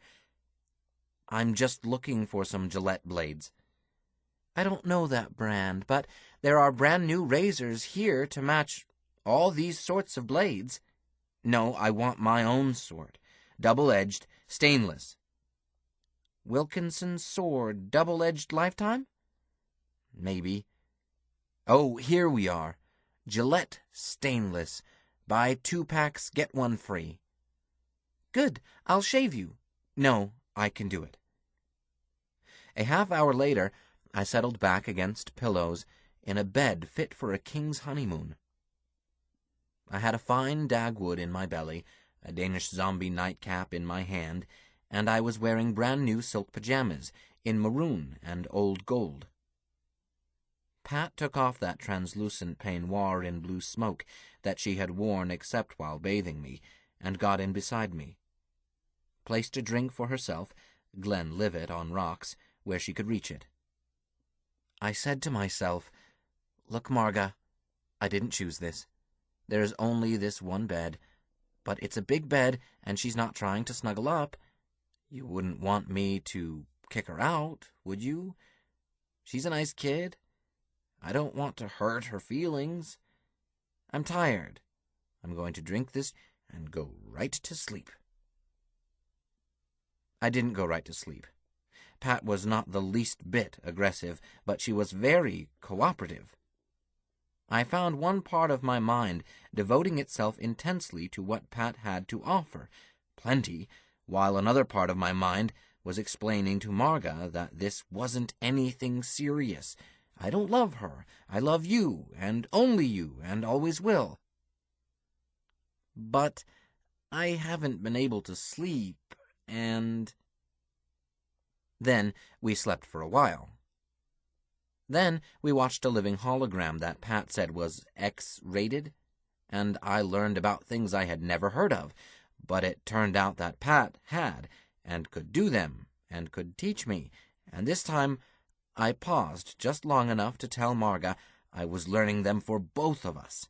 Then I turned my whole attention to learning. Then we napped again. It was some time later that Pat reached out and touched my shoulder. Turn over this way, dear. Let me see your face. I thought so. Alec, I know you're carrying the torch for your sweetheart. That's why I'm here, to make it easier. But I can't if you won't try. What did she do for you that I haven't done and can't do? Does she have that famous left-hand thread? Or what? Name it. Describe it. I'll either do it or fake it or send out for it. Please, dear, you're beginning to hurt my professional pride. You're doing just fine. I patted her hand. I wonder, more girls like me, maybe, in various flavors? Drown you in tits? Chocolate, vanilla, strawberry, tutti frutti?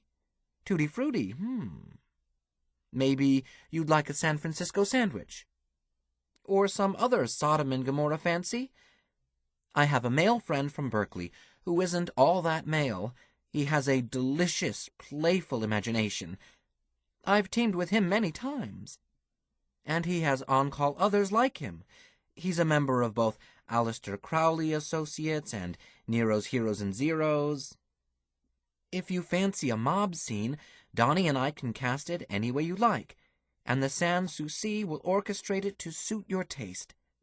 Persian garden, sorority house, Turkish harem, jungle drums with obscene rites, nunnery. Did I tell you what I did before I died? I wasn't certain you had died. Oh, certainly. I'm not an imp faking human. I'm human. You don't think anyone could get a job like this without human experience, do you? You have to be human right down to your toes to please a fellow human most. That stuff about the superior erotic ability of succubi is just their advertising. I was a nun, Alec, from adolescent to death. Most of it spent teaching grammar and arithmetic to children who didn't want to learn. I soon learned that my vocation had not been a true one. What I did not know was how to get out of it, so I stayed. At about 30, I discovered just how miserably awful my mistake had been. My sexuality reached maturity. Mean to say, I got horny, St. Alec, and stayed horny and got more so every year.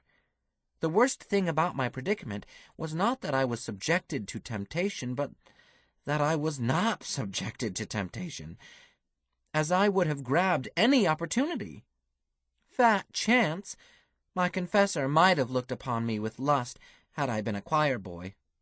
As it was, he sometimes snored while I was confessing. Not surprising. My sins were dull, even to me. What were your sins, Pat? Carnal thoughts, most of which I did not confess. Not being forgiven, they went straight into St. Peter's computers. Blasphemous, adulterous fornication. Huh? Pat, you have quite an imagination. Not especially, just horny. You probably don't know just how hemmed in a nun is. She is a bride of Christ. That's the contract. So even to think about the joys of sex makes of her an adulterous wife in the worst possible way. Be darned. Pat, I recently met 2 nuns in heaven. Both seemed like hardy wenches, one especially. Yet there they were. No inconsistency. Most nuns confess their sins regularly, are forgiven. Then they usually die in the bosom of their family, with its chaplain or confessor at hand. So she gets the last rites with her sins all forgiven, and she's shipped straight to heaven, pure as ivory soap. But not me. She grinned. I'm being punished for my sins, and enjoying every wicked minute of it. I died a virgin in 1918, during the big flu epidemic, and so many died so fast that no priest got to me in time to grease me into heaven, so I wound up here. At the end of my 1,000-year apprenticeship... Hold it. You died in 1918. Yes, the great Spanish influenza epidemic. Born in 1878, died in 1918, on my 40th birthday. Would you prefer for me to look 40? I can, you know. No, you look just fine. Beautiful. I wasn't sure. Some men... Lots of eager mother-humpers around here, and most of them never got a chance to do it while they were alive. It's one of my easier entertainments. I simply lead you into hypnotizing yourself, you supply the data, then I look and sound exactly like your mother. Smell like her, too. Everything, except that I'm available to you in ways that your mother probably was not. Patty, I don't even like my mother. Oh, didn't that cause you trouble at Judgment Day? No, that's not in the rules. It says in the book that you must honor thy father and thy mother. Not one word about loving them. I honored her, all the full protocol, kept her picture on my desk, a letter every week, telephoned her on her birthday, called on her in person as my duties permitted, listened to her eternal bitching and to her poisonous gossip about her women friends. Never contradicted her. Paid her hospital bills, followed her to her grave. But weep I did not. She didn't like me, and I didn't like her. Forget my mother. Pat, I asked you a question, and you changed the subject. Sorry, dear. Hey, look what I've found. Don't change the subject again. Just keep it warm in your hand while you answer my question. You said something about your 1,000-year apprenticeship. Yes? But you said also that you died in 1918. The final trump sounded in 1994. I know, I was there. That's only 76 years later than your death. To me, that final trump seems like only a few days ago. About a month, no more. I ran across something that seemed to make it 7 years ago.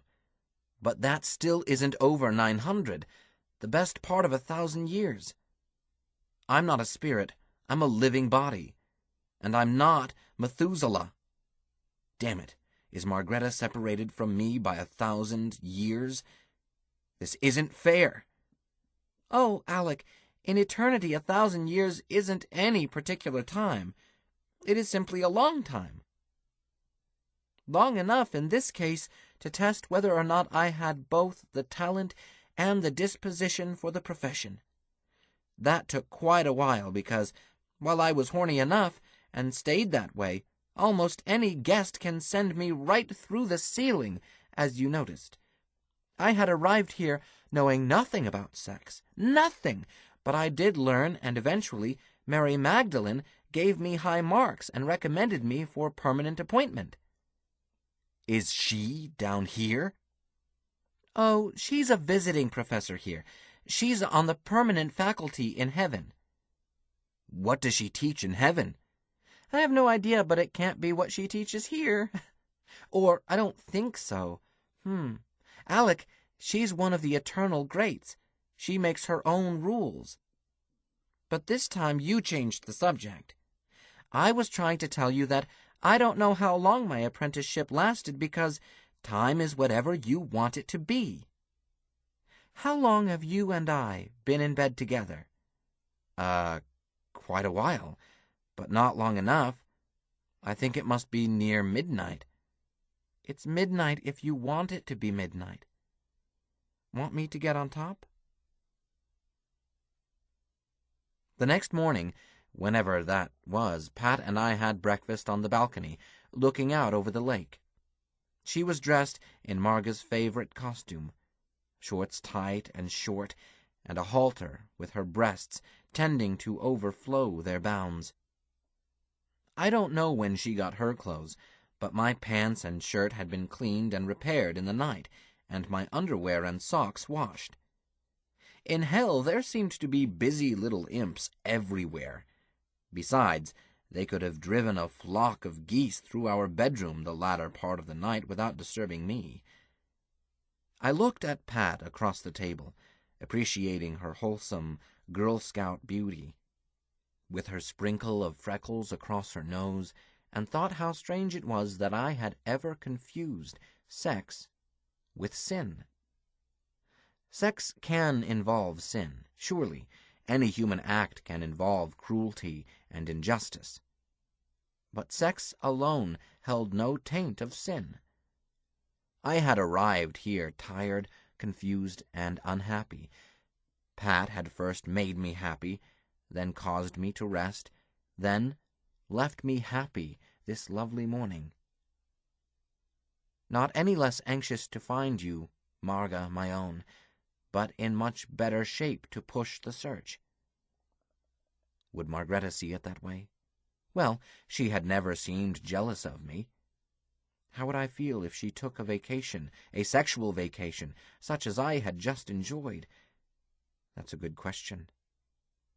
Better think about it, boy, because sauce for the goose is not a horse of another color. I looked out over the lake, watched the smoke rise and the flames, throwing red lights on the smoke, while right and left were green and sunny early summer sights, with snow-tipped mountains in the far distance. Pat. Yes, dear? The lake bank can't be more than a furlong from here, but I can't smell any brimstone. Notice how the breeze is blowing those banners?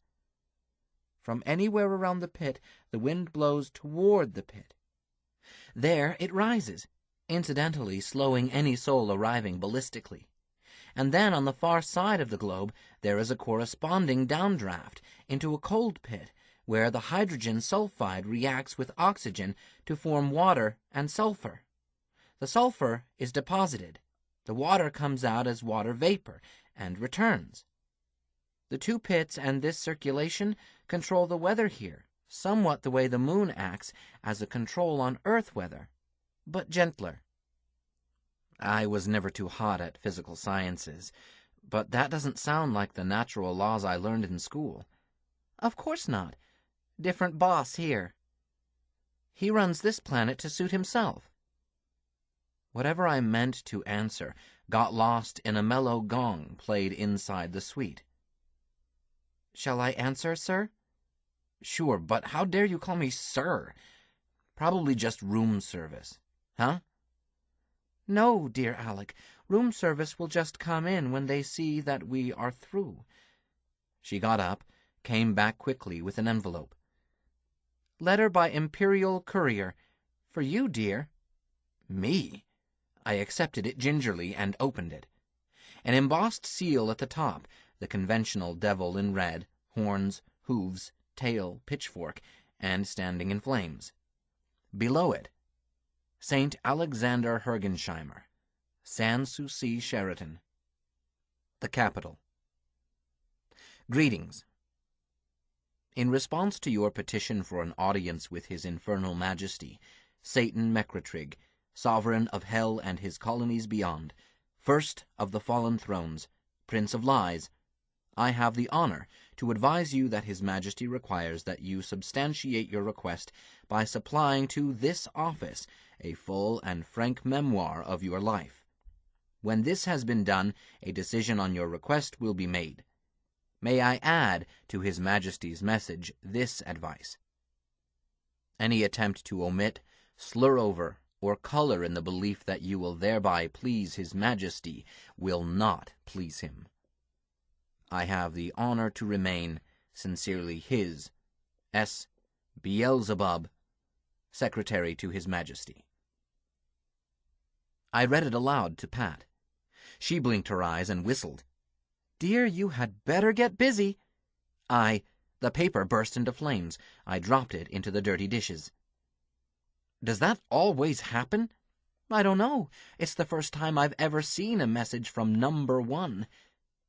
And the first time I've heard of anyone being even conditionally granted an audience. Pat, I didn't ask for an audience. I plan to find out how to do so today. But I have not put in the request this answers. Then you must put in the request at once. It wouldn't do to let it stay unbalanced. I'll help, dear. I'll type it for you. The imps had been around again. In one corner of the vast living room I found that they had installed 2 desks. One a writing desk, with stacks of paper and a tumbler of pens. The other a more complex setup. Pat went straight to that one.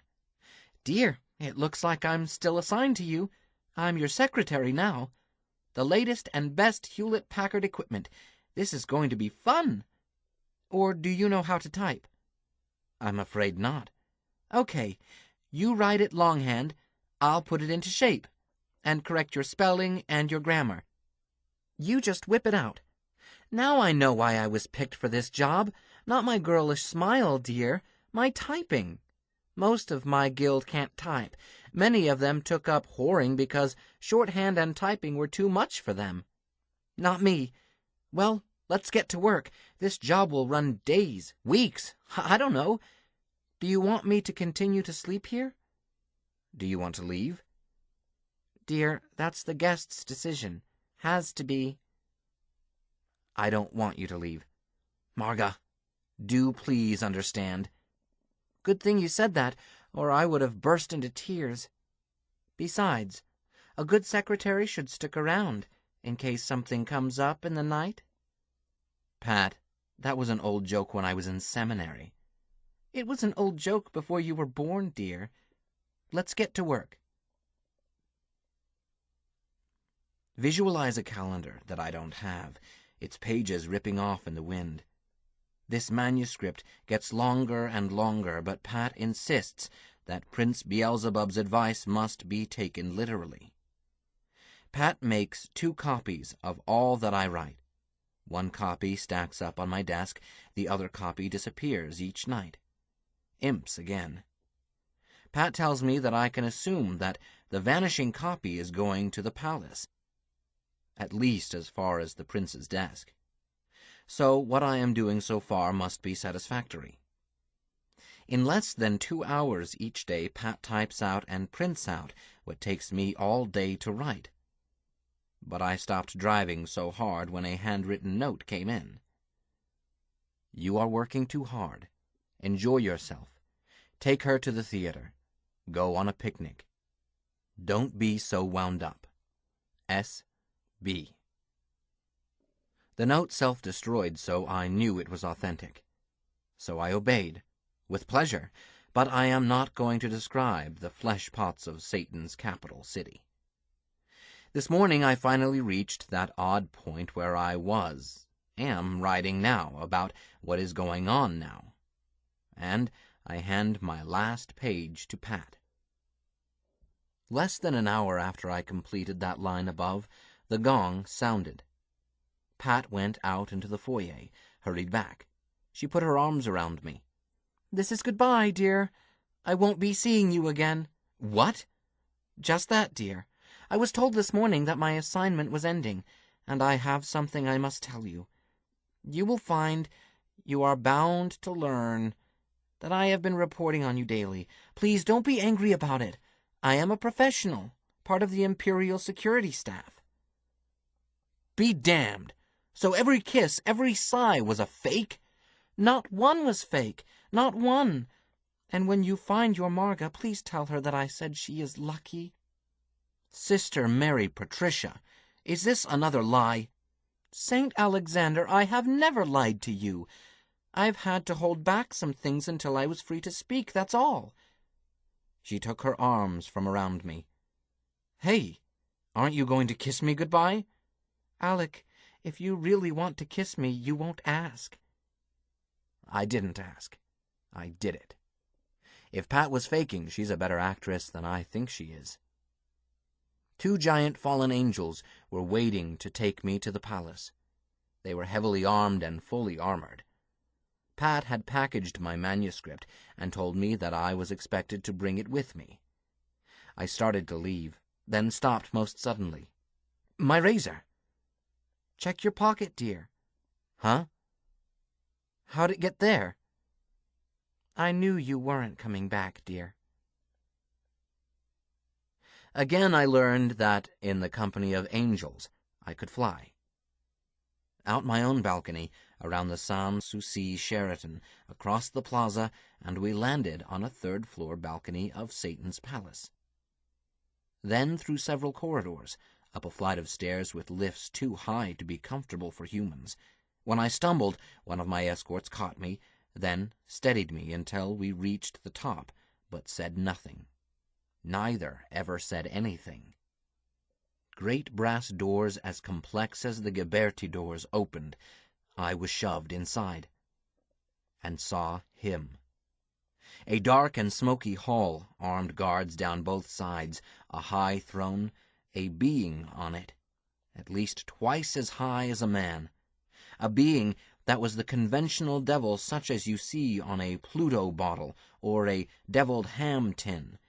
Tail and horns and fierce eyes, a pitchfork in lieu of scepter, a gleam from braziers glinting off its dark red skin, sleek muscles. I had to remind myself that the Prince of Lies could look any way he wished. This was probably to daunt me. His voice rumbled out like a foghorn. "Saint Alexander, you may approach me."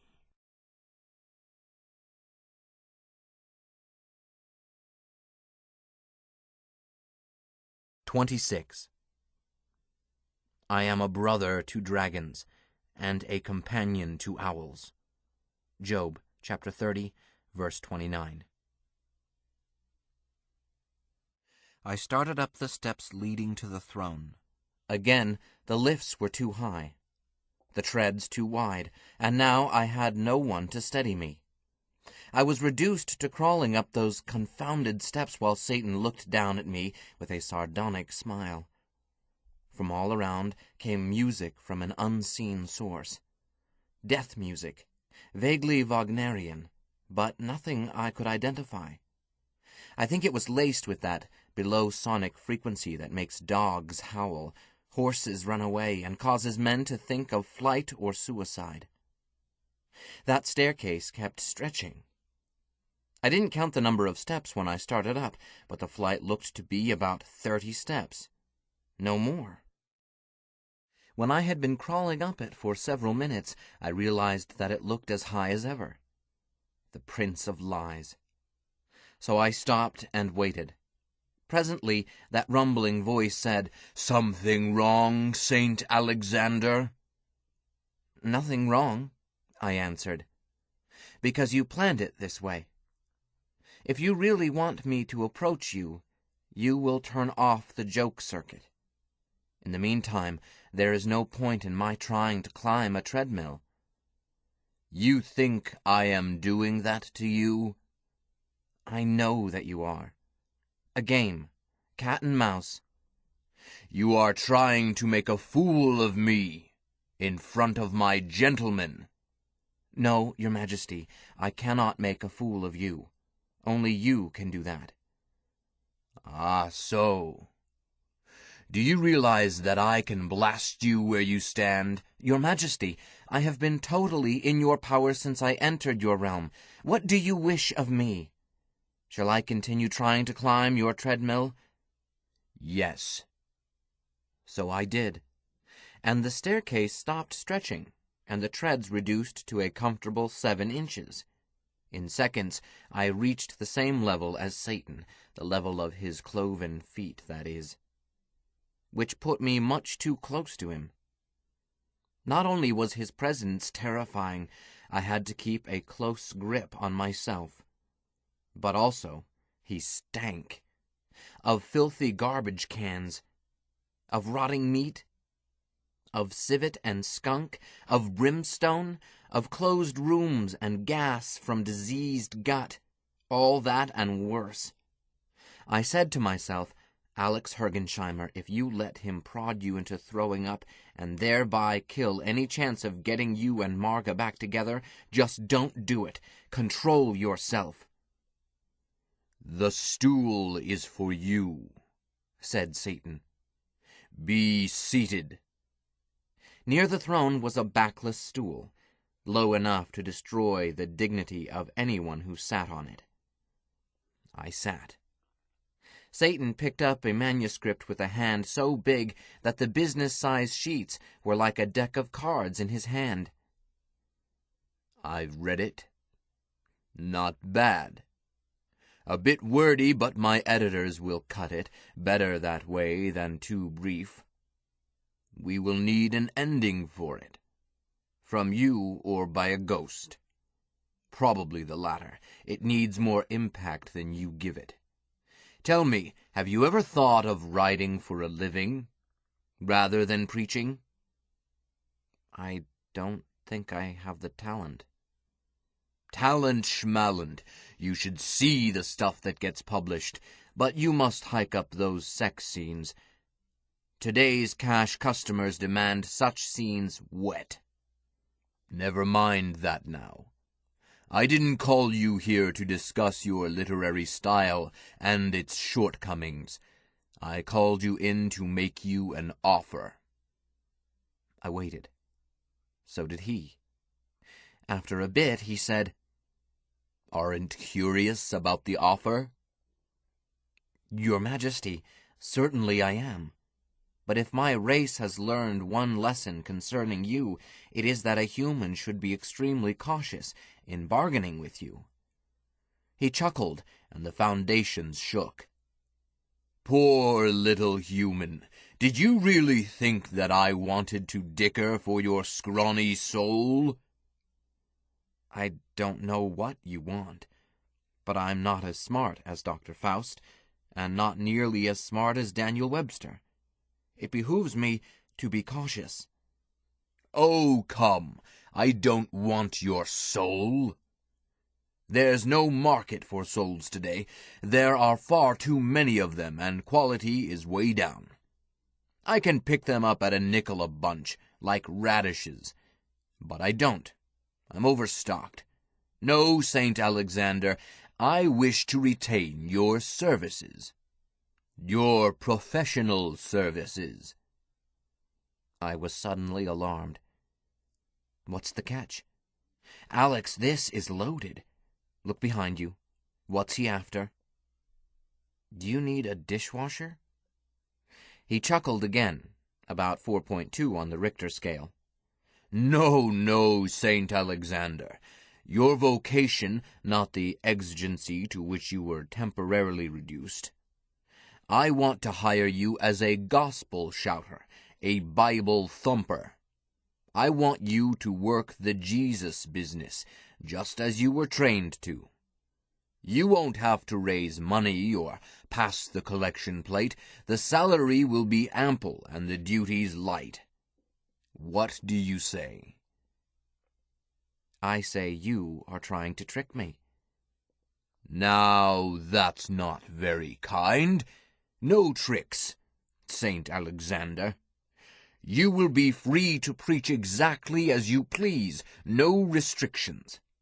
Your title will be personal chaplain to me and primate of hell. You can devote the rest of your time, as little or as much as you wish, to saving lost souls. And there are plenty of those here. Salary to be negotiated, but not less than the incumbent, Pope Alexander VI, a notoriously greedy soul. You won't be pinched, I promise you. Well, how say you?" Who's crazy, the devil or me? Or am I having another of those nightmares that have been dogging me lately? "Your Majesty, you have not mentioned anything I want." "Ah, so? Everybody needs money. You're broke. You can't stay in that fancy suite another day without finding a job." He tapped the manuscript. "This may bring in something some day. Not soon. I'm not going to advance you anything on it.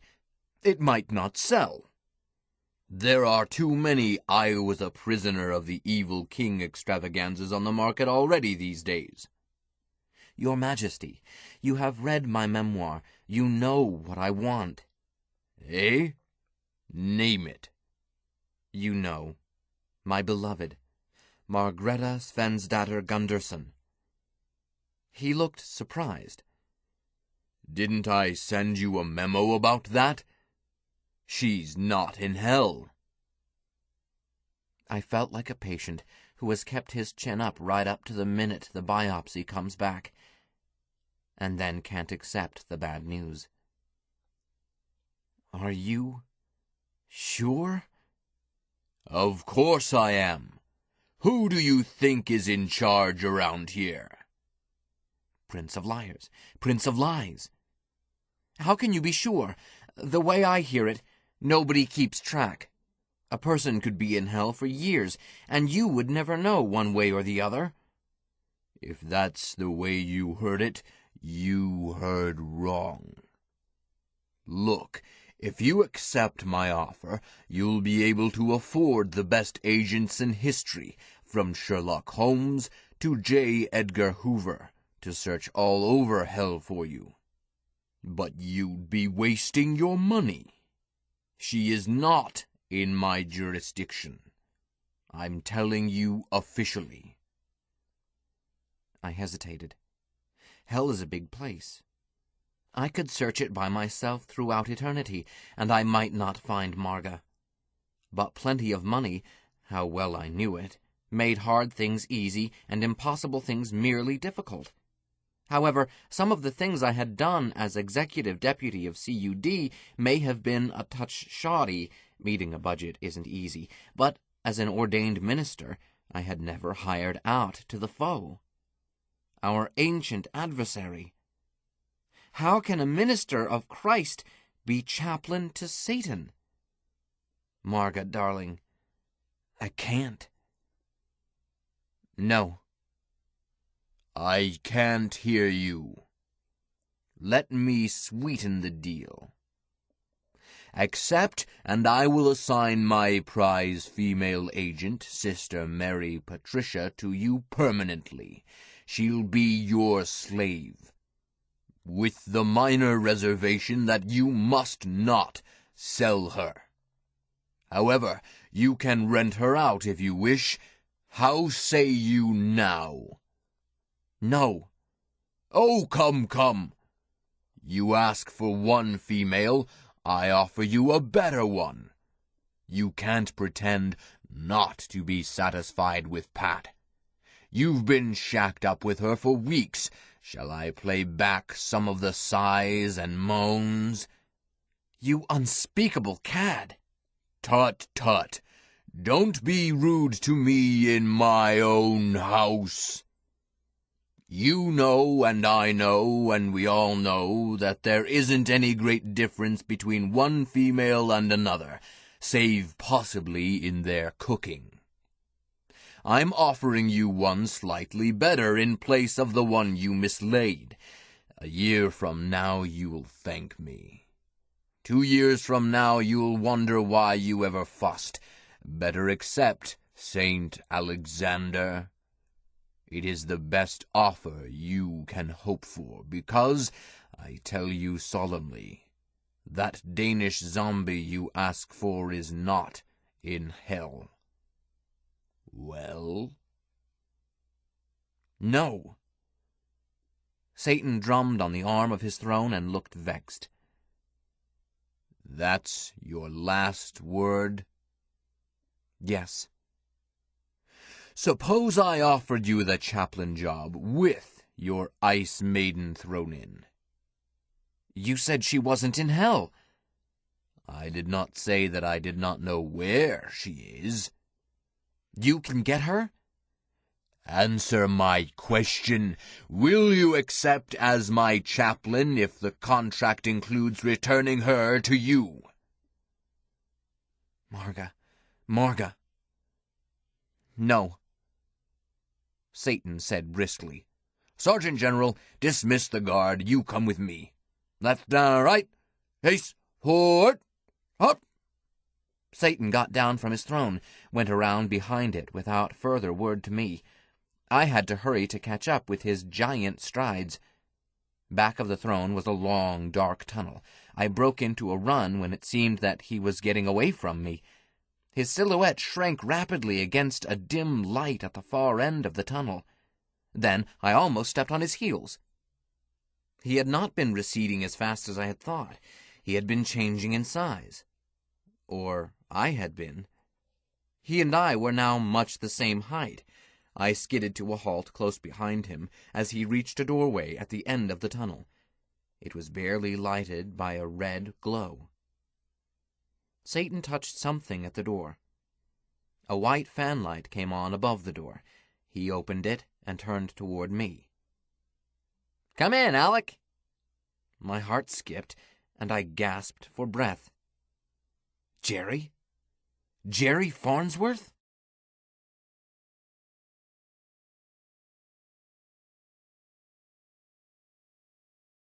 27. For in much wisdom is much grief, and he that increaseth knowledge increaseth sorrow. Ecclesiastes chapter 1, verse 18. And Job spake and said, Let the day perish wherein I was born, and the night in which it was said, There is a man-child conceived. Job chapter 3, verses 2 and 3. My eyes dimmed, my head started to spin, my knees went rubbery. Jerry said sharply, Hey, none of that! Grabbed me around the waist, dragged me inside, slammed the door. He kept me from falling, then shook me and slapped my face. I shook my head and caught my breath. I heard Katie's voice. Let's get him in where he can lie down. My eyes focused. I'm okay. I was just taken all over queer for a second. I looked around. We were in the foyer of the Farnsworth house. You went into syncope. That's what you did. Not surprising you had a shock. Come into the family room. All right. Hi, Katie. Gosh, it's good to see you. You too, dear. She came closer, put her arms around me and kissed me. I learned again that while Marga was my be-all, Katie was my kind of woman, too. And Pat. Marga, I wish you could have met Pat. Marga. The family room seemed bare, unfinished furniture, no windows, no fireplace. Jerry said, Katie, give us Remington number 2, will you please? I'm going to punch drinks. Yes, dear. While they were busy, Sybil came tearing in, threw her arms around me, almost knocking me off my feet. The child is solid. And kissed me, a quick buss unlike Katie's benison. Mr. Graham, you were terrific. I watched all of it. With Sister Pat. She thinks you're terrific, too. The left wall changed into a picture window, looking out at mountains. The opposite wall now had a fieldstone fireplace, with a brisk fire that looked the same as the last time I saw it. The ceiling now was low. Furniture and floor and fixtures were all as I recalled. Remington number 2. Katie turned away from the controls. Sybil, let him be, dear. Alec, off your feet. Rest. All right. I sat down. Is this Texas? Or is it hell? Matter of opinion, Jerry said. Is there a difference? Asked Sybil. Hard to tell, said Katie. Don't worry about it now, Alec. I watched you too, and I agree with the girls. I was proud of you. He's a tough case, Jerry put in. I didn't get a mite of change off him. Alec, you stubborn squarehead, I lost 3 bets on you. Drinks appeared at our places. Jerry raised his glass. So here's to you. To Alec. Right. Here's to me, I agreed, and took a big slug of Jack Daniels. Jerry, you're not really... He grinned at me. The tailored ranch clothes faded, the western boots gave way to cloven hooves, horns stuck up through his hair, his skin glowed ruddy red and oily over heavy muscles. In his lap, a preposterously huge phallus thrust rampantly skyward. Katie said gently, I think you've convinced him, dear, and it's not one of your prettier guises. Quickly, the conventional devil faded, and the equally conventional Texas millionaire returned. That's better, said Sybil. Daddy, why do you use that corny one? It's an emphatic symbol. But what I'm wearing now is appropriate here, and you should be in Texas clothes, too. Must I? I think Patty has Mr. Graham used to skin by now. Her skin, not your skin. Do it before I fry you for lunch. Daddy, you're a fraud. Sybil grew blue jeans and a halter without moving out of her chair. And I'm tired of being a teenager and see no reason to continue the charade. St. Alec knows he was hoaxed. Sybil, you talk too much. Dear one, she may be right, Katy put in quietly. Jerry shook his head. I sighed and said what I had to say. Yes, Jerry, I know I've been hoaxed. By those who I thought were my friends, and Marga's friends, too. You have been behind it all? Then who am I? Job? Yes and no. What does that mean, Your Majesty? Alec, you need not call me that. We met as friends. I hope we will stay friends. How can we be friends if I am Job? Your Majesty, where is my wife? Alec, I wish I knew. Your memoir gave me some clues, and I have been following them, but I don't know as yet. You must be patient. Damn it, patient I'm not. What clues? Set me on the trail. Can't you see that I'm going out of my mind? No, I can't, because you're not. I've just been grilling you. I pushed you to what should have been your breaking point. You can't be broken. However, you can't help me search for her. Not at this point. Alec, you've got to remember that you are human, and I am not. I have powers that you can't imagine. I have limitations that you cannot imagine too, so hold your peace and listen. I am your friend. If you don't believe that I am, you are free to leave my house and fend for yourself. There are jobs to be had down at the lakefront, if you can stand the reek of brimstone. You can search for Marga your own way. I don't owe you two anything, as I am not behind your troubles. Believe me. I want to believe you. Perhaps you'll believe Katy.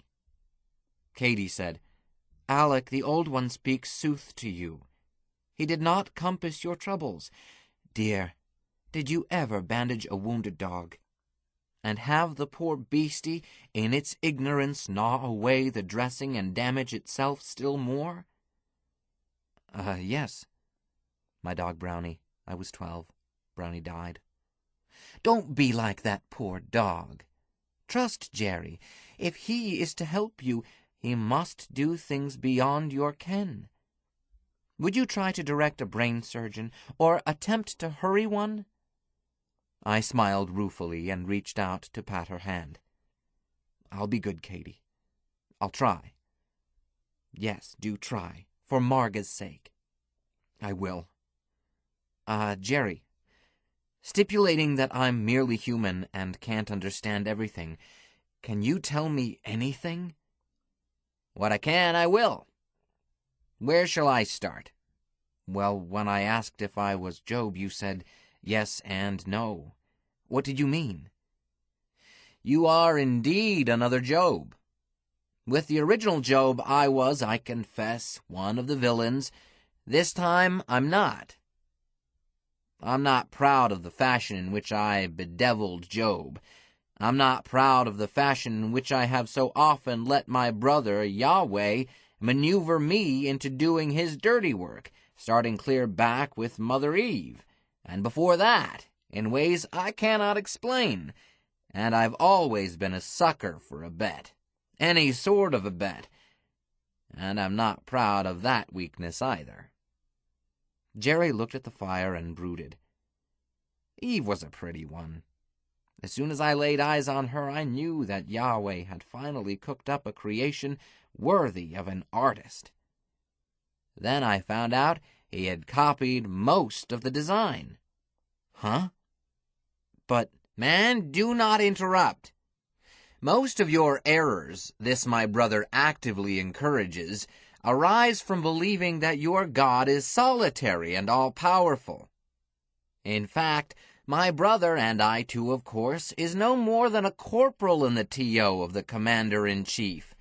And, I must add, the great one I think of as the C&C, the chairman, the final power, may be a mere private to some higher power I cannot comprehend. Behind every mystery lies another mystery. Infinite recession. But you don't need to know final answers, if there be such, and neither do I. You want to know what happened to you and to Margreta. Yahweh came to me and offered me the same wager we had made over Job, asserting that he had a follower who was even more stubborn than Job. I turned him down. That bet over Job had not been much fun. Long before it was concluded, I grew tired of clobbering the poor schmo. So this time I told my brother to take his shell games elsewhere. It was not until I saw you and Marga trudging along Interstate 40, naked as kittens and just as helpless, that I realized that Yahweh had found someone else with whom to play his nasty games. So I fetched you here and kept you for a week or so. What? Just one night? Don't quibble.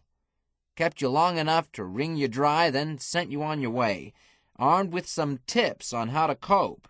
Yes, but in fact you were doing all right on your own. You're a tough son of a bitch, Alec. So much so that I looked up the bitch you are the son of. A bitch she is, and tough as she was, the combo of that vixen and your sweet and gentle sire produced a creature able to survive. So I let you alone. I was notified that you were coming here. My spies are everywhere. Half of my brother's personal staff are double agents. St. Peter? Eh? No, not Pete. Pete is a good old Joe, the most perfect Christian in heaven or on earth. Denied his boss thrice, been making up for it ever since. Utterly delighted to be on nickname terms with his master in all three of his conventional aspects. I like Pete. If he ever has a falling out with my brother, he's got a job here. Then you showed up in hell. Do you recall an invitation I extended to you concerning hell? Look me up. I promise you some hellacious hospitality. Yes. Did I deliver? Careful how you answer. Sister Pat is listening. She's not listening, Katie denied. Pat is a lady, not much like some people. Darling, I can shorten this. What Alec wants to know is why he was persecuted, how he was persecuted, and what he can do about it now. Meaning Marga. Alec, the why is simple. You were picked for the same reason that a pit bull is picked to go into the pit and be torn to ribbons, because Yahweh thought you could win. The how is equally simple. You guessed right when you thought you were paranoid. Paranoid but not crazy. They were indeed conspiring against you. Every time you got close to the answer, the razzle-dazzle started over again. That $1 million? Minor razzle-dazzle. That money existed only long enough to confuse you. I think that covers everything but what you can do. What you can do, and all that you can do, is to trust Jerry. He may fail, it's very dangerous, but he will try. I looked at Katie with increased respect and some trepidation. She had referred to matters I had never mentioned to Jerry. Katie, are you human? Or are you, a fallen throne or something like that? She giggled. First time anyone has suspected that. I'm human, all too human, Alec love. Furthermore, I'm no stranger to you. You know lots about me. I do? Think back. April of the year 1446 years before the birth of Yeshua of Nazareth. I should be able to identify it that way?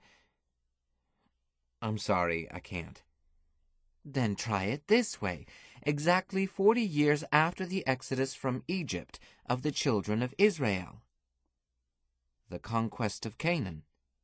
Oh, pshaw! Try the book of Joshua, chapter 2. What's my name? What's my trade? Was I mother, wife, or maid? One of the best-known stories in the Bible. Her? I'm talking to her? Rahab? The harlot of Jericho. That's me. I hid General Joshua's spies in my house, and thereby saved my parents and my brothers and sisters from the massacre. Now, tell me I'm well preserved. Sybil snickered. Go ahead, I dare you. Gosh, Katie, you're well preserved. That's been over 3,000 years, about 3,400. Hardly a wrinkle. Well, not many. Not many? No breakfast for you, young man. Katie, you're beautiful, and you know it. You and Margaretta tie for first place. Have you looked at me? Demanded Sybil. I have my fans. Anyhow, Mom is over 4,000 years old. A hag. No, Sybil, the parting of the Red Sea was in 1491 B.C. Add that to the date of the rapture, 1994 A.D., then add 7 years. Alec? Yes, Jerry? Sybil is right. You just haven't noticed it. The 1,000 years of peace between Armageddon and the war in heaven is half over. My brother, wearing his Jesus hat, is now ruling on earth, and I am chained and cast down into the pit for this entire 1,000 years. You don't look chained from here. Could I have some more Jack Daniels? I'm confused. I'm chained enough for this purpose. I've ceased going to and fro in the earth and walking up and down in it. Yahweh has it all to himself for the short time remaining before he destroys it. I won't bother his games. Jerry shrugged. I declined to take part in Armageddon. I pointed out to him that he had plenty of homegrown villains for it. Alec, with my brother writing the scripts, I was always supposed to fight fiercely like Harvard, then lose. It got monotonous. He's got me scheduled to take another dive at the end of this millennium to fulfill his prophecies. That war in heaven he predicted in the so-called Book of Revelation. I'm not going to go. I've told my angels that they can form a foreign legion if they want to, but I'm sitting this one out. What's the point in a battle if the outcome is predetermined thousands of years before the whistle? He was watching me while he talked. He stopped abruptly. What's eating on you now? Jerry, if it's been 500 years since I lost Margaretta, it's hopeless, isn't it? Hey, damnation, boy! Haven't I told you not to try to understand things you can't understand? Would I be working on it if it were hopeless? Katie said, Jerry, I had Alec all quieted down, and you got him upset again. I'm sorry. You didn't mean to. Alec, Jerry is blunt, but he's right. For you, acting alone, the search was always hopeless. But with Jerry's help, you may find her. Not certain, but a hope worth pursuing. But time isn't relevant. 500 years or 5 seconds. You don't have to understand it, but do please believe it. All right, I will. Because otherwise there would be no hope. None. But there is hope. All you have to do now is be patient. I'll try. But I guess Marga and I will never have our soda fountain and lunch counter in Kansas. Why not? Asked Jerry. 5 centuries? They won't even speak the same language. There will be no one who knows a hot fudge sundae from curried goat. Customs change. So you reinvent the hot fudge sundae and make a killing. Don't be a pessimist, son. Would you like one right now? Asked Sybil. I don't think he had better mix it with Jack Daniels, Jerry advised. Thanks, Sybil, but I'd probably cry in it. I associate it with Marga. So don't. Son, crying in your drink is bad enough. Crying into a hot fudge sundae is disgusting. Do I get to finish the story of my scandalous youth, or won't anybody listen? I said, Katie, I'm listening. You made a deal with Joshua, with his spies. Alec, love, to anyone whose love and respect I want, you, I need to explain something. Some people who know who I am, and even more who don't, class Rahab the harlot as a traitor. Treason in time of war, betrayal of fellow citizens, all that. I never thought so, Katie. Jehovah had decreed that Jericho would fall. Since it was ordained, you couldn't change it. What you did was to save your father and mother and the other kings. Yes, but there is more to it, Alan. Patriotism is a fairly late concept. Back then, in the land of Canaan, any loyalty other than to one's family was personal loyalty to a chief of some sort, usually a successful warrior who dubbed himself king. Alec, a whore didn't have that sort of loyalty. So, Katie, in spite of studying at seminary, I don't really have any sharp concept of what life was like back then. I keep trying to see it in terms of Kansas. Not too different. A whore at that time and place was either a temple prostitute or a slave, or a self-owned private contractor. I was a free woman. Oh yeah? Whores don't fight City Hall, they can't. An officer of the king comes in, he expects free tail and free drinks. Same for the civic patrol, the cops. Same for any sort of politician. Alec, I tell you the truth, I gave away more tail than I sold, and often got a black eye as a bonus. No, I did not feel loyalty to Jericho. The Jews weren't any more cruel, and they were much cleaner. Katie, I don't know of any Protestant Christian who thinks anything bad of Rahab. But I have long wondered about one detail in your story. Your house was on the city wall?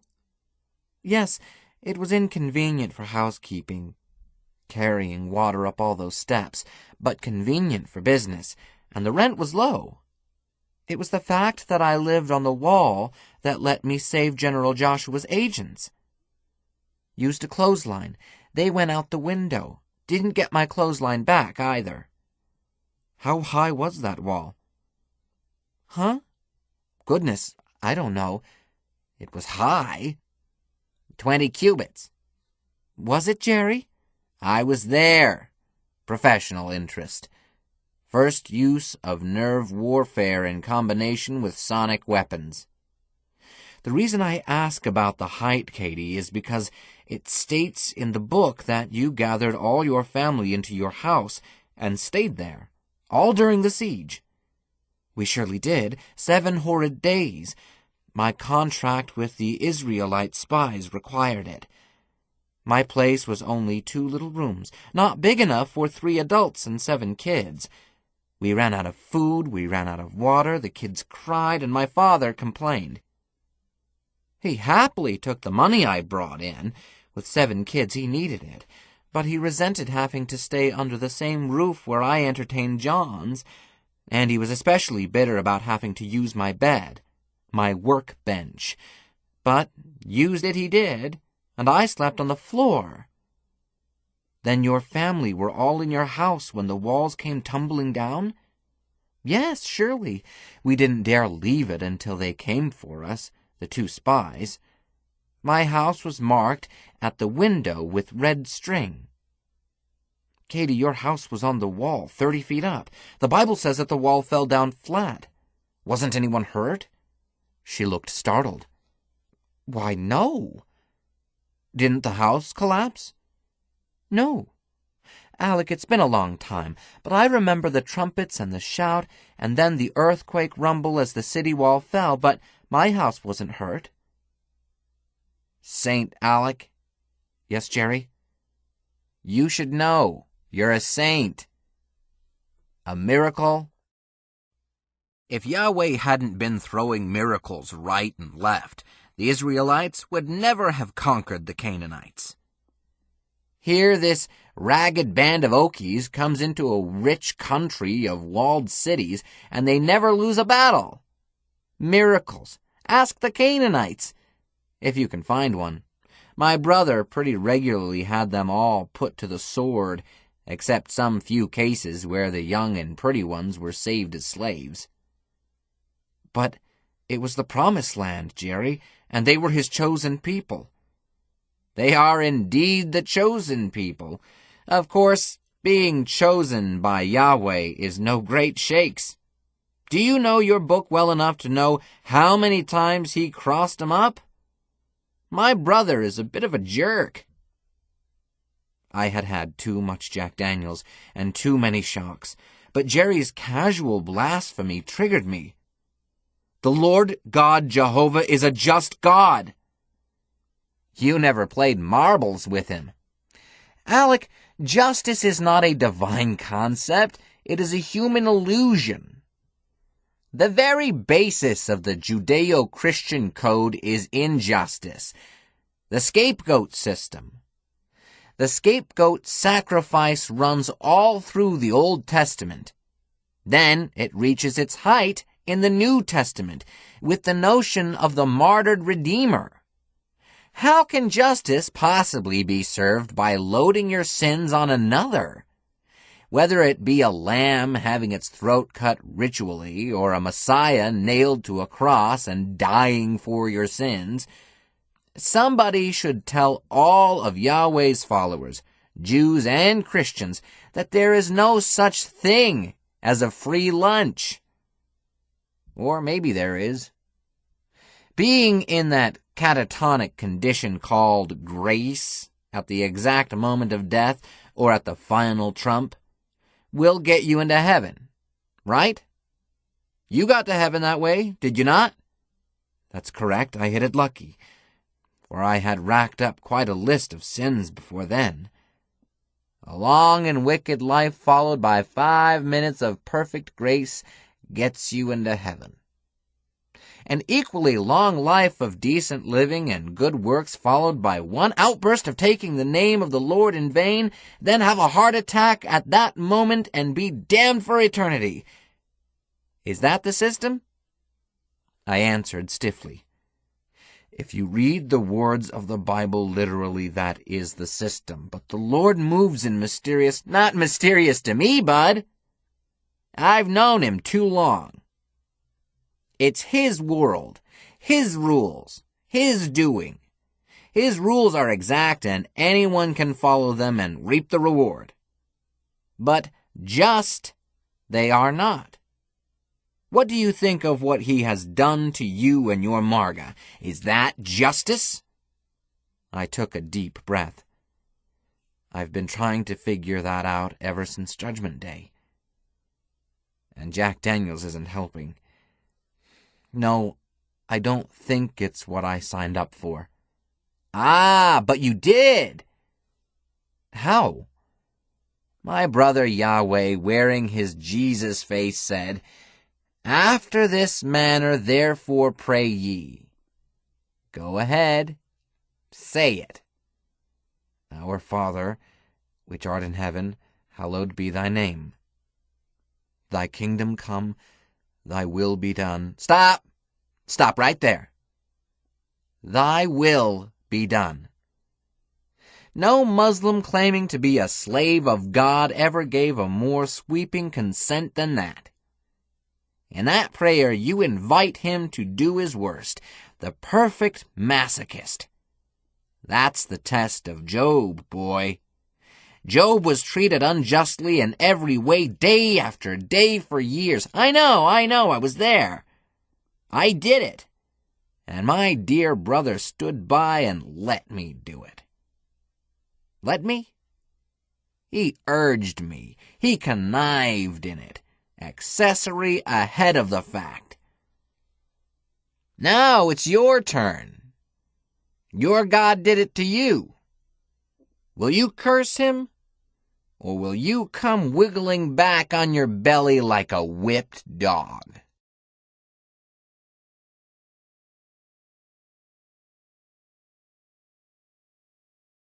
"28. Ask, and it shall be given you. Seek, and ye shall find. Knock, and it shall be opened unto you. Matthew chapter 7, verse 7. I was saved from answering that impossible question by an interruption. And was I glad? I suppose every man has doubts at times about God's justice. I admit that I had been much troubled lately and had been forced to remind myself again and again that God's ways are not man's ways, and that I could not expect always to understand the purposes of the Lord. But I could not speak my misgivings aloud, and least of all to the Lord's ancient adversary. It was especially upsetting that Satan chose at this moment to have the shape and the voice of my only friend.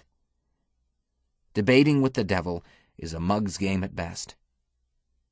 The interruption was mundane, a telephone ringing. Accidental interruption. I don't think Satan tolerates accidents.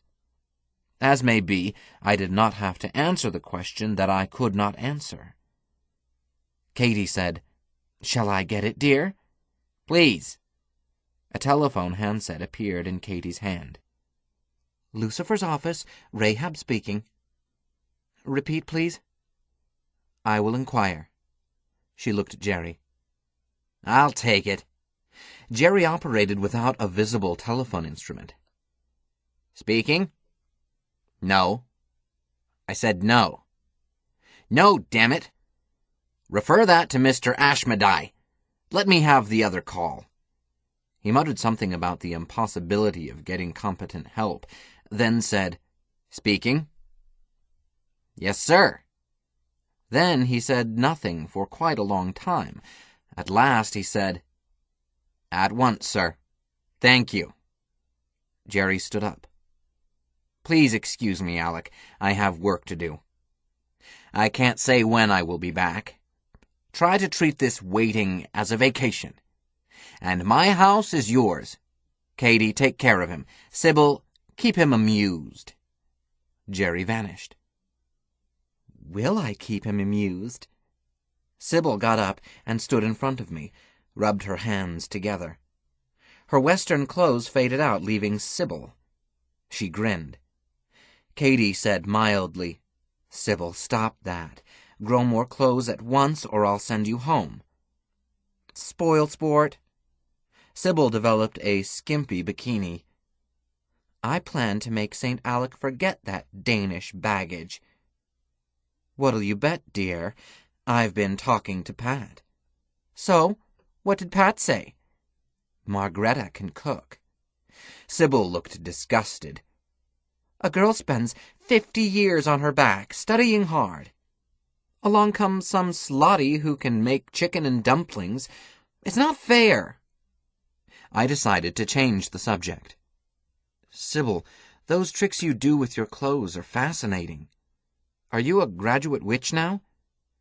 Instead of answering me at once, Sybil glanced at Katie, who said to her, "All over with, dear. Speak freely." "Okay.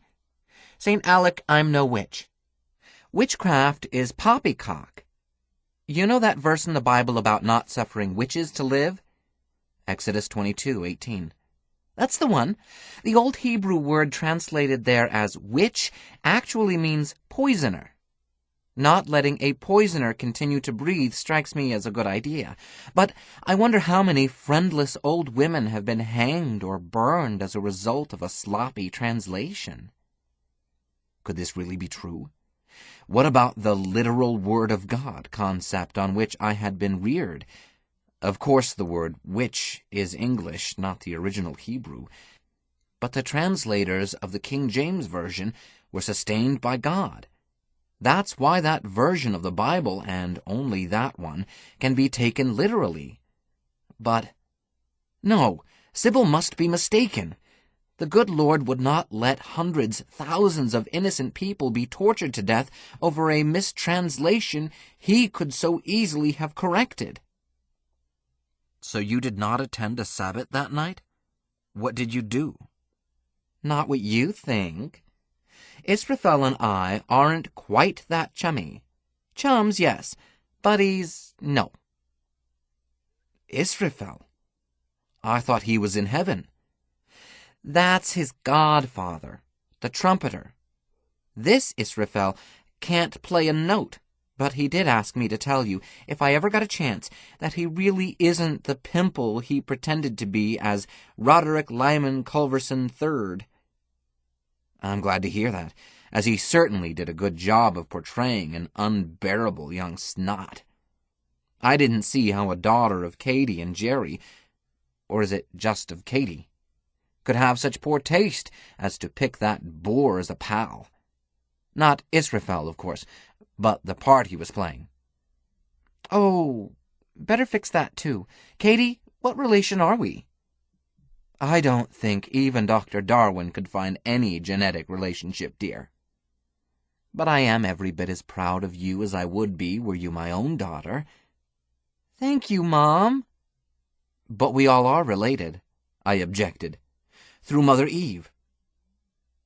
Since Katie, wrinkles and all, was born while the children of Israel were wandering in the wilderness, there are only about 80 begats from Eve to Katie. With your birth date and simple arithmetic, we could make a shrewd guess at how close your blood relationship is. Oh, here we go again. St. Alec, Mama Kate is descended from Eve. I am not. Different species. I'm an imp, an Efreet, if you want to get technical. She again vanished her clothes and did a body transformation. See? I said, Say, weren't you managing the desk at the Sans Souci Sheraton the evening I arrived in hell? I certainly was, and I'm flattered that you remember me, in my own shape. She resumed her human appearance, plus the tiny bikini. I was there because I knew you by sight. Pop didn't want anything to go wrong. Katie stood up. Let's continue this outside. I'd like a dip before dinner. I'm busy seducing St. Alec. Dreamer, continue it outdoors. Outside it was a lovely Texas afternoon, with lengthening shadows. Katie, a straight answer, please. Is this hell? Or is this Texas? Both. I withdraw the question. I must have let my annoyance show in my voice, for she turned and put a hand on my chest. Alec, I was not jesting. For many centuries, Lucifer has maintained pied-à-terre here and there on earth. In each, he had an established personality, a front. After Armageddon, when his brother set himself up as king of earth for the millennium, he quit visiting earth. But some of these places were home to him, so he pinched them off and took them with him. You see? I suppose I do. About as well as a cow understands calculus. I don't understand the mechanism. It's on the God level. But those numerous changes you and Marga underwent during your persecution, how deep did each change go? Do you think the entire planet was involved each time? Reality tumbled in my mind in a fashion it had not since the last of those changes. Katie, I don't know. I was always too busy surviving. Wait a moment. Each change did cover the whole planet Earth and about a century of its history. Because I always checked the history and memorized as much as I could. Cultural changes, too. The whole complex. Each change stopped not far beyond the end of your nose, Alec, and no one but you too, was aware of any change. You didn't check history. You checked history books. At least this is the way Lucifer would have handled it, had he been arranging the deception. Katie, do you realize how long it would take to revise, rewrite, and print an entire encyclopedia? That's what I usually consulted. But, Alec, you have already been told that time is never a problem on the God level, or space. Whatever was needed to deceive you was provided. But no more than that. That is the conservative principle in art at the God level. While I can't do it, not being at that level, I have seen a lot of it done. A skillful artist in shapes and appearances does no more than necessary to create his effect. Rahab sat down on the edge of the pool, paddled her feet in the water. Come sit beside me. Consider the edge of the Big Bang. What is there out beyond that limit, where the red shift has the magnitude that means that the expansion of the universe equals the speed of light? What is beyond? I answered rather stiffly.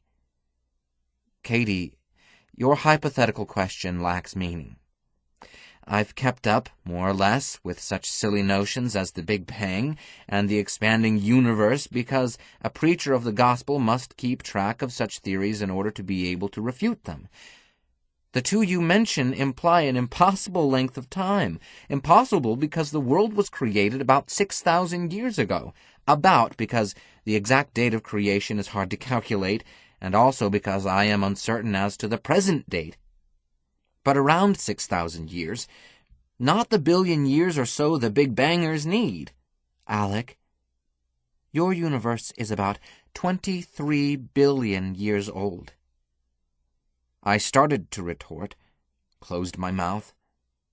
I will not flatly contradict my hostess. She added, and your universe was created in 4004 B.C. I stared at the water long enough for Sybil to surface and splash us. Well, Alec? You've left me with nothing to say. But notice carefully what I did say. I did not say that the world was created 23 billion years ago. I said that was its age. It was created old. Created with fossils in the ground and craters on the moon, all speaking of great age, created that way by Yahweh, because it amused him to do so. One of those scientists said, God does not roll dice with the universe. Unfortunately not true. Yahweh rolls loaded dice with his universe, to deceive his creatures. Why would he do that? Lucifer says that it is because he is a poor artist, the sort who is always changing his mind and scraping the canvas, and a practical joker. But I'm really not entitled to an opinion. I'm not at that level, and Lucifer is prejudiced where his brother is concerned. I think that is obvious. You haven't remarked on the greatest wonder. Maybe I missed it. No, I think you were being polite. How an old whore happened to have opinions about cosmogony and teleology and eschatology and other long words of Greek derivation. That's the greatest wonder, not? Why, Rahab, honey, I was just so busy counting your wrinkles that I wasn't This got me shoved into the water. I came up sputtering and spouting and found both women laughing at me. So I placed both hands on the edge of the pool with Katie captured inside the circle. She did not seem to mind being captive. She leaned against me like a cat. You were about to say? I asked. Alec, to be able to read and write is as wonderful as sex. Or almost. You may not fully appreciate what a blessing it is because you probably learned how as a baby and have been doing it casually ever since. But when I was a whore in Canaan almost 4 millennia ago, I did not know how to read and write. I learned by listening, to Joms, to neighbors, to gossip in the market. But that's not a way to learn much, and even scribes and judges were ignorant then. I had been dead nearly 3 centuries before I learned to read and write, and when I did learn, I was taught by the ghost of a harlot from what later became the great Cretan civilization. St. Alec, this may startle you, but in general throughout history, whores learned to read and write long before respectable women took up the dangerous practice. When I did learn, brother, for a while it crowded sex out of my life. She grinned up at me. Almost, anyhow.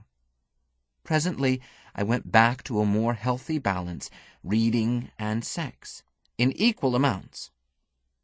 I don't have the strength for that ratio.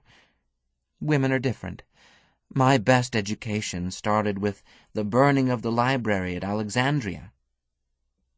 Yahweh didn't want it, so Lucifer grabbed the ghosts of all those thousands of codices, took them to hell, regenerated them carefully, and Rahab had a picnic. And let me add, Lucifer has his eye on the Vatican Library, since it will be up for salvage soon. Instead of having to regenerate ghosts, in the case of the Vatican Library, Lucifer plans to pinch it off intact, just before time stop, and take it unhurt to hell. Won't that be grand? Sounds as if it would be. The only thing about which I've ever envied the papists is their library. But regenerated ghosts? Slap my back. Huh? Slap it. No, harder than that. I'm not a fragile little butterfly. Harder. That's more like it. What you just slapped is a regenerated ghost. Felt solid. Should be. I paid list price for the job. It was before Lucifer noticed me and made me a bird in a gilded cage, a pitiful sight to see. I understand that if you are saved and go to heaven, regeneration goes with salvation, but here you buy it on credit. Then work your arse off to pay for it. That being exactly how I paid for it. St. Alec, you didn't die, I know. A regenerated body is just like the one a person has before death, but better. No contagious diseases, no allergies, no old age wrinkles, and wrinkles my foot. I wasn't wrinkled the day I died, or at least not much. How did you get me talking about wrinkles? We were discussing relativity and the expanding universe, a really high-type intellectual conversation. That night Sybil made a strong effort to get into my bed, an effort that Katie firmly thwarted, then went to bed with me herself. Pat said that you were not to be allowed to sleep alone. Pat thinks I'm sick. I'm not. I won't argue it. And don't quiver your chin, dear. Mother Rahab will let you sleep. Sometime in the night I woke up sobbing and Katie was there. She comforted me. I'm sure Pat told her about my nightmares. With Katie there to quiet me down, I got back to sleep rather quickly. It was a sweet Arcadian interlude, save for the absence of Margreta. But Katie had me convinced that I owed it to Jerry and to her to be patient and not brood over my loss. So I did not, or not much, in the daytime, and while night could be bad, even lonely nights are not too lonely with Mother Rahab to soothe one after waking up emotionally defenseless. She was always there, except one night she had to be away. Sybil took that watch, carefully instructed by Katie, and carried it out the same way. I discovered one amusing thing about Sybil. In sleep she slips back into her natural shape, imp or Ifrit, without knowing it. This makes her about 6 inches shorter, and she has those cute little horns that were the first thing I had noticed about her at the Sans Souci. Daytimes we swam and sunbathed and rode horseback and picnicked out in the hills. In making this enclave, Jerry had apparently pinched off many square miles. We appeared to be able to go as far as we liked in any direction. Or perhaps I don't understand at all how such things are done. Strike out, perhaps. I know as much about operations on the God level as a frog knows about Friday. Jerry had been gone about a week when Rahab showed up at the breakfast table with my memoir manuscript. St. Alec, Lucifer sent instructions that you are to bring this up to date and keep it up to date. All right. Will longhand do? Or if there is a typewriter around, I guess I could hunt and peck. You do it longhand. I'll do a smooth draft. I've done lots of secretarial work for Prince Lucifer. Katie, Sometimes you call him Jerry, sometimes Lucifer. Never Satan. Alec, he prefers Lucifer, but he answers to anything. Jerry and Katie were names invented for you and Marga. And Sybil, Sybil amended. And Sybil, yes, Ygritte. Do you want your own name back now?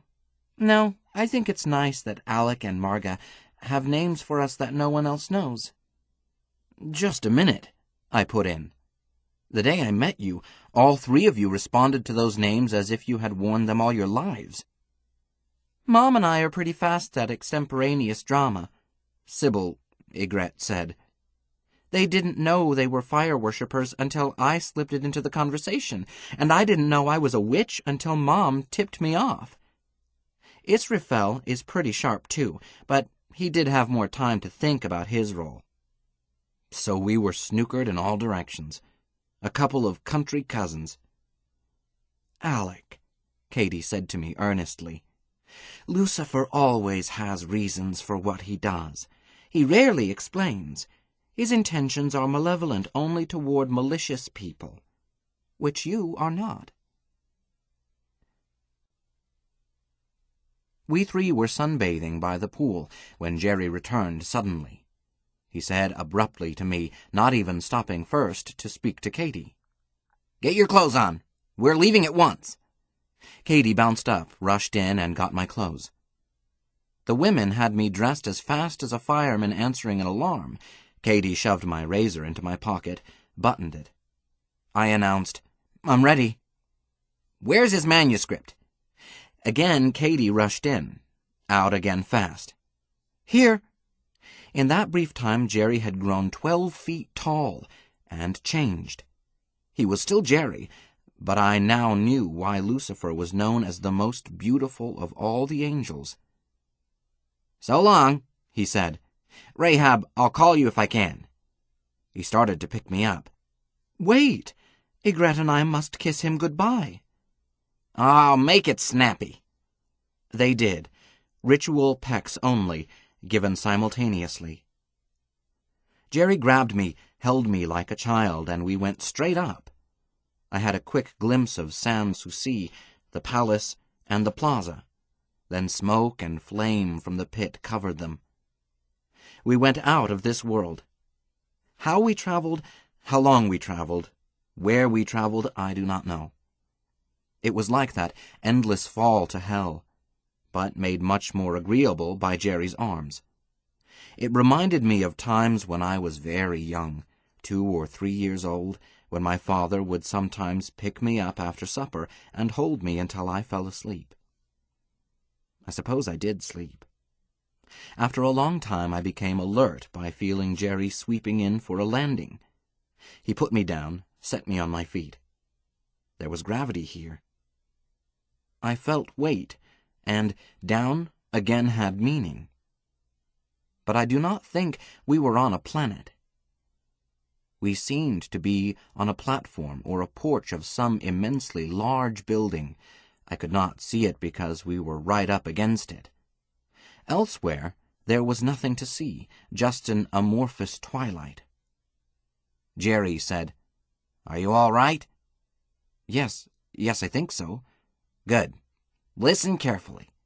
I am about to take you in to see, no, for you to be seen by, an entity who is to me and to my brother, your God Yahweh, as Yahweh is to you. Understand me?" Maybe. I'm not sure. A is to B as B is to C. To this entity, your Lord God Jehovah is equivalent to a child building sandcastles at a beach, then destroying them in childish tantrums. To him, I am a child too. I look up to him as you look up to your triple deity, Father, Son, and Holy Ghost. I don't worship this entity as God. He does not demand, does not expect, and does not want that sort of bootlicking. Yahweh may be the only God who ever thought up that curious vice. At least, I do not know of another planet or place in any universe where God worship is practiced. but I am young and not much traveled.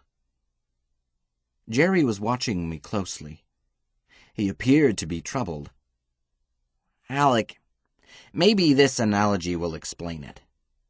When you were growing up, did you ever have to take a pet to a veterinarian? Yes. I didn't like it because they always hated it so. I don't like it either. Very well. You know what it is to take a sick or damaged animal to the vet. Then you had to wait while the doctor decided whether or not your pet could be made well, or whether the kind and gentle thing to do was to put the little creature out of its misery. Is this not true? Yes. Jerry, you're telling me that things are dicey, uncertain. Utterly uncertain. No precedent. A human being has never been taken to this level before. I don't know what he will do. Okay. You told me before that there would be a risk. Yes. You are in great danger. And so am I, although I think your danger is much greater than mine. But, Alec, I can assure you of this. If it decides to extinguish you, you will never know it. It is not a sadistic God. It. Is it it or he? Use he. If it embodies, it will probably use a human appearance. If so, you can address him as Mr. Chairman or Mr. Koschei. Treat him as you would a man much older than you are and one whom you respect highly. Don't bow down or offer worship. Just stand your ground and tell the truth. If you die, die with dignity. The guard who stopped us at the door was not human, until I looked again, and then he was human. And that characterizes the uncertainty of everything I saw at the place Jerry referred to as the branch office. The guard said to me, "Strip down, please. Leave your clothes with me. You can pick them up later. What is that metal object?" I explained that it was just a safety razor. "And what is it for?" It's a knife for cutting hair off the face." "You grow hair on your face?" I tried to explain shaving. "If you don't want hair there, why do you grow it there? Is it a material of economic congress?" "Jerry, I think I'm out of my depth. I'll handle it." I suppose he then talked to the guard, but I didn't hear anything.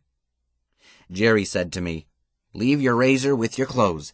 He thinks you are crazy, but he thinks I am crazy too. It doesn't matter." Mr. Koschei may be an it, but to me he looked like a twin brother of Dr. Simmons, the vet back home in Kansas, to whom I used to take cats and dogs, and once a turtle, the procession of small animals who shared my childhood. And the chairman's office looked exactly like Dr. Simmons's office. Even to the roll-top desk the doctor must have inherited from his grandfather.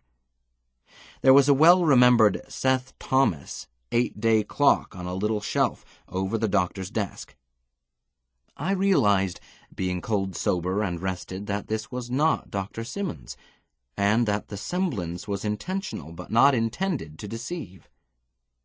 The chairman, whatever he or it or she may be, had reached into my mind with some sort of hypnosis to create an ambiance in which I could relax. Dr. Simmons used to pet an animal and talk to it before he got down to the uncomfortable, unfamiliar, and often painful things that he had to do to that animal. It had worked. It worked with me too. I knew that Mr. Koschei was not the old veterinary surgeon of my childhood. But this simulacrum brought out in me the same feeling of trust. Mr. Koschei looked up as we came in. He nodded to Jerry, glanced at me. "Sit down," We sat down. Mr. Koschei turned back to his desk. My manuscript was on it. He picked it up, jogged the sheets straight, put them down. "How are things in your own bailiwick, Lucifer? Any problems?" "No, sir. Oh, the usual gripes about the air conditioning. Nothing I can't handle." "Do you want to rule Earth this millennium?" "Hasn't my brother claimed it?" "Yahweh has claimed it, yes. He has pronounced time stop and torn it down, but I am not bound to let him rebuild. Do you want it? Answer me." "Sir, I would much rather start with all new materials." "All your guild prefer to start fresh, with no thought of the expense, of course. I could assign you to the Glaroon for a few cycles. How say you?" Jerry was slow in answering. "I must leave it to the chairman's judgment." "You are quite right, you must. So we will discuss it later. Why have you interested yourself in this creature of your brother's?" I must have dropped off to sleep, for I saw puppies and kittens playing in a courtyard, and there was nothing of that sort there. I heard Jerry saying, "Mr. Chairman, almost everything about a human creature is ridiculous, except its ability to suffer bravely and die gallantly for whatever it loves and believes in. The validity of that belief, the appropriateness of that love, is irrelevant. It is the bravery and the gallantry that count. These are uniquely human qualities, independent of mankind's creator, who has none of them himself, as I know, since he is my brother. And I lack them too. You ask, why this animal, and why me?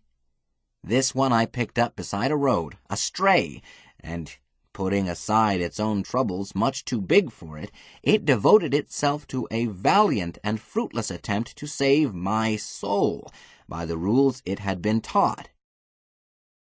That its attempt was misguided and useless does not matter. It tried hard on my behalf when it believed me to be in extreme danger. Now that it is in trouble, I owe it an equal effort." Mr. Koschei pushed his spectacles down his nose and looked over them. "You offer no reason why I should interfere with local authority." "Sir, is there not a guild rule requiring artists to be kind in their treatment of their volitionals?" "No." Jerry looked daunted. "Sir, I must have misunderstood my training." "Yes, I think you have. There is an artistic principle, not a rule, that volitionals should be treated consistently, but to insist on kindness would be to eliminate that degree of freedom for which volition in creatures was invented. Without the possibility of tragedy, the volitionals might as well be golems." "Sir, I think I understand that, but would the chairman please amplify the artistic principle of consistent treatment?" "Nothing complex about it, Lucifer. For a creature to act out its own minor art, the rules under which it acts must be either known to it, or be such that the rules can become known through trial and error, with error not always fatal. In short, the creature must be able to learn and to benefit by its experience." "Sir, that is exactly my complaint about my brother. See that record before you. Yahweh baited a trap, and thereby lured this creature into a contest that it could not win, then declared the game over and took the prize from it. And although this is an extreme case, a destruction test, this nevertheless is typical of his treatment of all his volitionals. Games so rigged that his creatures cannot win. For 6 millennia, I got his losers, and many of them arrived in hell catatonic with fear of me, fear of an eternity of torture. They can't believe they've been lied to. My therapists have to work hard to reorient the poor slobs. It's not funny." Mr. Koschei did not appear to listen. He leaned back in his old wooden swivel chair, making it creak, and yes, I do know that the creak came out of my memories, and looked again at my memoir. He scratched the gray fringe around his bald pate, and made an irritating noise, half whistle, half hum. Also out of my buried memories of Doc Simmons, but utterly real.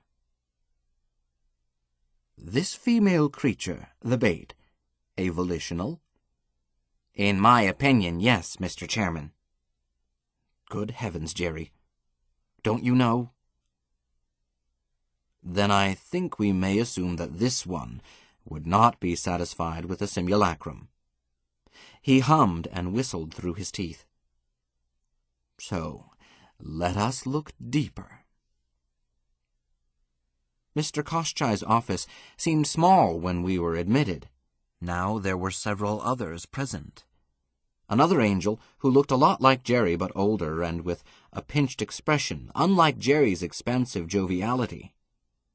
Another older character who wore a long coat, a big broad-brimmed hat, a patch over one eye, and had a crow sitting on its shoulder, and, why, confound his arrogance, Sam Crumpacker, that Dallas shyster.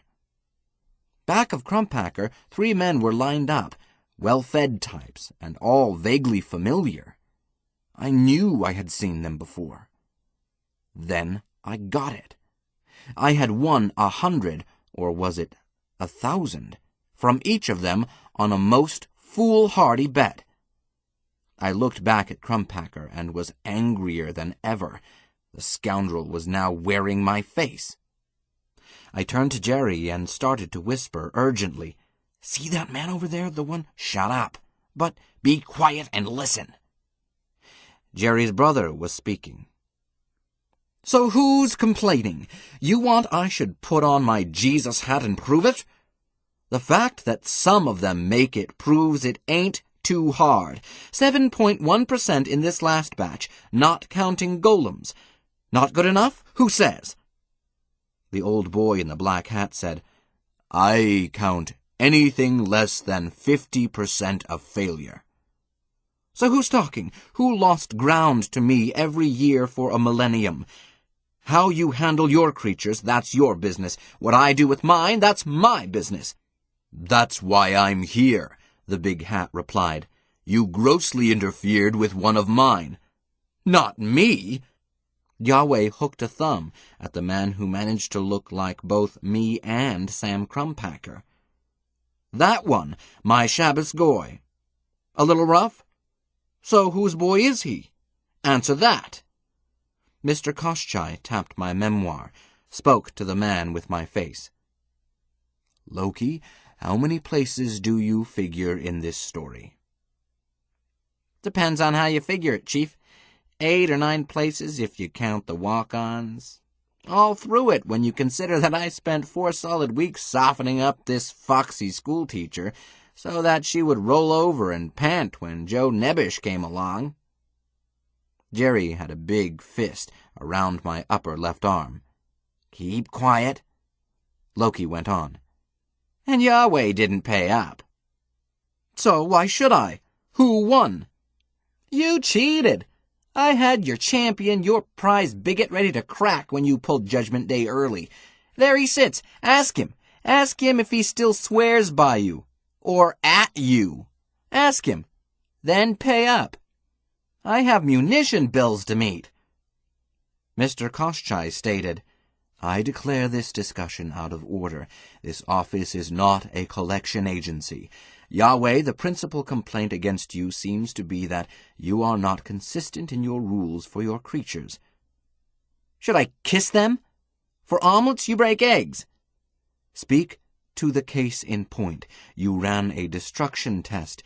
Whether it was artistically necessary is moot. But at the end of the test you took one to heaven, left the other behind, and thereby punished both of them. Why?" "One rule for all. She didn't make it."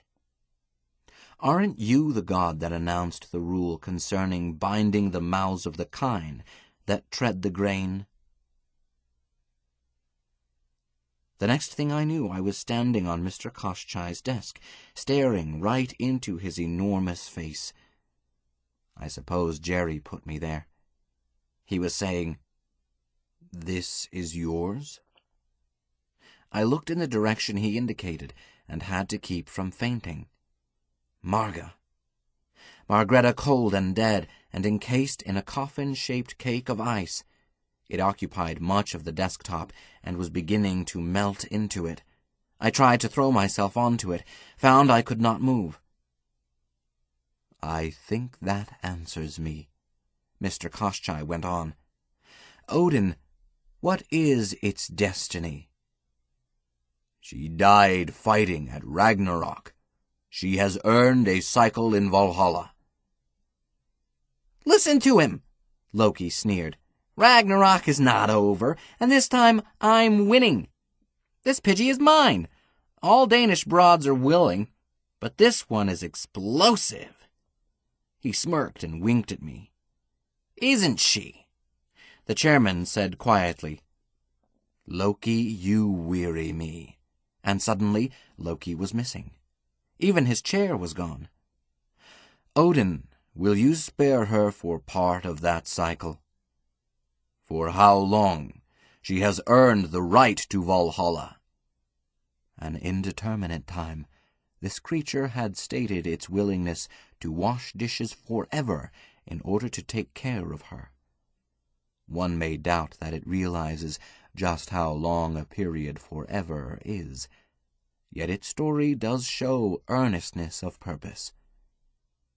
"Mr. Chairman, my warriors, male and female, dead in honorable combat, are my equals, not my slaves. I am proud to be first among such equals. I raise no objections. If she consents." My heart soared. Then Jerry, from clear across the room, whispered into my ear, "Don't get your hopes up. To her it may be as long as 1,000 years. Women do forget."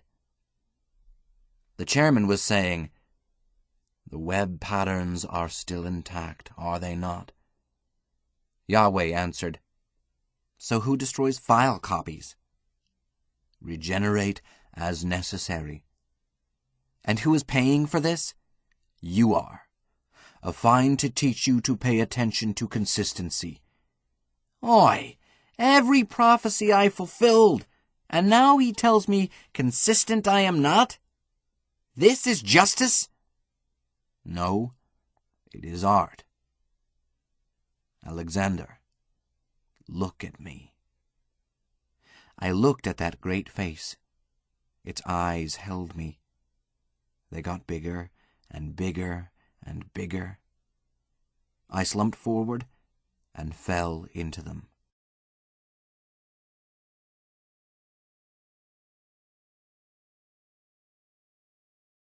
"29. There is no remembrance of former things, neither shall there be any remembrance of things that are to come with those that shall come after. Ecclesiastes chapter 1, verse 11. This week, Margareta and I, with help from our daughter, Gerda, are giving our house and our shop a real Scandinavian cleaning. Because the Farnsworths, our friends from Texas, our best friends anywhere, are coming to see us. To Marga and me, a visit from Jerry and Katie is Christmas and the 4th of July rolled into one. And for our kids, too. Sybil Farnsworth is Inga's age. The girls are chums. This time will be extra special. They are bringing Patricia Marymount with them. Pat is almost as old a friend as the Farnsworths and the sweetest person in the world, an old maid schoolmarm, but not a bit prissy. The Farnsworths changed our luck. Marga and I were down in Mexico on our honeymoon when the earthquake that destroyed Mazatlan hit. We weren't hurt, but we had a bad time getting out. Passports, money, and traveler's checks gone. Halfway home, we met the Farnsworths, and that changed everything. No more trouble. Oh, I got back to Kansas with no baggage but a razor. Sentimental value, Marga gave it to me on our honeymoon, I've used it ever since. When we reached my home state, we found just the mom-and-pop shop we wanted. A lunchroom in this little college town, Eden, Kansas, southeast of Wichita. The shop was owned by Mr. and Mrs. A.S. Modius. They wanted to retire. We started as their employees. In less than a month, we were their tenants. Then I went into hock to the bank, up to my armpits, and that made us owners of record of Marga's Hot Fudge Sundae, soda fountain, hot dogs, hamburgers, and Marga's heavenly Danish open-face sandwiches. Margreta wanted to name it Marga and Alex's Hot Fudge Sundae. I vetoed that. It doesn't scan. Besides, she is the one who meets the public. She's our best advertising. I work back where I'm not seen. Dishwasher, janitor, porter, you name it. Margreta handles the front, with help from Astrid. And from me, all of us can cook or concoct anything on our menu, even the open-faced sandwiches. However, with the latter, we follow Marga's color photographs and lists of ingredients. In fairness to our customers, only Margreta is allowed to be creative. Our namesake item, the Hot Fudge Sundae, is ready at all times, and I have kept the price at 10 cents, although that allows only a 1.5-cent gross profit. Any customer having a birthday gets one free, along with our singing Happy Birthday, with loud banging on a drum and a kiss. College boys appreciate kissing Margreta more than they do the free sundae. Understandable. But Pop Graham doesn't do too badly with the co-eds either. I don't force kisses on a birthday girl. Our shop was a success from day one. The location is good, facing Elm Street Gate and Old Main.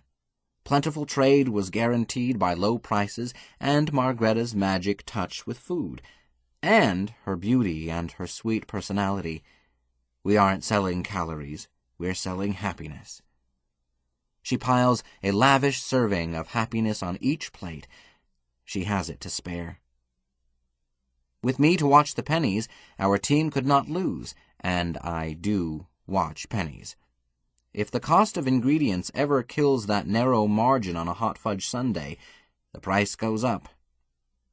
Mr. Belial, president of our bank, says that the country is in a long, steady period of gentle prosperity. I hope he is right. Meanwhile, I watch the gross profit. The town is enjoying a real estate boom caused by the Farnsworths, plus the change in climate. It used to be that the typical wealthy Texan had a summer home in Colorado Springs, but now that we no longer fry eggs on our sidewalks, Texans are beginning to see the charms of Kansas. They say it's a change in the jet stream, or is it the Gulf Stream? I never was strong in science. Whatever.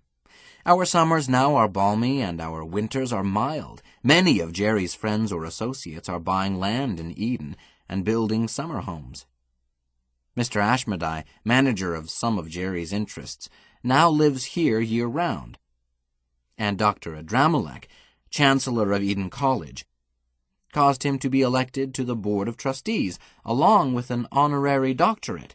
As a former money-raiser, I can see why.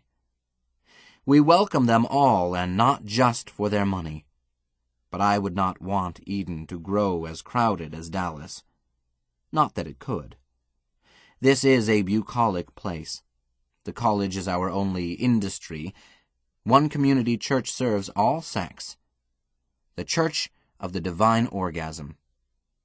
Sabbath school at 9:30 a.m., church services at 11, picnic and orgy immediately following. We don't believe in shoving religion down a kid's throat, but the truth is that young people like our community church, thanks to our pastor, the Reverend Dr. M.O. Locke. Malcolm is a Presbyterian, I think. He still has a Scottish burr in his speech. But there is nothing of the dour Scot about him, and kids love him. He leads the revels and directs the rituals. Our daughter Elise is a novice ecdysiast under him, and she talks of having a vocation. Piffle. She'll marry right out of high school. I could name the young man, though I can't see what she sees in him.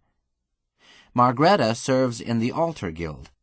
I pass the plate on the Sabbath and serve on the finance board.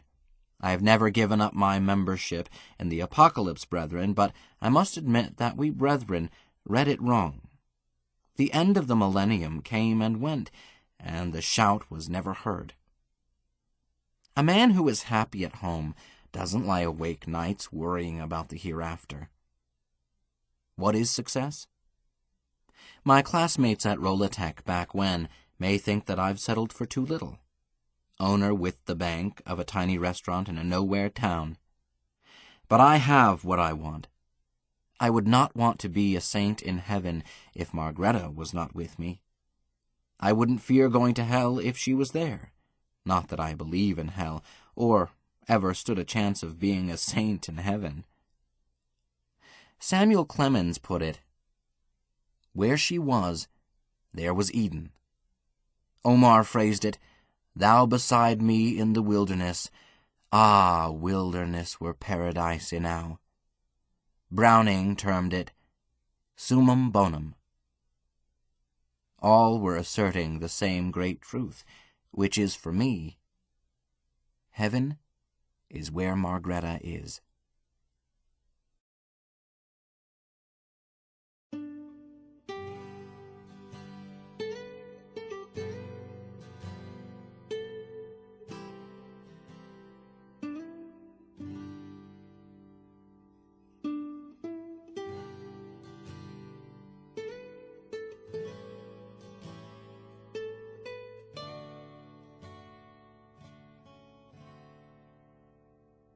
This concludes the reading of Job, A Comedy of Justice, by Robert A. Heinlein. Copyright 1984 by Robert A. Heinlein. This book was read by Paul Michael Garcia. This unabridged recording was published by arrangement with Spectrum Literary Agency and was produced in 2009 by Blackstone Audio Inc., which holds the copyright. Neither this recording nor any portion of it may be reproduced or used for any purpose without prior written authorization from Blackstone Audio Inc. If you would like to obtain a complete catalog of our titles, or our monthly update telling you about new releases, and our new collection of books on CD and MP3 CD, call 1-800-SAY-BOOK.